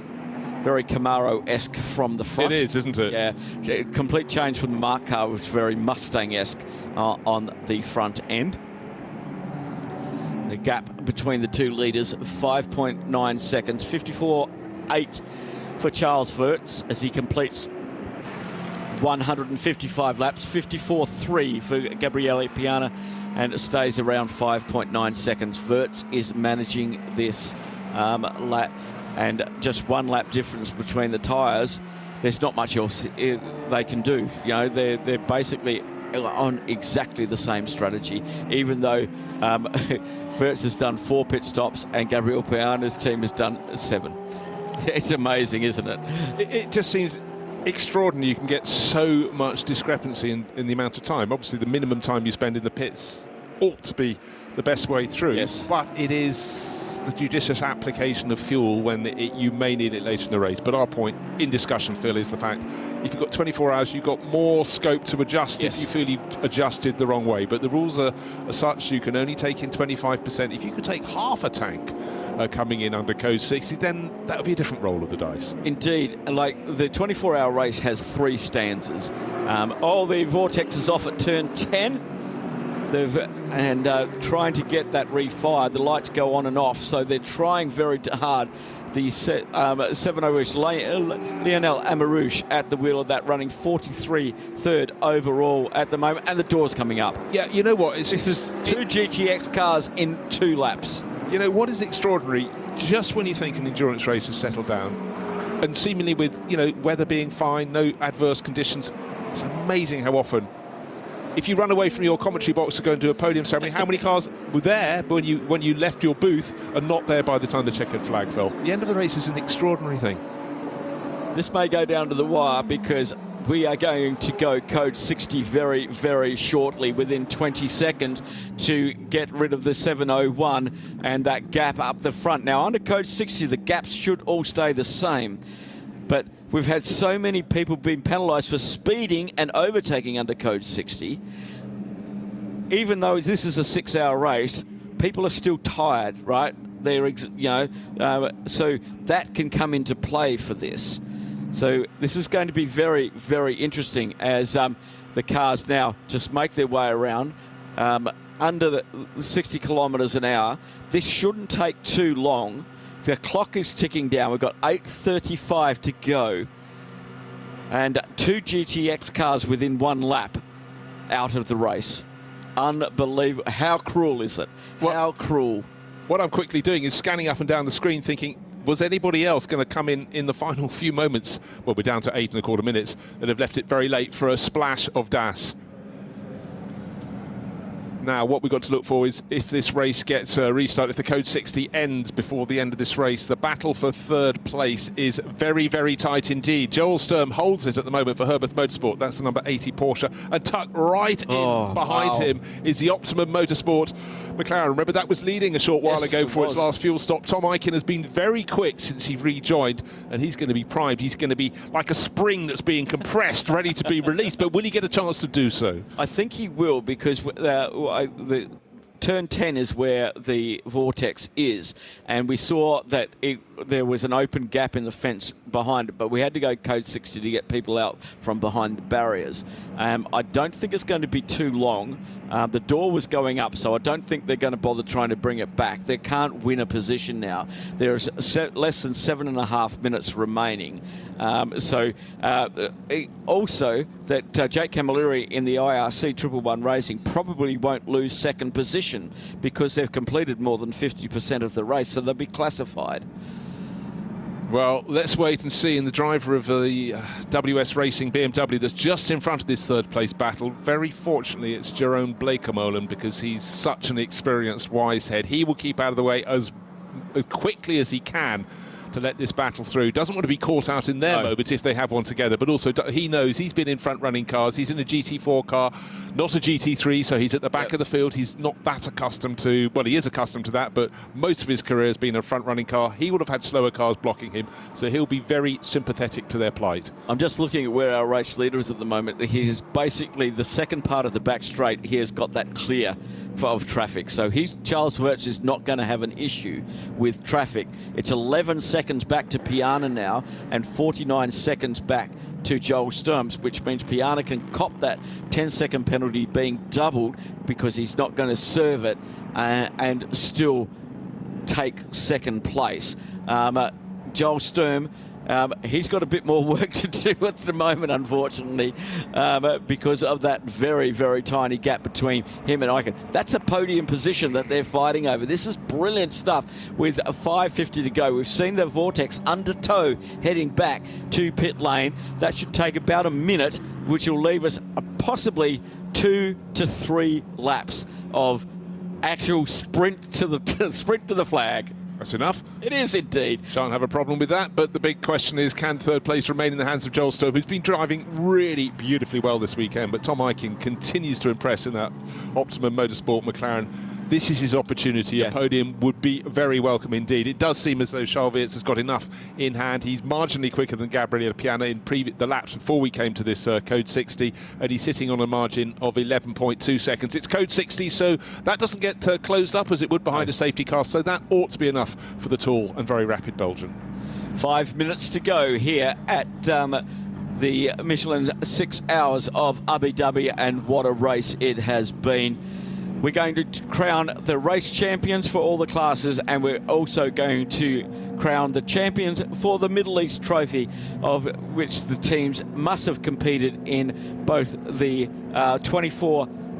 Michelin 24 Hours of Dubai last weekend and the Michelin 6 Hours of Abu Dhabi. Under 1 minute to go with 4:34 on the clock.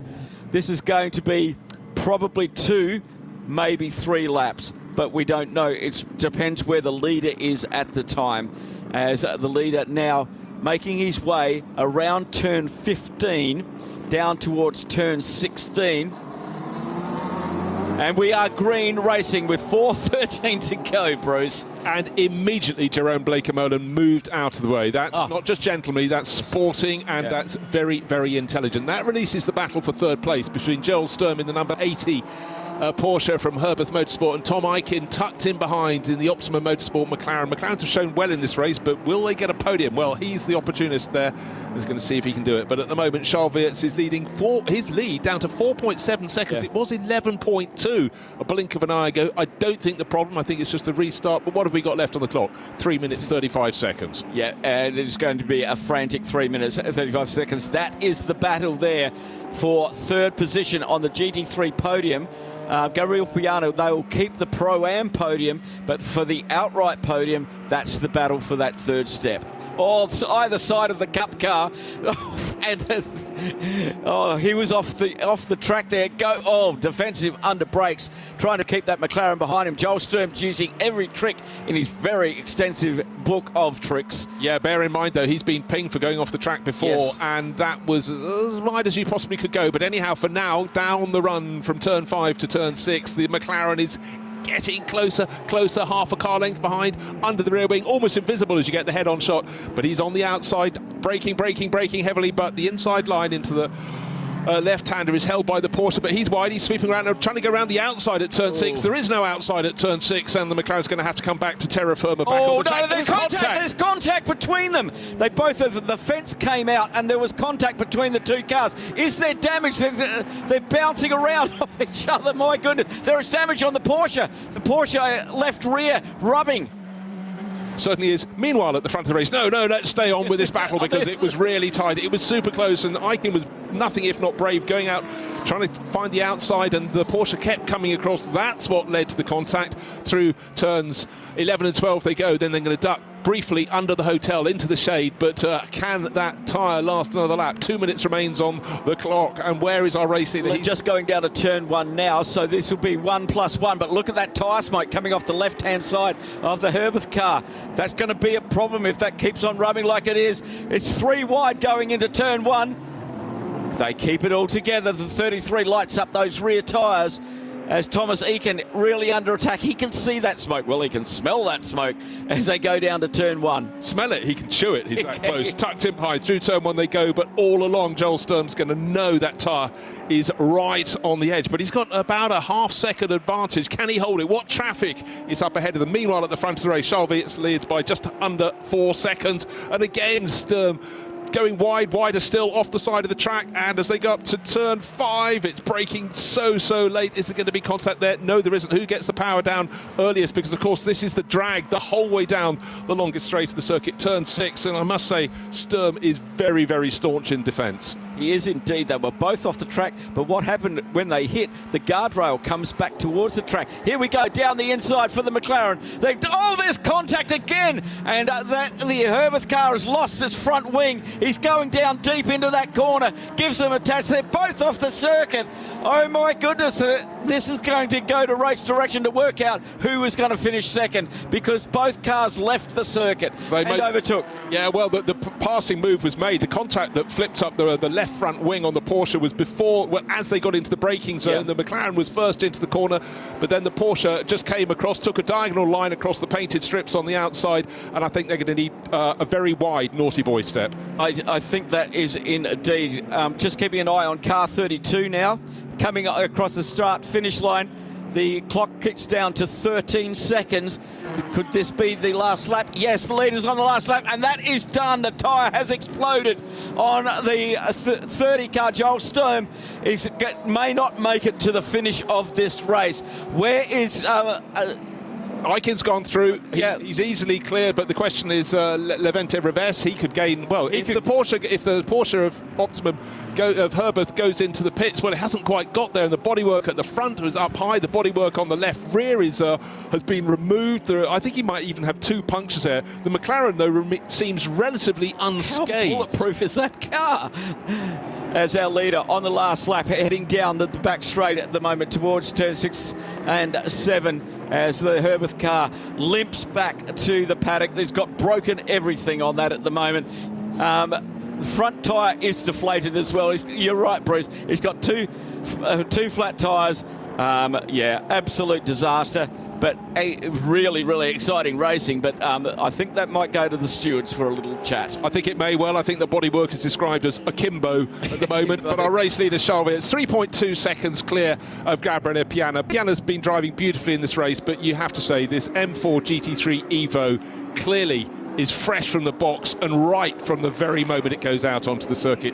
Winward Racing running around in second place with Piana. He's also driven the 87 car, the sister car, and he's heading for victory in the GT3 Pro-Am class. Third place, Tom Ikin, but again, we'll have to keep an eye on that. Yep. He is best part of 40 seconds clear of Levente Reves. I'd never really heard of Levent, but here he is in 4th place. Exactly. In the 6-hour race, so he's clearly got skill to add to a very short career so far.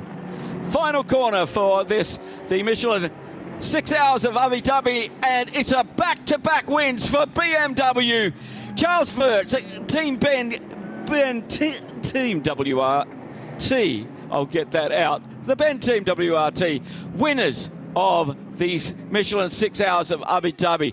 What a drive and what a debut for that car last weekend, and backing it up this weekend as well. Well, another car with bodywork rubbing on the tyre is the Audi that was slightly obstructive in the hands of Vasily Vladikin. It's running down in about, but he's had contact, or a tyre has gone flat. He's still pressing on, but the checkered flag is out. Will he obstruct anybody behind? There's a whole gaggle of cars, the dynamic Porsches. Oh, look at the rubbish all over the circuit. Well, this is presumably, well, maybe that's what caused the puncture. Yeah, last time around, this would be the stuff that was pinging and dropping off the car that we saw come into the pits, the Herbeth Motorsport car that's sitting in the pits, rather lighter than it left it in that battle for third place. Di. I am with the team now as they enjoy their celebrations. Tim, one of the other drivers, is just watching. Was it a nervous moment till the end there? Yeah, actually, we was have a car in front, I think 69, was blocking us a bit, but yeah. At the end, we win. Actually, yeah. We are quite surprised because I mean we was don't think about like win race, to be honest, like before it start. This race for us is just preparing before next season. Actually, I did just 2 days of testing before this race with this car, so yeah, happy. I mean, yeah. Yeah, the team behind you are all very, very happy about that. Obviously, Charles did a fantastic job behind the wheel. Yeah, I think everyone did a really good job. So I mean, I know all the team quite long time already because we was fighting together to each other when I was driving on Mercedes. But yeah, I mean, yeah, everything is perfect. Thank you. Thank you, Di. That was Timo Boguslawski getting used to life with Team WRT and as well driving a BMW. So that was at the end the margin of victory, 2.1 seconds. But the last few laps will be the ones people talk about. Not so much for Charles Weerts and Gabriele Piano, who took first and second place. It was the battle for third place. It was getting very robust indeed. They had 3 laps to run when the field was released, and if there was no lack of trying from Tom Aiken, but there was contact on the straight, and then contact as he was trying to turn through turn 5 because the Porsche came back at him. But the bodywork damage, the front left bodywork flipped up on the Porsche. He maybe actually slightly unsighted the driver, that's Joel Sturm there. And then he came back at the McLaren. He repaid him. He certainly repaid him with a bit of interest. Serve, yeah. But then the bodywork at the back started coming off, and then the tyre just went completely. And this caused other punctures as the debris was left all over the circuit. As expected, the 33 and 80 under investigation for the turn 6, quite rightly so, as 32 makes its way back into pit lane.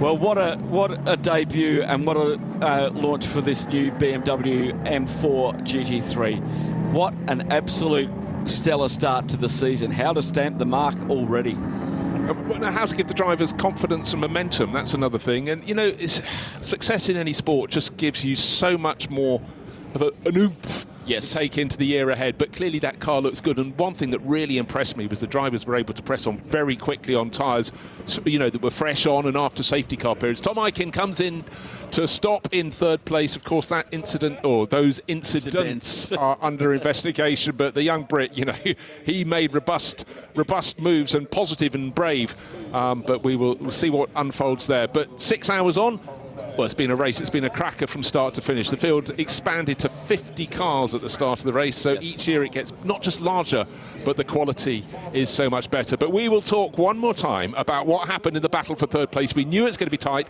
down the long run from turn 5 to turn 6. Looking to the outside the first time around went the McLaren, and then Joel Sturm moved across on Tom Aiken. That was the start of the battle. It wasn't finished. We had another lap and a quarter to go, lap and a half to go. Both cars going out wide, because every time Aiken tried to go to the outside, the door was slightly closed, and then the nose of the McLaren was 45 degrees sideways. But the Porsche in fairness came across onto his nose. Then there was a bit of contact on the straight. Well, the McLaren had to move out because the Armco was coming out. So there you go. Well, there's Charles Weerts, delighted at the end of the race. He's had so much success in his short career. As you said, started racing out here in the Middle East. Champion here in F4 UAE in 2018 and a winner again today. But the moment he first got in the GT3 car, he'd been standing at the back of the Team WRT garage along with the young Dries van Tor for years, watching Dries' older brother. They learnt all the tricks before they even got their tail ends into these GT3 cars, and they've been absolutely quick from the get-go. Diana. So I have made my way from one end of the pit lane to the other to congratulate our winner today from the 6 hours of Abu Dhabi, Charles Weerts. What does that win mean to you? Yeah, I'm very happy. I mean, today was it was mainly a race preparation for Timo and Yasser. We know it was not going to be easy. I mean, there's quite a good level, and yeah, we just had to do a very good race to be able to be up there.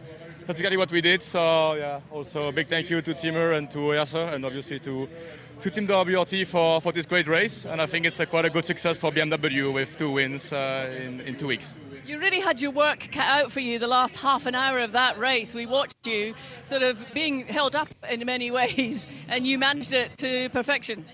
Yeah, I mean, that's also part of the game here, that amateur gets better BOP, which makes the whole racing much harder for us pro. But it's the same for everybody at the end of the day. So yeah, I mean, for sure it gave me a bit more stress than I could have had, but it's part of the race, and it's also good preparation for the European season. Well, congratulations to you all. Well done. Thank you. So we're just looking at Timo Boguslawski going up to give applause to Charles, someone he's raced against for so many years. And I'm still thinking about the Spirit of the Race award. And right now, looking down the results sheets, I'd say the crew that finished in 5th place get my vote, because it's Hofer Racing. You wouldn't expect to see them at the front end of the field, but Alexander Prince in particular did a stunning job. He was amazed to find out at the end of his opening stint he'd led the race, but 5th overall against some real pro lineups. That to me is very impressive. You can have your thoughts as well, Phil. Indeed I will, but let's head down to Di. Thank you very much. Gabriel has just jumped out, managed to talk to his crew and teams, but that result, was that expected today? Yeah, maybe with the 87. We had more speed there, but it's just the way that the race unfolded. We lost a lap just because of code 60s, sometimes a little bit like this in Creventic. And it also, I'm very happy because we won Pro-Am and we are on the overall podium, but I'm a bit sad for the win. But unfortunately, in the last stint, I just had to fuel save the whole hour. I could not push, and I could push just the last 2 laps, and when it slips through the fingers a little bit frustrating, but it is what it is. We get them next time. You said at the very beginning of the weekend that it was about consistency and making progress the whole way, making not any mistakes if possible. Yeah, in races like this, it's seldom the pace. The full course yellows, or using the full course yellow in a clever way, makes a huge difference. Much better, much more than a driver can make. With this 16, we had good luck, so we were in the right place at the right time. We were maybe like 5 minutes too short, but yeah, we just kept it clean. The beginning was a bit rough, but it's just a shame for the 87 because we were very fast and we were in the front, and then at the end to just have the cards dealt this way, it's frustrating. I'm sorry for Renat and Sergei, but I'm happy for Victor and the other Sergei. Well done.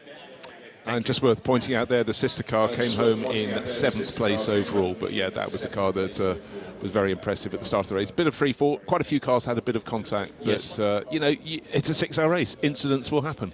And a very competitive, quick field of GT3 cars, 992 cars, GTX cars. That's going to happen because they're all fighting over the same piece of tarmac and they're all going as quickly. And then we have the GT4 and TCE cars who I think did a really good job of staying out of the way. Let's head back down to Parc Fermé with Diana Binks. Yes, I am down here. Optima Motorsport take P3 in that with the McLaren, and the drivers are here with me now. Mikey, that was quite an incredible race today. Pretty tense at the end there. Yeah, definitely. There was a bit of a scraping, but we just kept our head and come out on top. How important was for the three of you to take a result here? Yeah, well, it's nice for all of us, isn't it? Tried taking us out at the end, but they couldn't stop us. So yeah, that'll do nicely. Did you enjoy the Abu Dhabi circuit? Yeah, it's been great. I've done a couple of races here before, but it's the first time I've raced with these two guys. So yeah, no, it was a really good race. Obviously, a lot of cars on the track this weekend, so it was a bit of a challenge, but yeah, it was exciting. Great stuff, guys. Thank you so much. I'll let you get to the podium. Thank you, Di. And we're still digesting what went on those last few laps. That was pretty intense.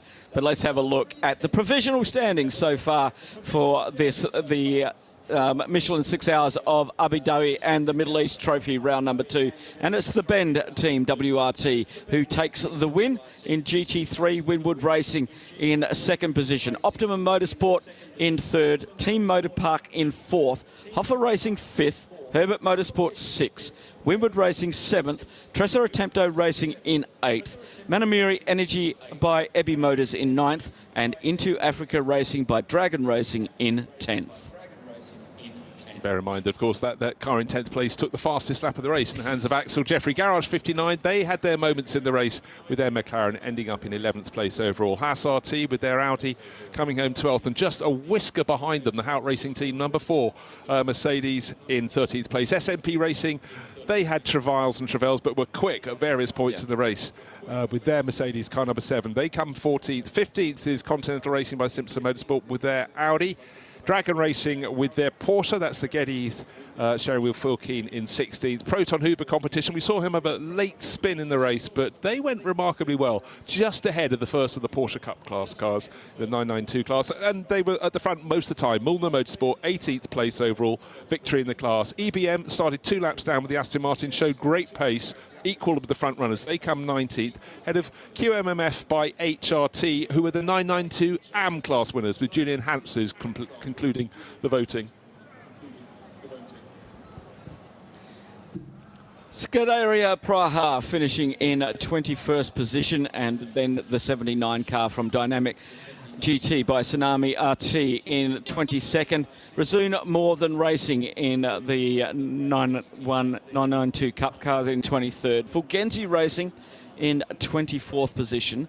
The winner of GTX, Salison by Cox Racing in the KTM Crossbow GT2 in 25th position overall. Era Motorsport in their 296 Ferrari GT3 in 26. HRT Performance with their quadrilla of cars here this weekend, their highest place, and the 928 in 27th position. Speed Lover Cup car in 28th. Sepjulu Racing in 29, and Sepjulu Racing by Climax rounding out the top 30.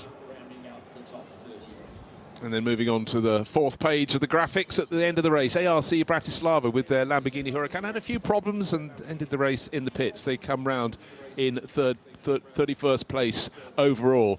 WeBuyAnyPhone.com Racing by Simpson Motorsport, that's a mouthful. Their BMW M4 GT3 coming home 32nd, just ahead of HRT Performance.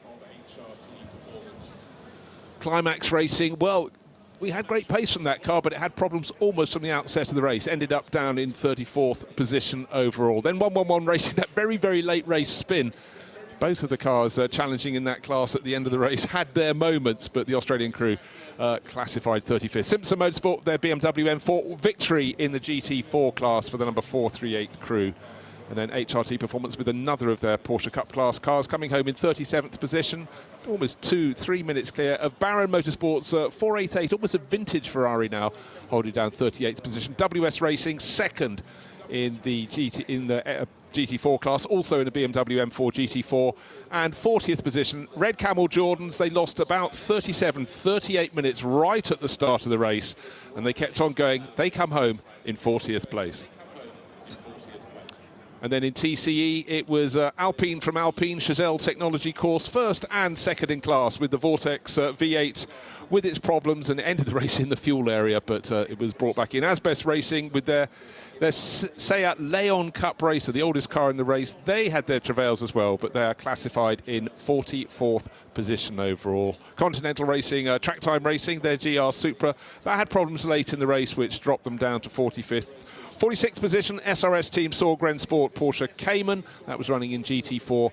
And at the end of the race, Garth Warden Racing Mercedes ending up down in 47th position. TFT Racing, 48th. Rabdan by Fulgenzi, non-finishers down in 49th position. And Scott Sport, the first retirement of the race, not their fault at all. A massive blowout. And Mikkel Mack did a fabulous job to contain the car in the straight line, trying to get the braking down into turn 6. Car came in, had to be retired. Next up in the Creventic series, we're into Europe, and it will be the Michelin 12 Hours of Mugello from the 21st to the 23rd of March. And I think we need a breather to look at these highlights right now, because what an exciting race, and we need to cover off on everything that happened.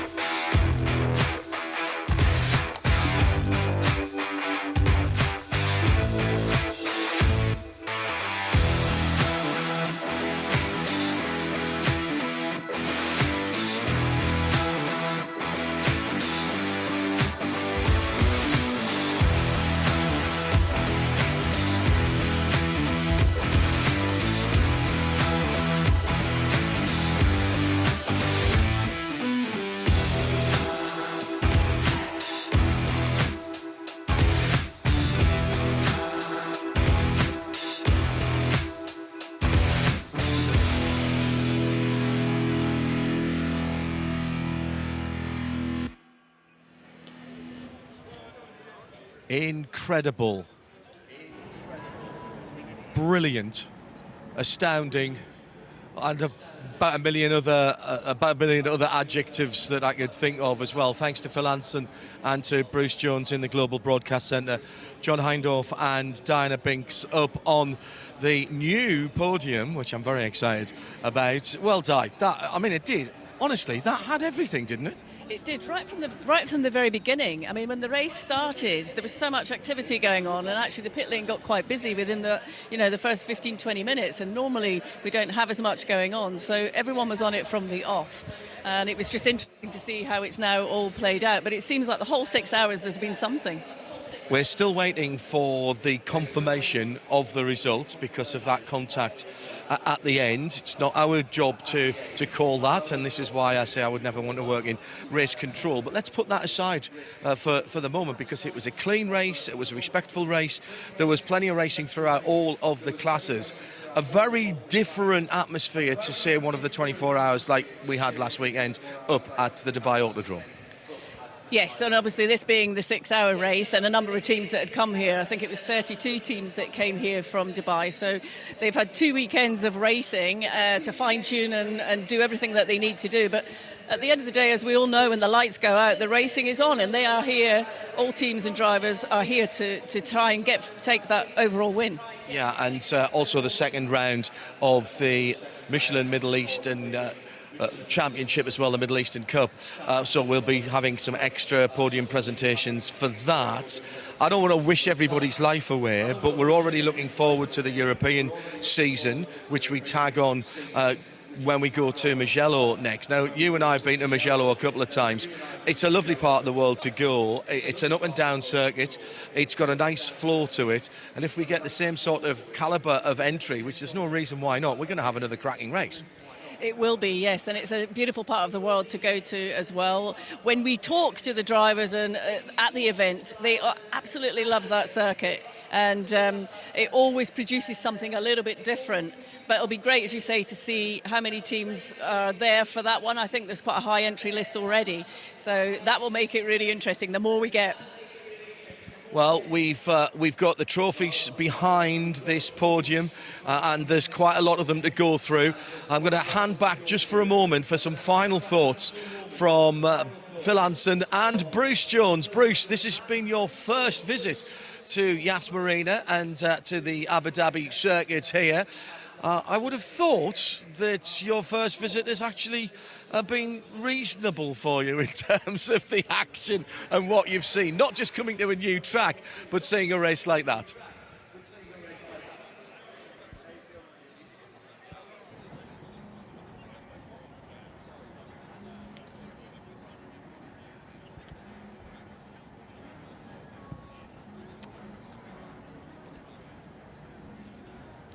Yeah, John, sorry, just lost for a second there, but I've been scrolling through the results because we're just waiting. Those results do not seem final as yet because the team managers for cars 33 and 80, that's Optimum Motorsport and the Herbert Motorsport Porsche crews, to go and see the stewards. So what has resulted in third place may not remain as a third place, but strip it away, it was absolutely phenomenal racing, really, from start to finish. Thoroughly enjoyed it on my first visit, but people will talk for quite a while to come about the battle for third place, and what a battle it was. Unbelievable. Left and right, on the track, off the track, bodily contact, one car pivoting, another one round. That's the Porsche getting a tap up the rear by moving across the nose of the McLaren. Then the McLaren kept on being given only the option of going to the outside, and the Porsche would come across, and we ended up with one bit of bodily contact and then more on the following lap. And bear in mind, these are mainly happening at the end of long straights, yes, like into turn 6, over the curve. 270 kilometres an hour, and they're banging panels. And they're definitely banging panels. And you can see what happened there. The 30 car comes back across, gives him a little tap, and just a little bit of payback. But the terminal damage on the 30 car with that left rear letting go around turns 10 and 11, leaving debris all over the track, and consequently other cars getting punches because of that debris as it tears its bodywork apart. Yeah, so the Herbert Motorsport car number 80, limping in, didn't finish the race, still classified at the moment, finishing in the pits in 6th place overall. Thomas Eichen got the McLaren. It drove it in a very robust fashion home in third place, but as I say, that is on hold. It is at the moment, but there seems to be no doubting that Charles Weerts took victory for the Bend Team WRT, and Gabriele Piana in the second of his Mercedes is the one that came in second overall. So John, back to you.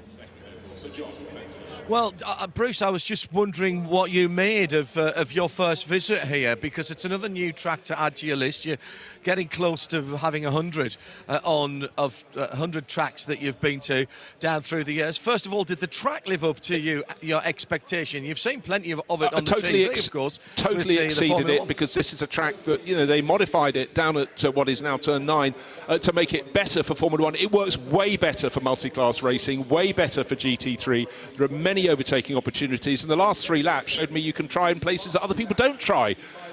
So, you know, really good, loved it. And the weather here, fantastic. And just the fact you can walk to your hotel. No, I really think it's a fantastic place. We've talked with Phil about how the field here grows year in, year out. And I can only see people watching who do the Dubai 24 Hours going, why are we not doing both? We've got capacity for what you say, Phil? 80 cars. 30 more can join us then. Good. I think at that point I might give up the pit lane and come back to the booth. To be brutally honest, Phil, you know the workings of race control. Your other half is part of the race control machinery in this part of the world. This may not be a quick decision. So I think what we're going to have to do is make the podium presentations based on how they cross the line. And yeah, I don't think any other choice. This is going to go down to a lot of in-car footage, looking at the driver inputs, steering inputs, brake, throttle, etc., of where they were and what they were doing. And that takes a little bit of time, and then the teams get in to argue their case. So we may be here for quite a few hours getting that sorted out. So I dare say, doing what we need to do, it will be provisional at this stage. Right, what we'll do then is we'll compile the rest of the results, and we've got all the trophies standing by. If you guys wouldn't mind going through the other classes as well, because of course there are 3 classes in GT3, there's 2 classes in 992, plus then GT4, TCX and the TCE. And if you can just remind everybody about that, we'll start to gather the clans here. Good luck herding the cats. Yep, herding them uphill as well. Right, GT3 overall, of course, went to car 32 that took outright victory. Charles Weerts, Yasser Shaheen and Timo Bogoslawski, the Bend Team WRT. Second in the overall GT3 class was the Pro-Am class leader, class winner, Gabriele Piana, who was running in both of the Winward Racing Mercedes. So second place on the track is the first car in GT3 Pro-Am. The second car in GT3 Pro-Am was the sister Winward Racing Mercedes. Rinat Salikov brought that to the finish in 7th place overall. He's going to have to stand on 2 steps. Well, he is indeed. Let's hope they're quite close together. And third place in the GT3 Pro-Am class went to number 1, returning champions. That's why I had that number on the door. Manamari by Energy by Ibi Motors. Their Porsche 9th overall, but 3rd in GT3 Pro-Am. GT3 Am won by Hoffer Racing, right drive. 5th place overall. Fantastic. Alexander Prince was a real star in that car. He started it, got it into the lead of the race as others came into the pits, and came home in 5th overall. 2nd in GT3 Pro-Am, down in 15th place with that late race puncture, Vasily Vladikin. The Continental Racing by Simpson Audi. 3rd place in GT3 Am was Proton Huber competition with their Porsche Car 73, Gabriele Rindone, bringing that through to the end of the race. In the 992 class for Porsches, Mulner Motorsport, car number 918 with Valters Zviedris sharing that car, one of the only car with a 2-driver lineup, and a great job there to come home first in class in 18th overall, second in the 992 class, but the 992 Am class winner was QMMF by HRT, with the only non-Qatari driver in that lineup, and that was Julian Hansers coming to the end of the race in the lead of that class. And the third car in the 992 class, and second in the sort of pro version of that, was Daniel Drexel, bringing home Rezoon More Than Racing's version. Second in 992 Am, 4th in the 992 overall class was Fulgenzi Racing, Andrea Girondi. completing second place in that car. Third place in the 992 AM class went to HRT Performance with Alexei Denisov bringing that home in an eventual 27th position overall. Top in GTX was the KTM Peter Cox in the Salasin by Cox Racing KTM, and that went beautifully all race. Jake Camilleri, late spin for him, but still second place in GTX. That's in the 111 Racing, the IRC silhouette car from Australia. Third place, also in trouble at the end of the race, the 701 Vortex that was brought back at one point on a flatbed, or was it a tow, in fact, for the Vortex. It stopped out on circuit, but 701 still taking third in GTX. GT4, you have to scroll down a screen or two to get the front runners, but it was BMW's first and second. It was the 438 crew, which is the WS Racing combo there in eventual 30, sorry it wasn't, it was a Simpson Motorsport car, I beg your pardon, down in 36th position, and WS Racing second in class. Your own Bleekemolen, car number 470, bringing that home in 39th overall. 496, another car that had problems late in the race, the Toyota Gazoo Racing Supra, Continental Racing TTR running that, and Cameron McLeod brought that home third in That's the two GT4 third class. positions for them, and they were third in the Dubai 24 Hour as well. And that just leaves us one more class to run through the results, and that is TCE, and it was Alpine's first and second, both from Chazelle Technology course, with a 110, quite fitting for the Alpine 110, ahead of the 193, and the Seat that seemed to be bashed into by quite a lot of runners there. Yes. From Asbest Racing, third best today for Asbest. We had a few cars in the pits at the end. We saw the two GTX cars with 10 minutes to go within a lap of each other go out. But it was a fantastic race, a compelling race. And now it's time to head down to the podium with John Hindhaugh.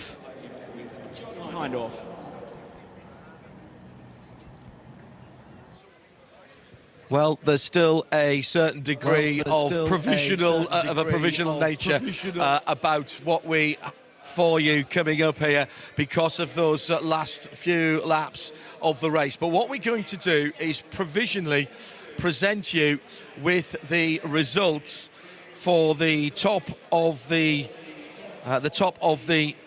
finishing order.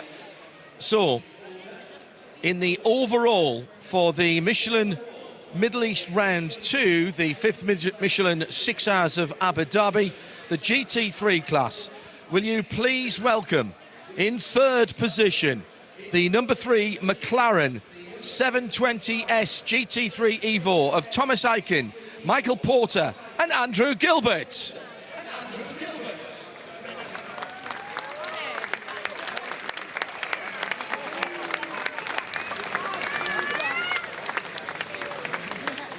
Presenting trophies for us this afternoon will be Stuart Latham from the Yas Marina circuit, Ali Al-Shahed, the marketing manager of Athera, and Charles Momet, the Michelin Motorsport manager.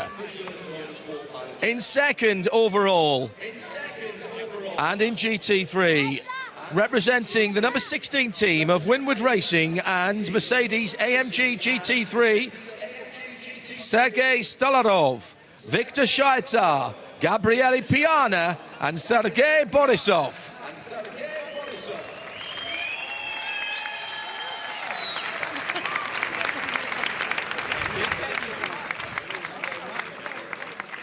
And crowning a magnificent couple of weekends for the new BMW M4 GT3 Evo, our winners of the 5th Michelin 6 Hours of Abu Dhabi for the number 32 team, the Bend Team WRT, Timur Boguslavsky, Yasser Shaheen and Charles Wirtz.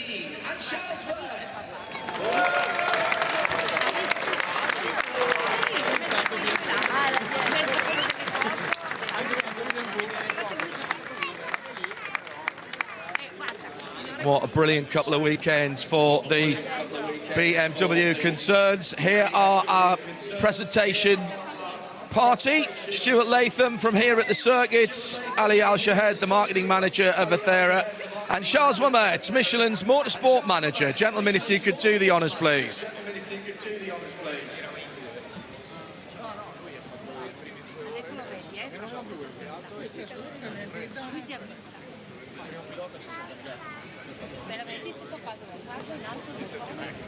And the second place trophies going out now. These are very, very beautiful indeed.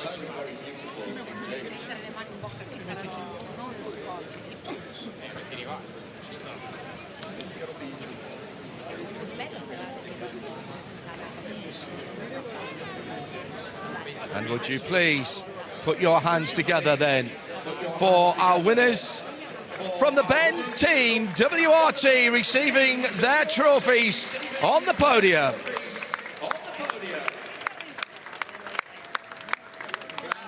And now, ladies and gentlemen, would you please welcome onto the podium the big cup as it comes out now for the winners here.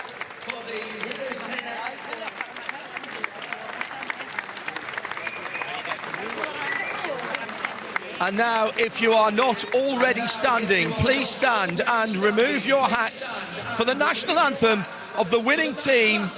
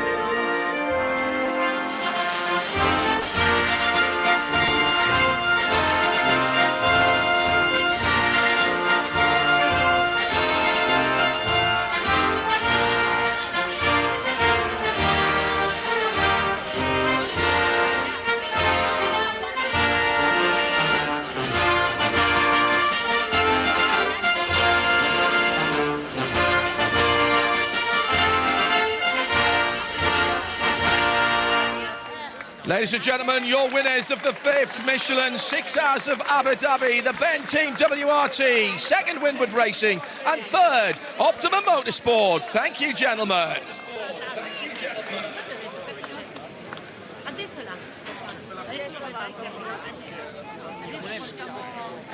And now we move on to our second podium, staying with GT3, but in the Pro-Am class for GT3 cars.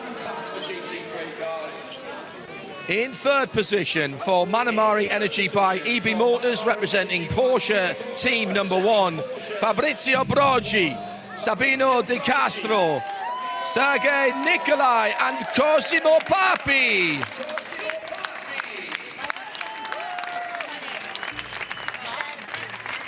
Once again, Stuart, Ali and Charles will present the trophies.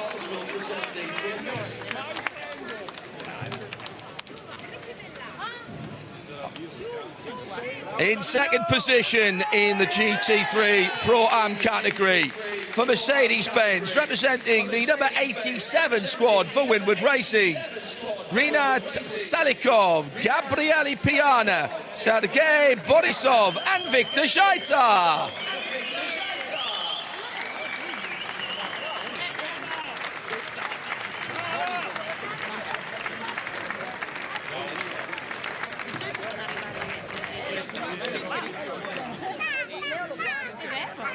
And our winners in the GT3 Pro-Am, some of those drivers are going to be standing on 2 steps of the podium as we welcome another Mercedes-AMG GT3 Evo team from Windward Racing. The number 16 squad, Sergei Stolyarov, Victor Shaita, Gabriele Piana and Sergei Borisov.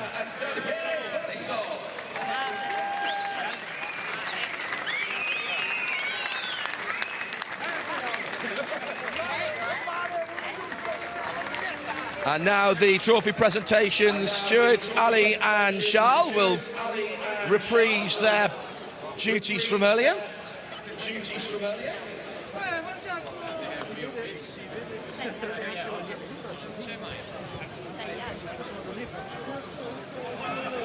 And now the 2nd place trophies. What a weekend for Winwood Racing. What a weekend for Winwood Racing.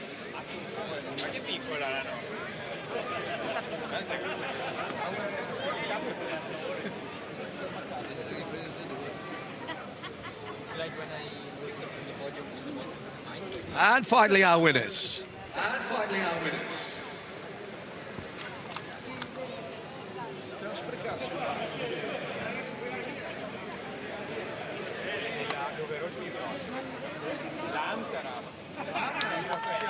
And of course, the very big trophy goes out to our winners in the GT3 Pro-Am category, the number 16 squad of Winwood Racing.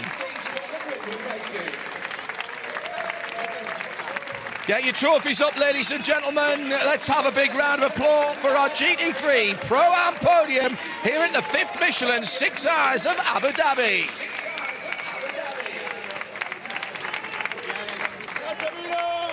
Thank you very much, photographers. Hope you've got all your pictures. Well done, guys. As we move on to our third and final podium for the GT3 category, and this for the AM category entrance. In third position, representing Porsche and the number 73 Proton Huber competition team, Jörg Dreisau, Manuel Lauch and Gabriele Rendon.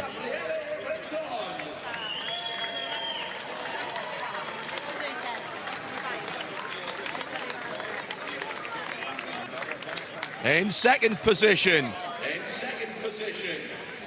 for Audi and their R8 LMS GT3 Evo 2, the number 69 team, Continental Racing by Simpson Motorsport, Vasily Valikin, David Pogresan, Andrei Solokovtsev.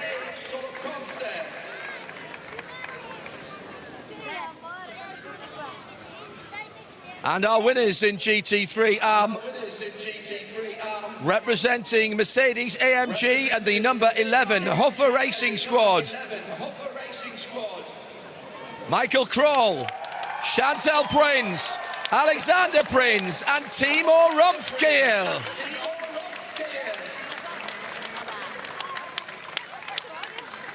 Stalwarts of Creventic Racing for many years. Great to see this team back and back on the top step of the podium. Stuart, Ali and Charles with the trophies going out.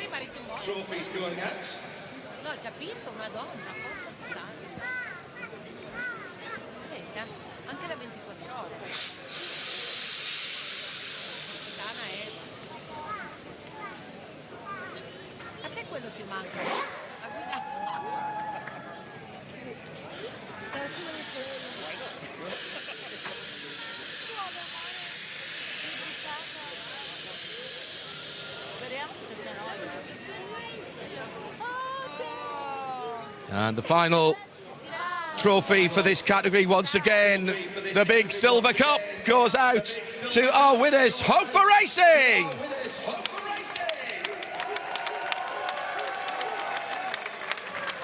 Ladies and gentlemen, get those trophies up nice and high for the photographers, please, as we holler and whoop and cheer and clap for our GT3 AM podium at the Michelin 6 Hours of Dubai.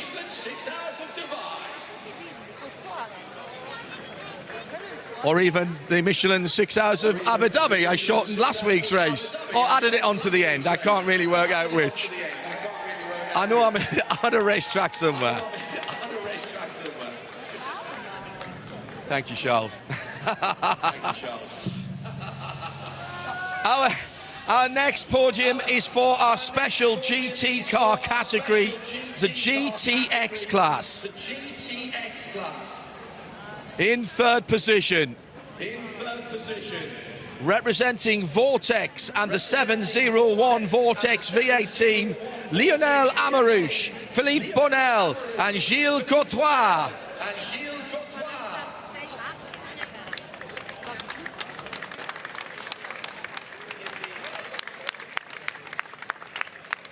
In second position for 111 Racing and the magnificent V8 IRC GT.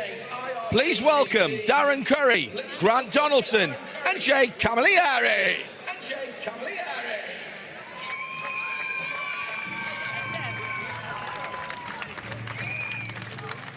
And our winners in GTX here at Abu Dhabi, representing KTM and their crossbow number 748 of Saloshin by Cox Racing, Nicholas Prong, Dennis Ratera and Peter Cox.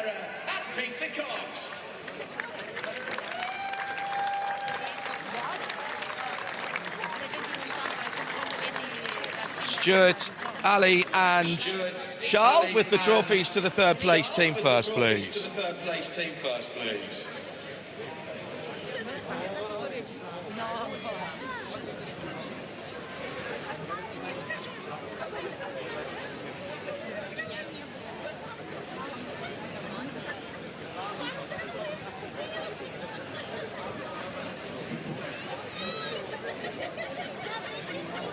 Now the second place teams trophies, please.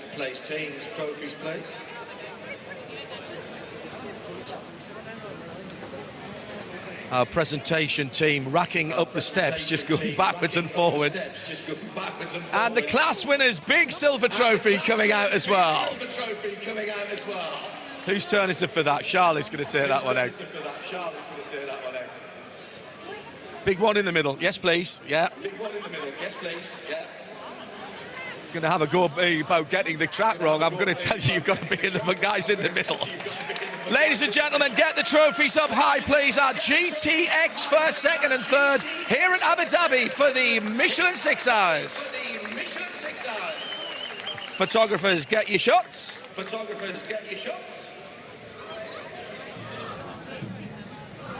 And now we move on to two classes for the Porsche 911 GT3 Cup for 992 type cars. Well, at least I can't get the manufacturer and the model wrong for this one. In third position in 911 GT3 Cup is the number 917 squad for Fulgenzi Racing. Alessandro Giannoni, Andrea Girondi, and Enrico Fulgenzi.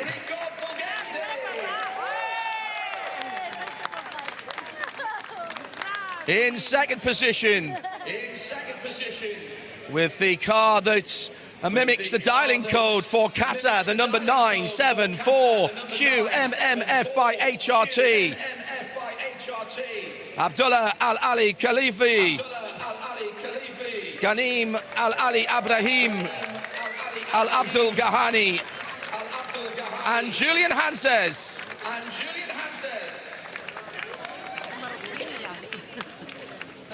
And our winners in the 911 GT3 Cup for 992 cars, with the number 918 Mulner Motorsport, Martin Rump and Walter Savridis.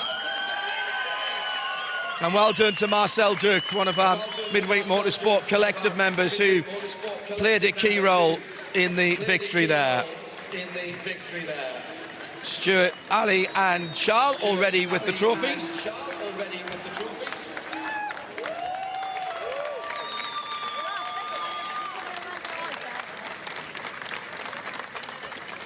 Get the winners' trophies out there, and then the big silver cup. Stand by, photographers.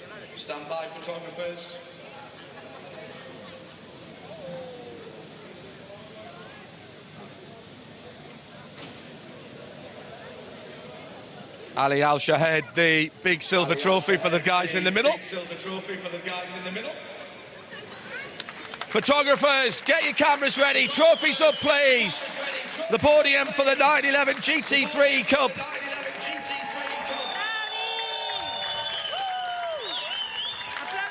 Some popular winners there.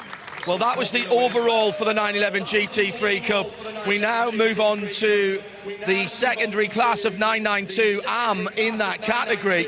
And in third position, with the number 928 HRT Performance, Sergei Titrenko. Viktor Titrenko and Alexei Denisov.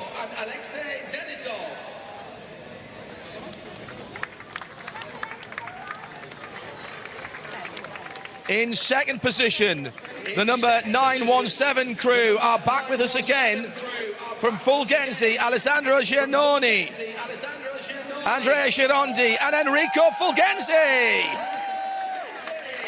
Hope you booked an extra seat on the way home for the trophies, guys.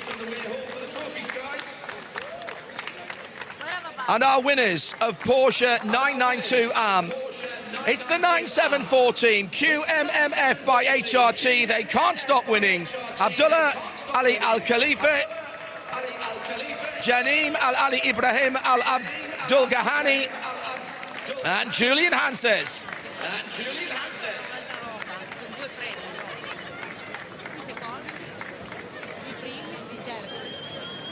And here come the trophies.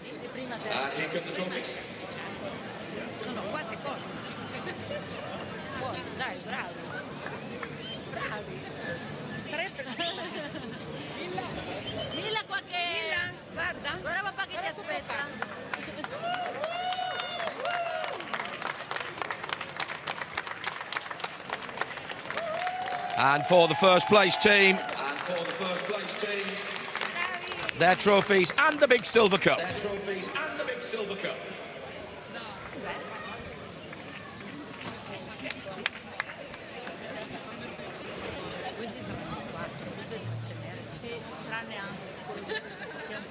Charles doing the honours again for the big trophy. Photographers ready, teams ready, trophies up, big smiles. Celebrate the 992M podium.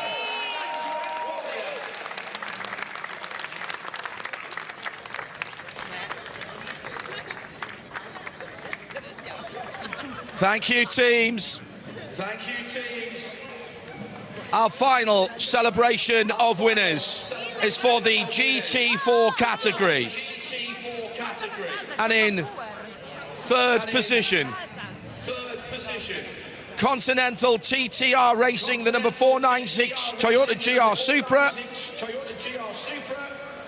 Cameron McLeod, Stanislav Novikov, and Ilya Sidorov.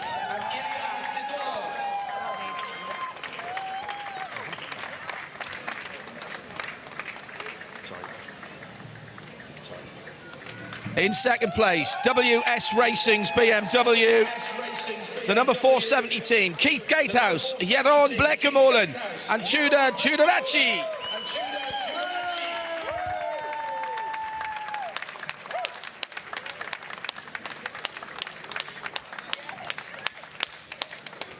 And our winners in GT4, the final of our GT classes. We still have the TC classes to come, of course.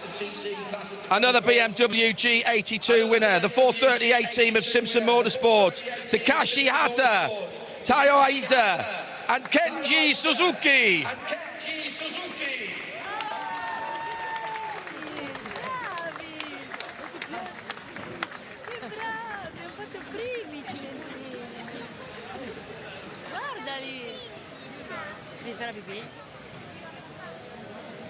Faccio secondo. Papà ha fatto primo? Sì. No, secondo. Andiamo, non esageriamo.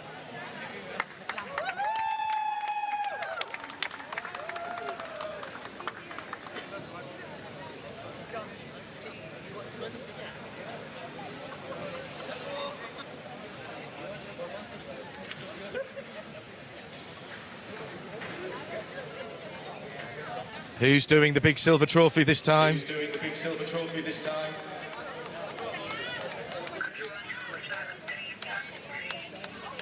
It's going to be Ali Al-Shahad, who into the middle.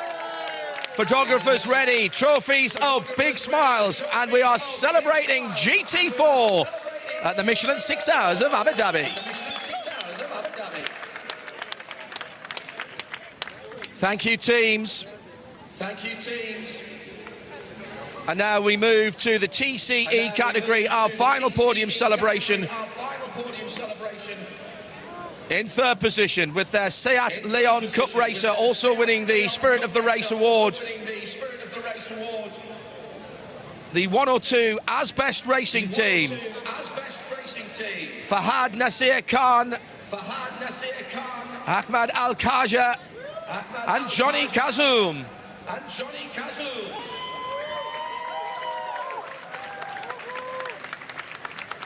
In second place, great to see Alpine represented here with their A110 Cup car.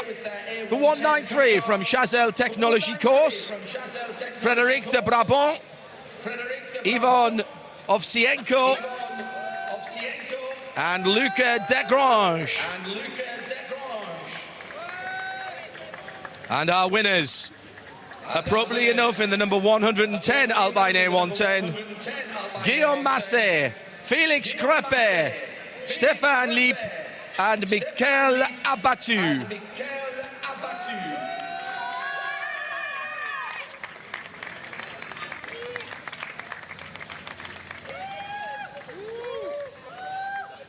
And for the final time, Stuart Latham, Ali El Shahed, and Charles Mometz are bringing out the trophies.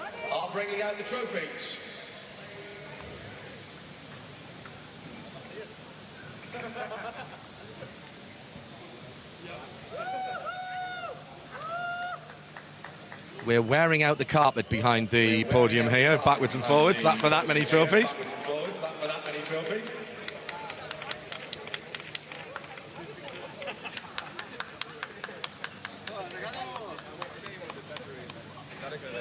Will you please give just as much whooping, hollering and respect to our final class winners of the 5th Michelin 6 Hours of Dubai as you did to the first, as we honour the TCE classes, Asbest and Chazelle Technology Course, our top 3 in TCE here at the Michelin 6 Hours of Abu Dhabi.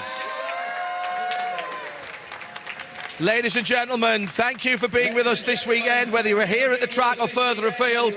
We'll reconvene at the start of the European season at Mugello, Italy, on behalf of everyone here at the 5th Michelin 6 Hours of Abu Dhabi. I'm John Hindhaugh saying thanks for being with us. We'll see you at the track soon.